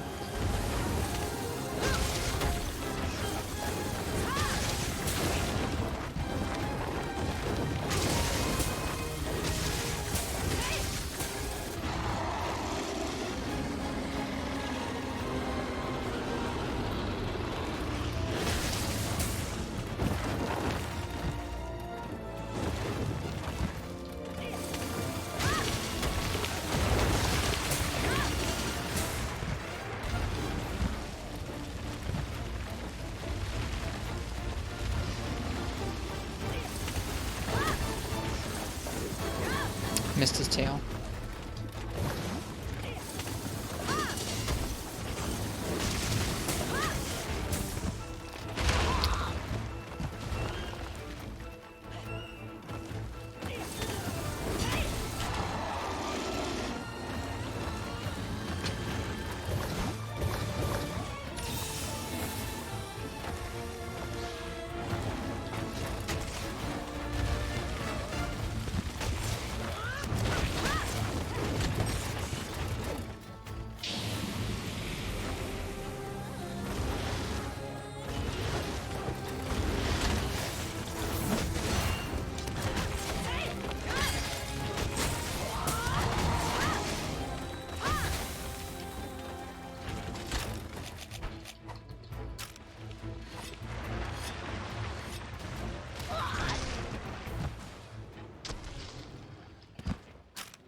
Crit hit zones is orange numbers, you thought? Yep, that's not what we're talking about. We're talking about there are certain sparks that hit the monster when you hit the monster sometimes. Sometimes they're purple, sometimes they're blue. I don't know what the blue ones mean. They happen even when I don't have negative or positive affinity. Red ones are crits. Purple ones are negative crits, but I don't know what blue ones are. The blue ones happens, like, yeah, legitimately when I don't have any affinity affecting numbers at all. That's weird.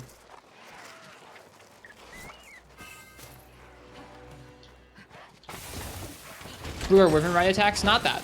Not that. I know when you hit the monster and you see blue behind your damage numbers, or like behind your attacks, that's for Wyvern Rides, but we're talking about something different. Blue sparks.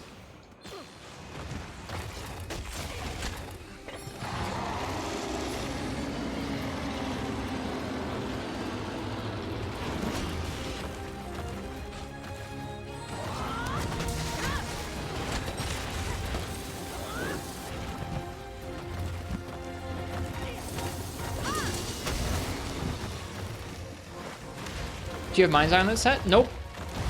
Any file attacks you do in Axe mode have Mind's Eye, and all of your condensed spinning axe attacks have Mind's Eye.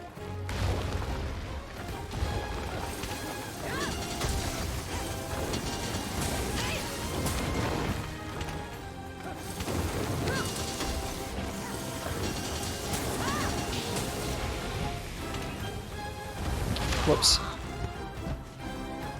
What Heavy Bowgun is this? I guess Heavy Bowgun would have also been a good choice for Basarios.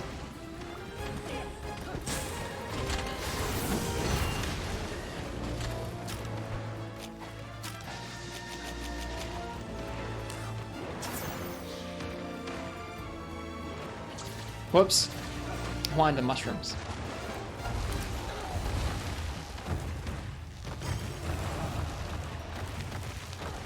Alright, I actually don't think I can, like, throw him anywhere down here without running him into a wall, so we're just gonna have to move him someplace else.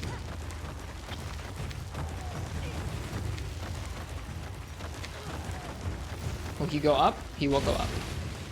Cool. Yeah, we can throw him out here without running him into anything. Cool. No damage was dealt, so we're okay.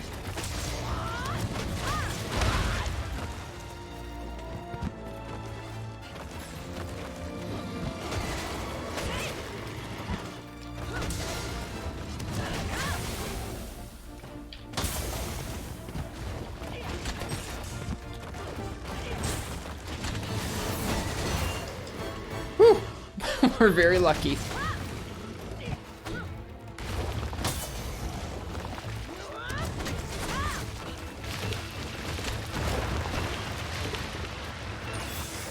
Yep, we do multiplayer nights, Alex Treeds, every Friday or Saturday.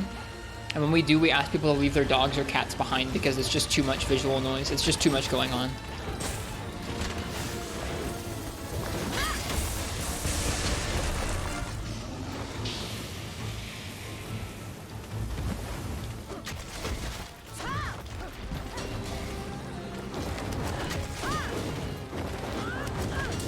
Oh, I should sharpen or something. Does it remove other people's dogs mod? Yeah, but it's kind of weird. It just, like, it doesn't actually remove them from the quest. It just makes them invisible. But then you have, like, invisible things dealing damage. I don't know. That strikes me as really odd.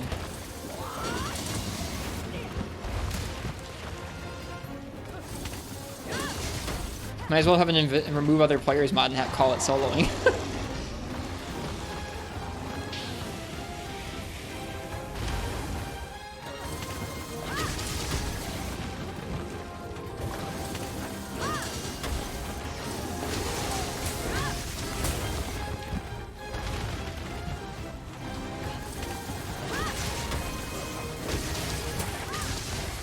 Broke his head. Oh, weird.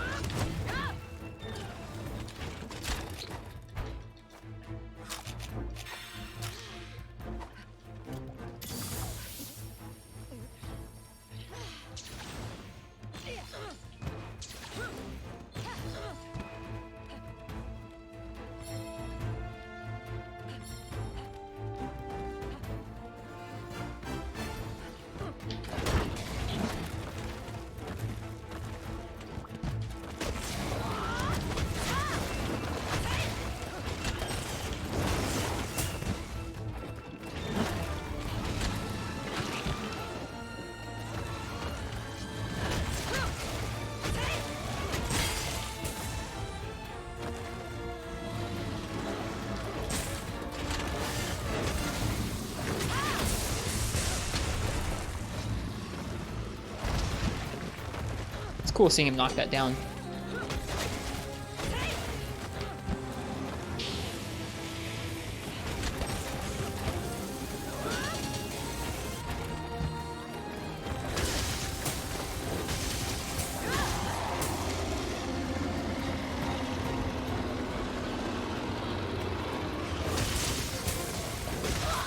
Oh, Rhinopolos. I'm glad he's leaving this area because I don't want to hunt around the dumb Rhinopolos anyways.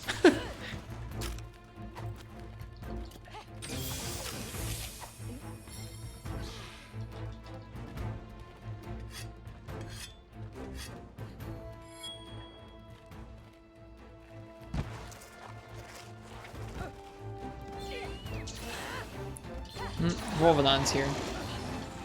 Oh, god darn it. I wasn't thinking.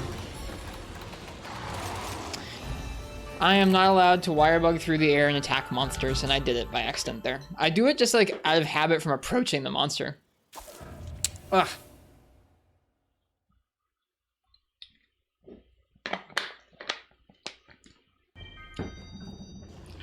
Restart.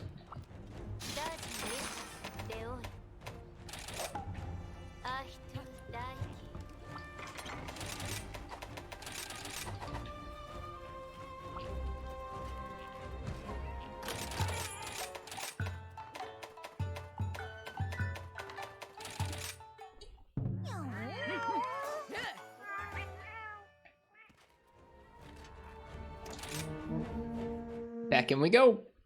We'll try that again. Felt like we were dealing decent damage to him with Dragon, which is good.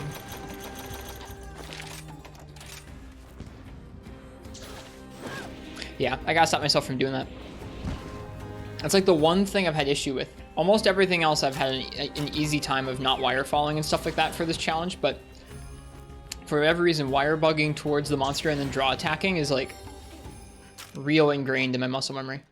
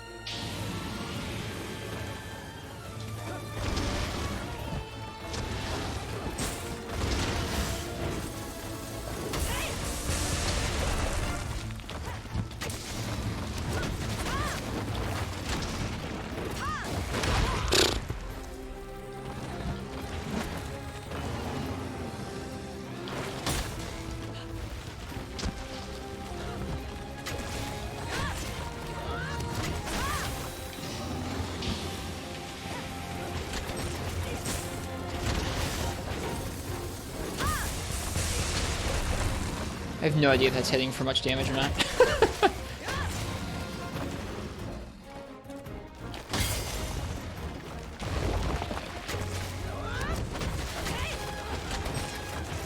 Oops.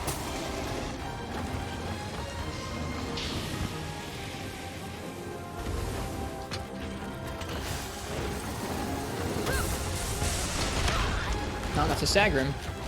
Actually heal and sharpen.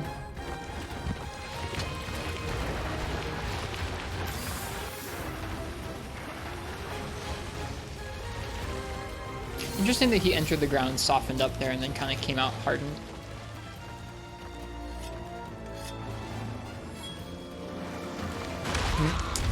I was hoping I'd be able to Superman dive out of the way. Not so.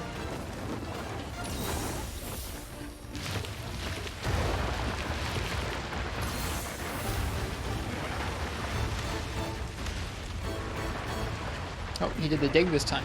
He really rarely does that dig.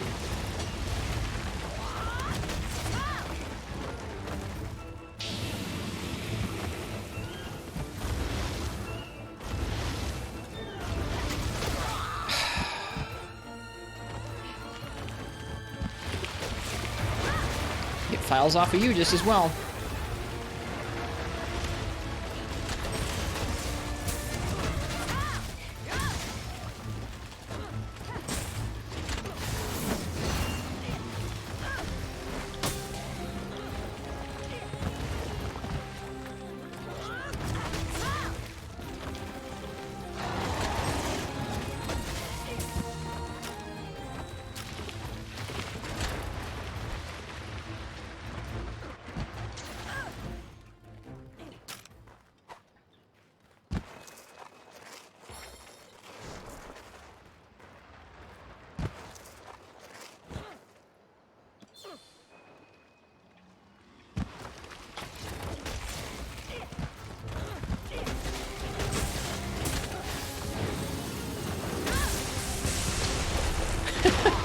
I don't think that that's a great way for me to go with this fight, going for a bunch of SADs.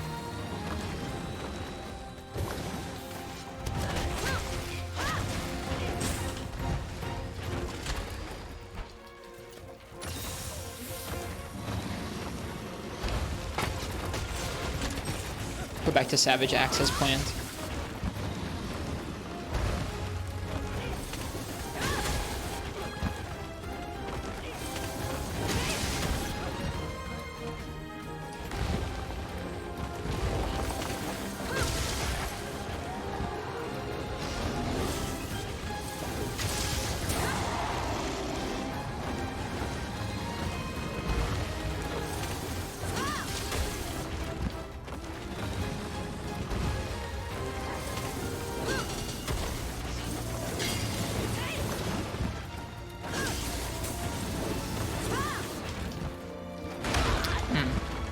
I thought he was charging.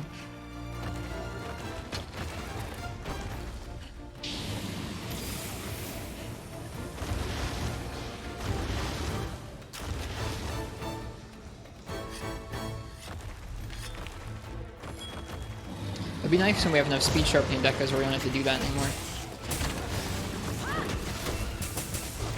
I was really hoping for a flinch. I should stop hoping for flinches, I think.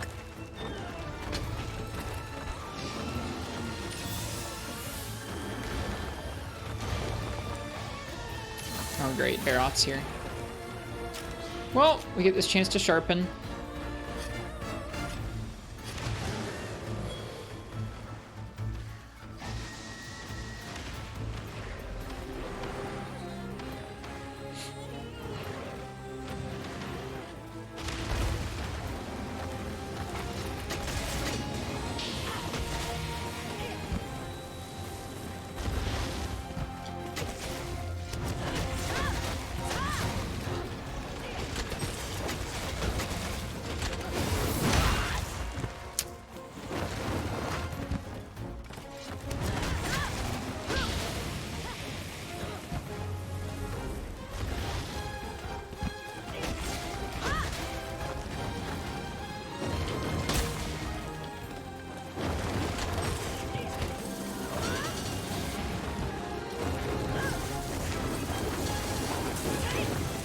Poorly aimed that.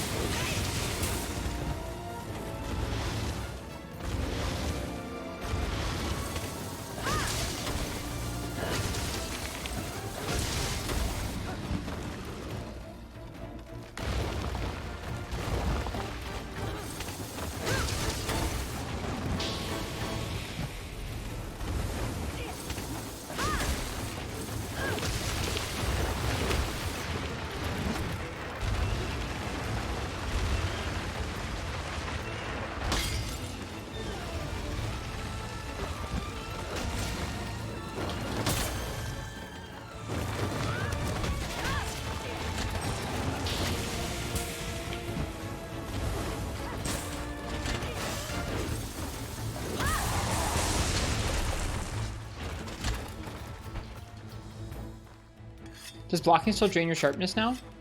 Rise sucks? Yeah, it does drain your sharpness. I think it's done that in all the games.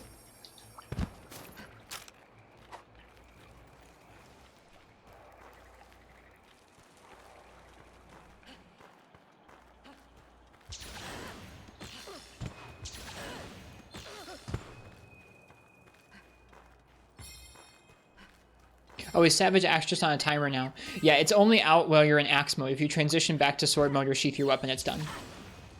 Not with Red Shield unless you've been lied to. As far as I know, any blocking in all the games will drain your sharpness. Like, Red Shield helps you guard higher damage hits, but I don't think it does anything in regards to sharpness.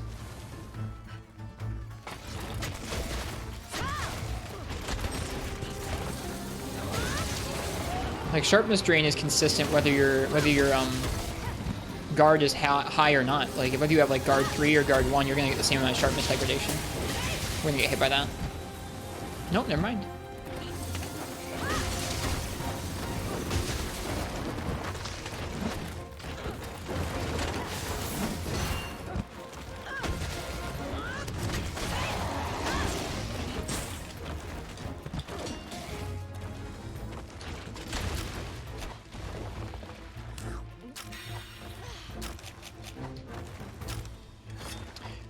How do you charge your shield?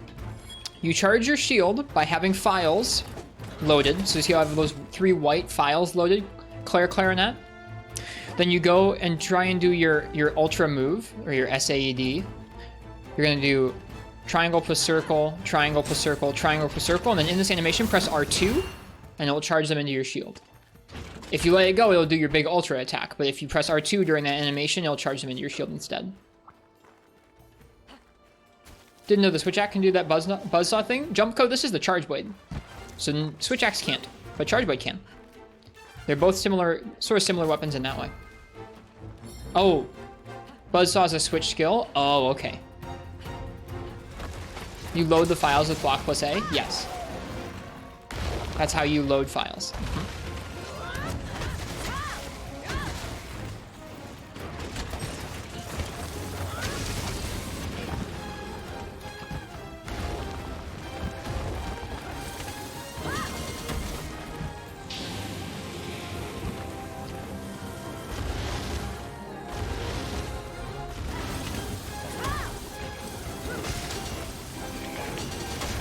Oh, hello, Volvidon.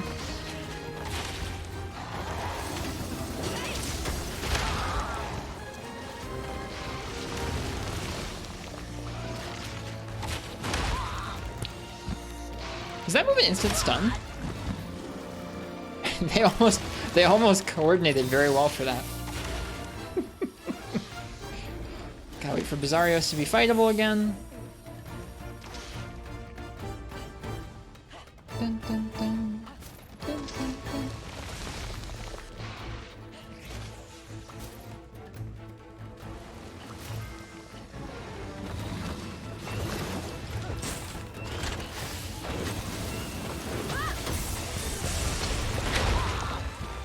Probably not a good trade, that.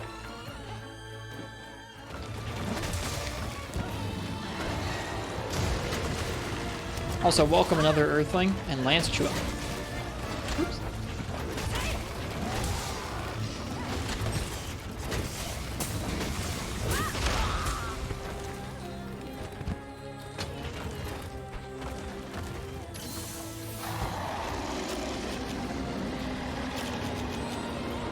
Yeah, we gotta stop trading so much. We're not gonna have enough healing for the whole fight.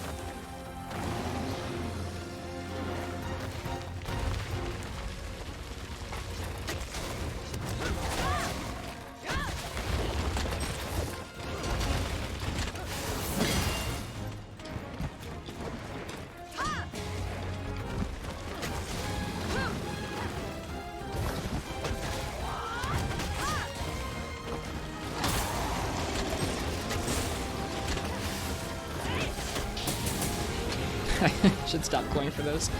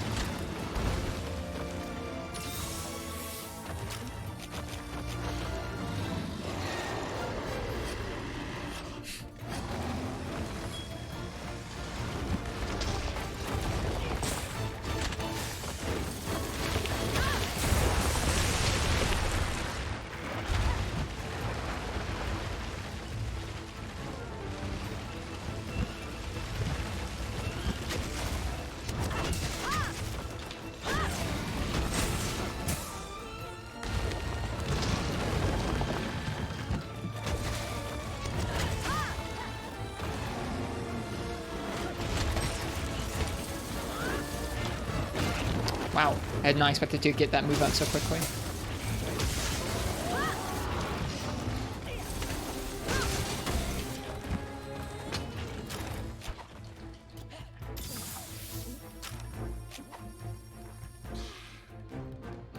So far, we've fought Diablos, or not Diablos, sorry, Basarios. What did we fight Basarios with? I'm trying to remember. I think we fought it with Greatsword?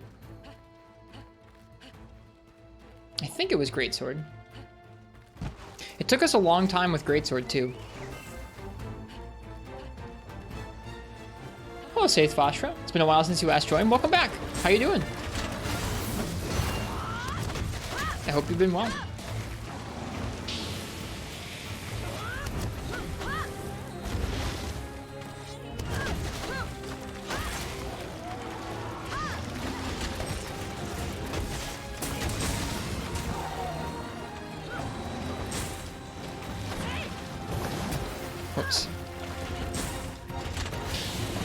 should stop doing this.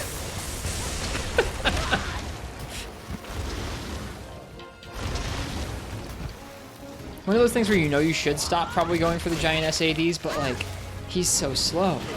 SADs are so big and so satisfying.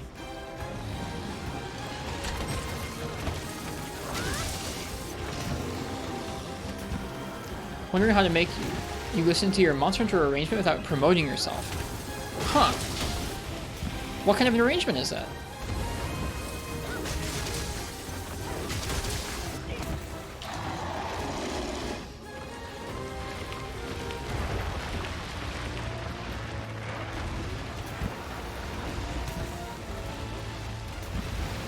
Happy late New Year. Happy late New Year to you too.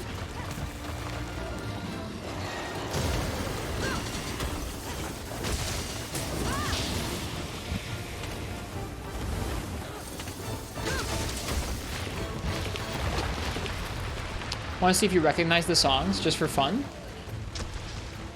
That sounds like something that'd be fun to. How long is it, and how many songs are there, and like what kind of an arrangement is it? Just like a reorchestration or what? I mean, I'm intrigued.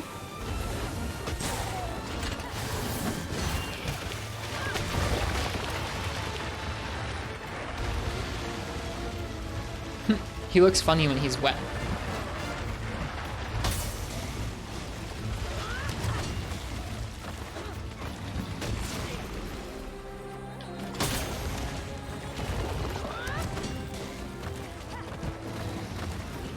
Is it 3 minutes or 3 hours and 27 minutes? I'm guessing it's not 3 hours, but like you never know. There's a lot of good Monster Hunter music you might want to rearrange.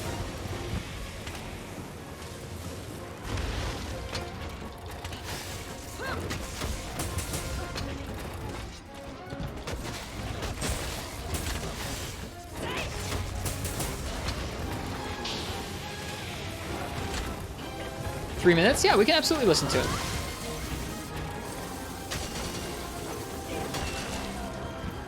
Got the tail cut, that feels good. Yeah, after this hunt, if you can stick around, after we slay this Basarios, we'll listen to it. See if we can pick out the song yourselves. Feel free and drop a link in the chat. Or in the Discord, either one.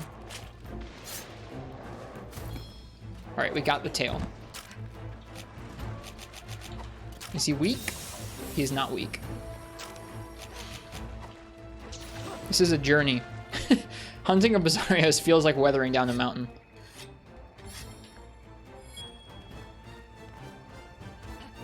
Hope I like it. Well, cheers. Thanks for sharing it.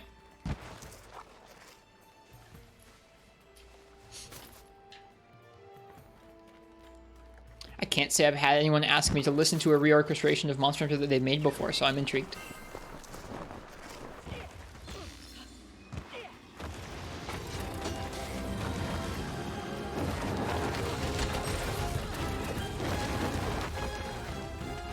I'll nab that link in a moment here.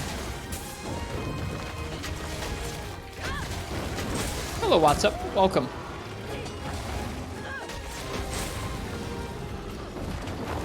Alright, fine. Just one more.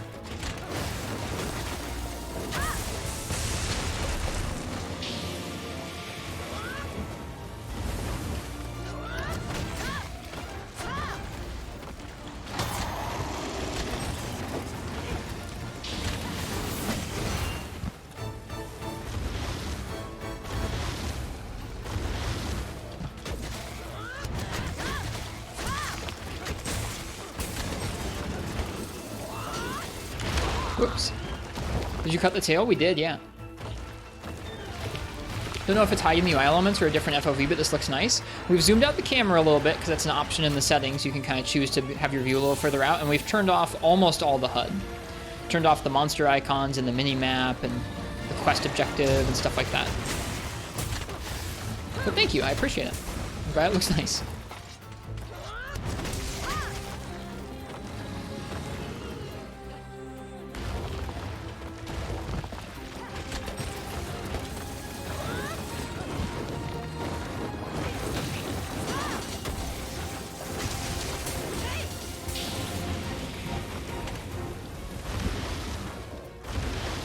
Hey, Soul.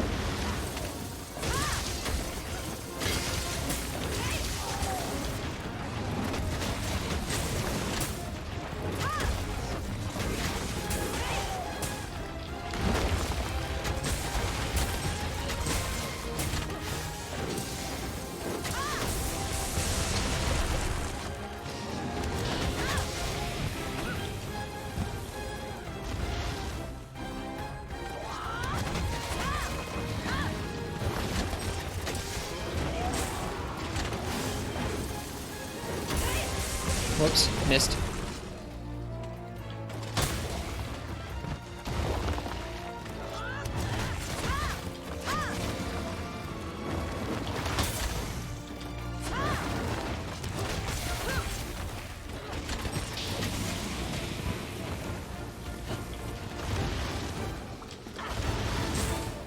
Nope. Too aggro. GU Charge Blade doesn't lose sharpness on block with red shield. Is that really? Huh. I had no idea. Really? Is it just in GU that that's the case? I wonder if it works like that in 4U. I feel like I've lost sharpness in 4U from guard pointing. Is it from guard pointing or from blocking anything? Huh. You just tested it? That's interesting.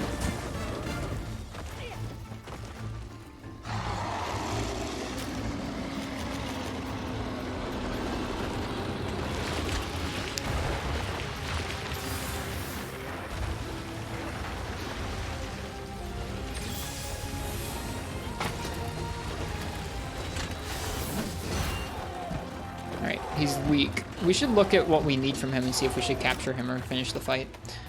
Alright, wish list. Carapace, Plura, Tail. We need like 3 or 4 tails.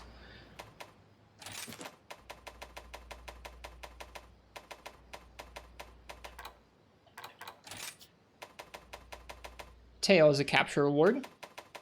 Plura is a body carve, but not a capture. Carapace is both capture and body carve. You get a chance at 2 of them from capturing them. We'll cap him. This fight's gone on long enough.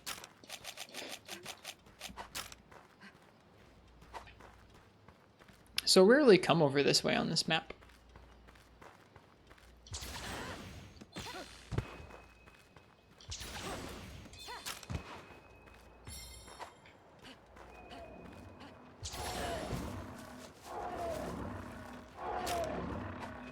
Are you leaving? I don't think he's leaving.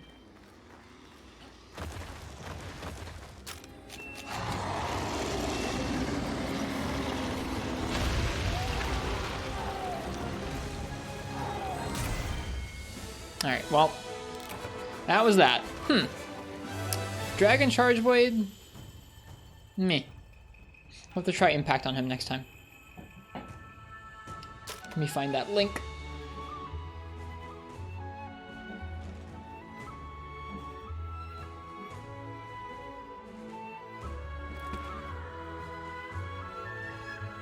Oh, shoot. The names of the songs are in the description. I didn't look too closely, though.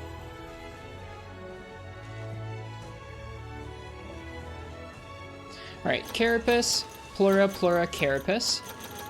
Carapace, Wings, Toxin Sac, Carapace. Nice, lots of Carapaces there.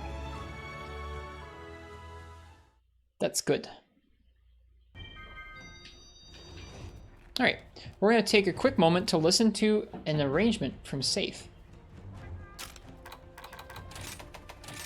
I'm going to turn down this background music here. Let's see if we get what these songs are.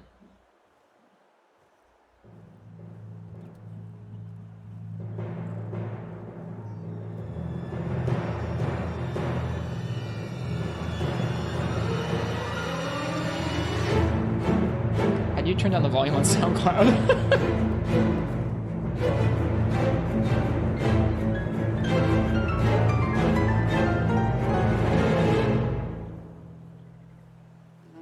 Oh, here it is. I found it.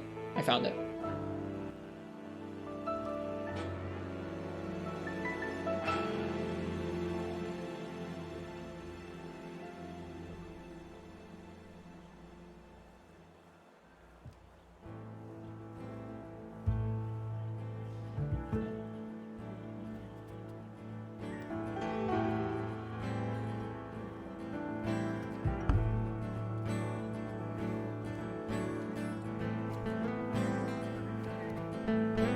Is this proof of a hero? It's at least got that leitmotif, right?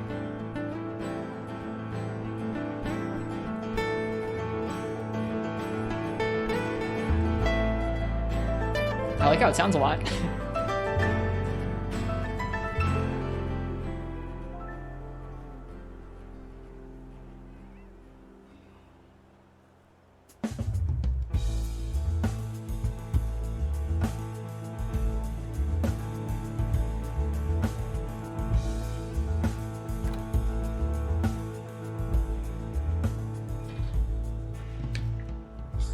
Thanks for sharing this, Safe.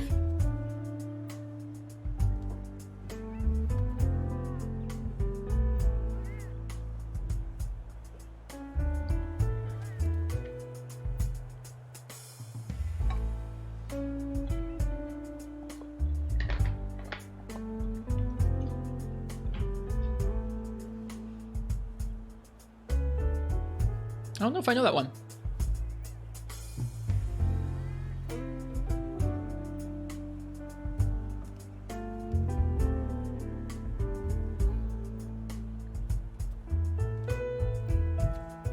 Thanks for listening. It's good music. Thanks for sharing. I feel like I've kind of recognized it, but I feel like the melodies shifted a bit from the regular version.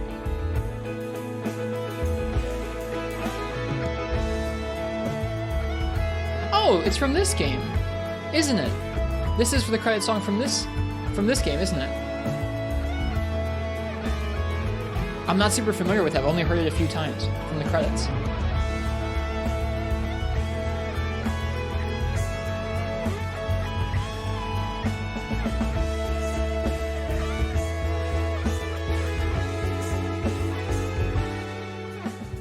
Nope, it's not the credit song from this game. I thought it was. It reminded me of some of it. I think I missed the second song though. I wasn't able to get it.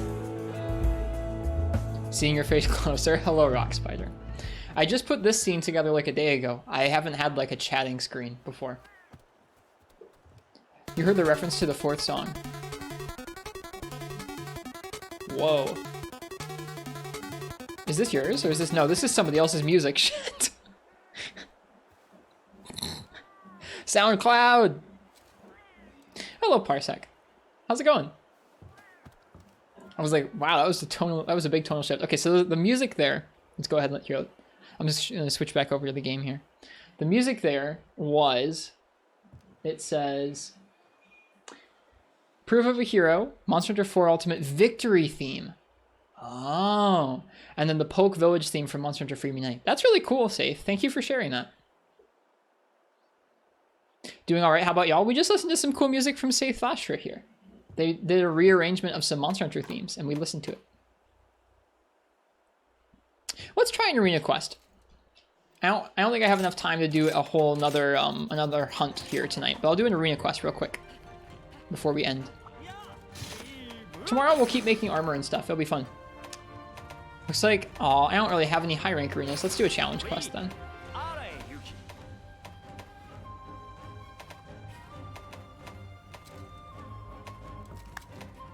It's nutty that we can just take on the Apex. Zin or Tigrex? Zin or Tigrex? Let's do Zin. Thanks for listening. Thanks for sharing it. I really liked it.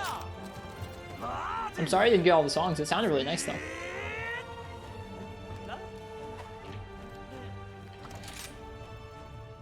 Alright. Sword and shield. With the chef's knife. This would go pretty well, I think. Wait. That's not the chef's knife. Wait, is that what that's called in this game? Is the Gosarog Sword and Shield called the chef's knife?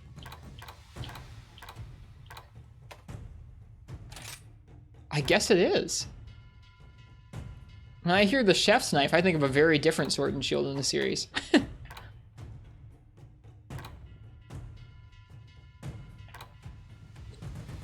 We could try our hand at Charge Blade. What was the verdict on Heavy Bowgun with no evade extender? I don't think I had a verdict yet.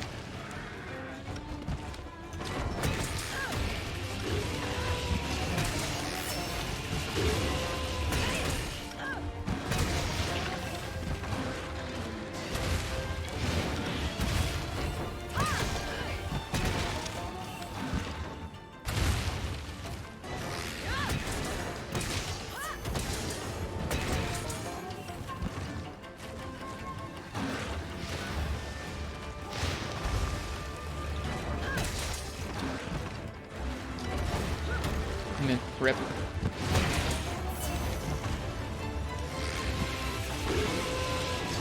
In World, it at least reduces the sharpness loss with Red Shield? Interesting.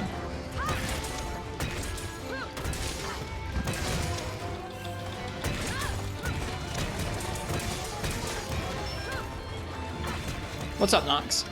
What is your request?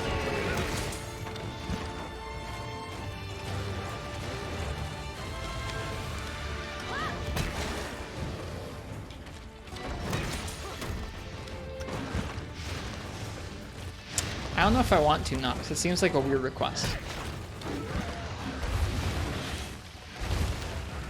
Can I spell it out instead?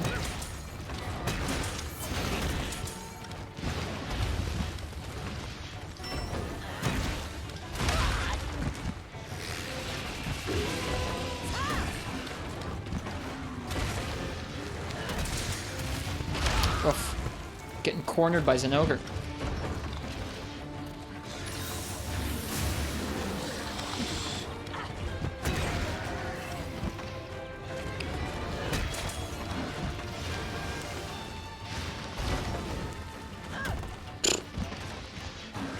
I did not.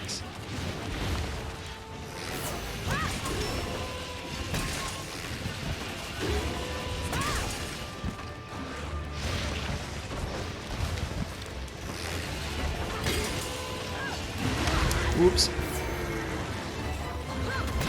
This is when we get wrecked.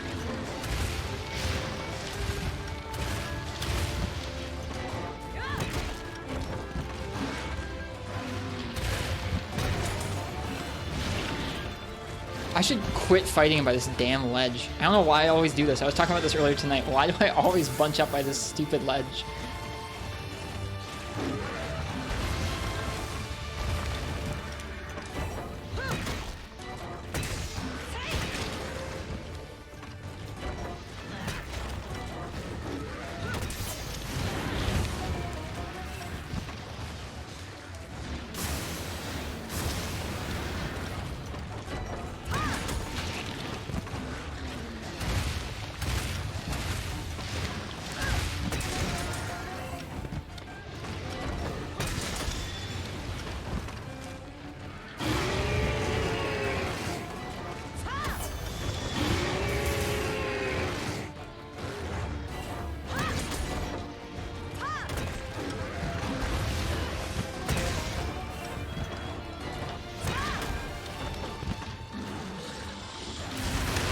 Oh, well, either I failed the iframes or it caught me out anyways. Rip. Here comes the big ol' slam.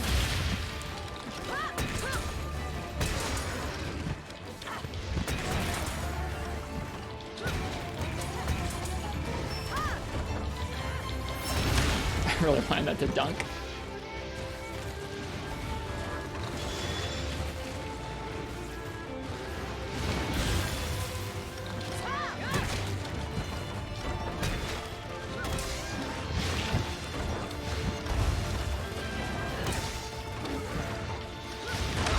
Too early on those.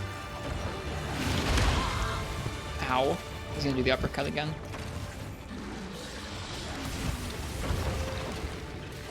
When do the iframes start on recital? A little ways in. Or, like, not even a little ways in. They're basically at the beginning. It's not like probably frame 1, but it's like, it's pretty early on in the recital. It's not towards the end.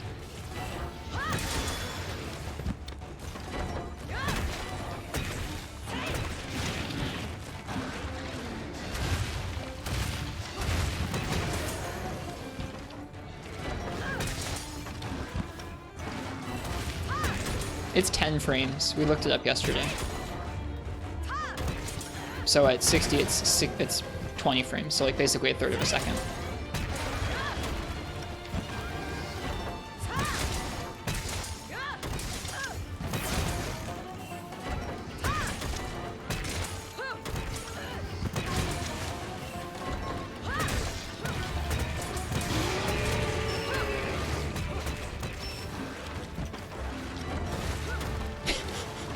Or backslam.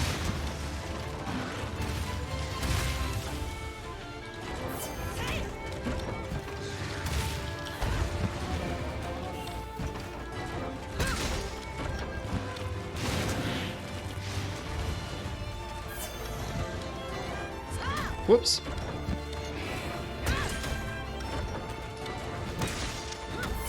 That was supposed to be a back slam. Ah.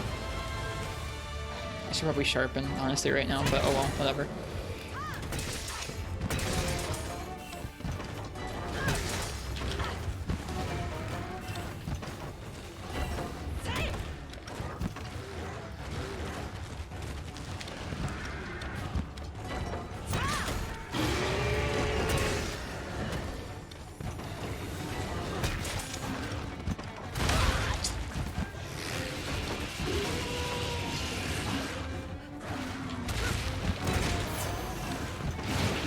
Let's get away from this frickin' ledge.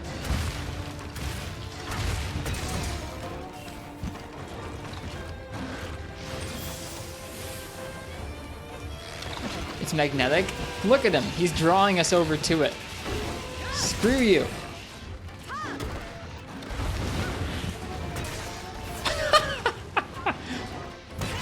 Hunting Horn actually goaded in your eyes. That's a nice way to end the quest. I don't know what the challenge quest rankings were for this, for time-wise, but that was fun.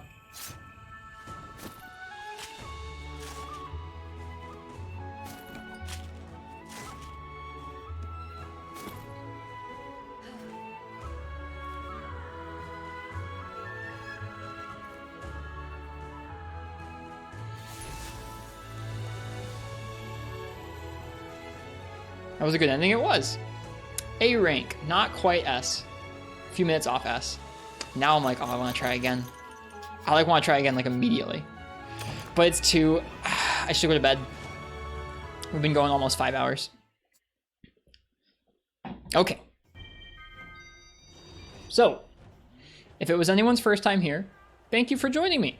I'm going to be continuing our way through Monster Hunter Rise, not using any Wirebugs or Wirefall, and kind of learning how that affects the combat in this game for the foreseeable future. So if that sounds like fun to you, feel free and stick around, hang out. We're going to be doing this pretty much nightly. I'm going to give you guys some beans for hanging out here tonight. I appreciate it. And I don't know, I hope you guys liked it. It was nice to get to hang out and chat with you guys. And we did practice some Heavy Bowgun tonight. No verdict on if I want to try and like stick to only This is beans! Evade Extender 0 on Heavy Bowgun. I feel like I want to try and treat it a little more like the other games where Evade Extenders are nice to have for certain matchups and not necessarily my default for Heavy Bowgun. I want to try and play a little better with Heavy Bowgun without it. Although it's so easy to gem in this game, it seems kind of silly. Whatever. In any case, if it is your first time here and you want to watch some more of this particular stream, feel free and leave a follow. We're going to be doing this for a while longer. We do have a Discord and a YouTube and a Twitter. Put those links in the chat there. The Discord and the Twitter are good for if you'd like to know when we go live. I ping there, and the YouTube is where we put VODs. If you like watching VODs, check that out. That's all the plugging I'm going to do. So, I don't know. Thank you, guys. The last thing we're going to do is we're going to find someone else who's streaming, and we're going to give them a raid, and then I'm going to go get some sleep before waking up for work in not long. What's up? Thanks for the follow as well. Let's see. Isn't it like 2 a.m. for me? It is 2 a.m. for me, yeah. I'm going to wake up for work at 6.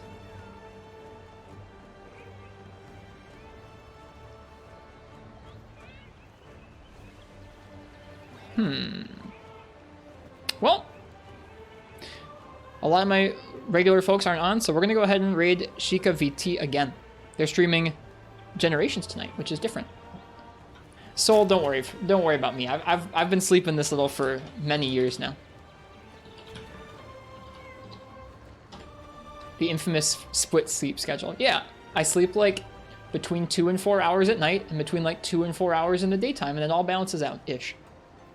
All right, our friend Sheikah VT is streaming Generations tonight. They usually have been streaming Freedom, so let's see what it's like for them jumping up a few generations and playing that 4th gen. I know a lot of folks enjoy GU, so stick around.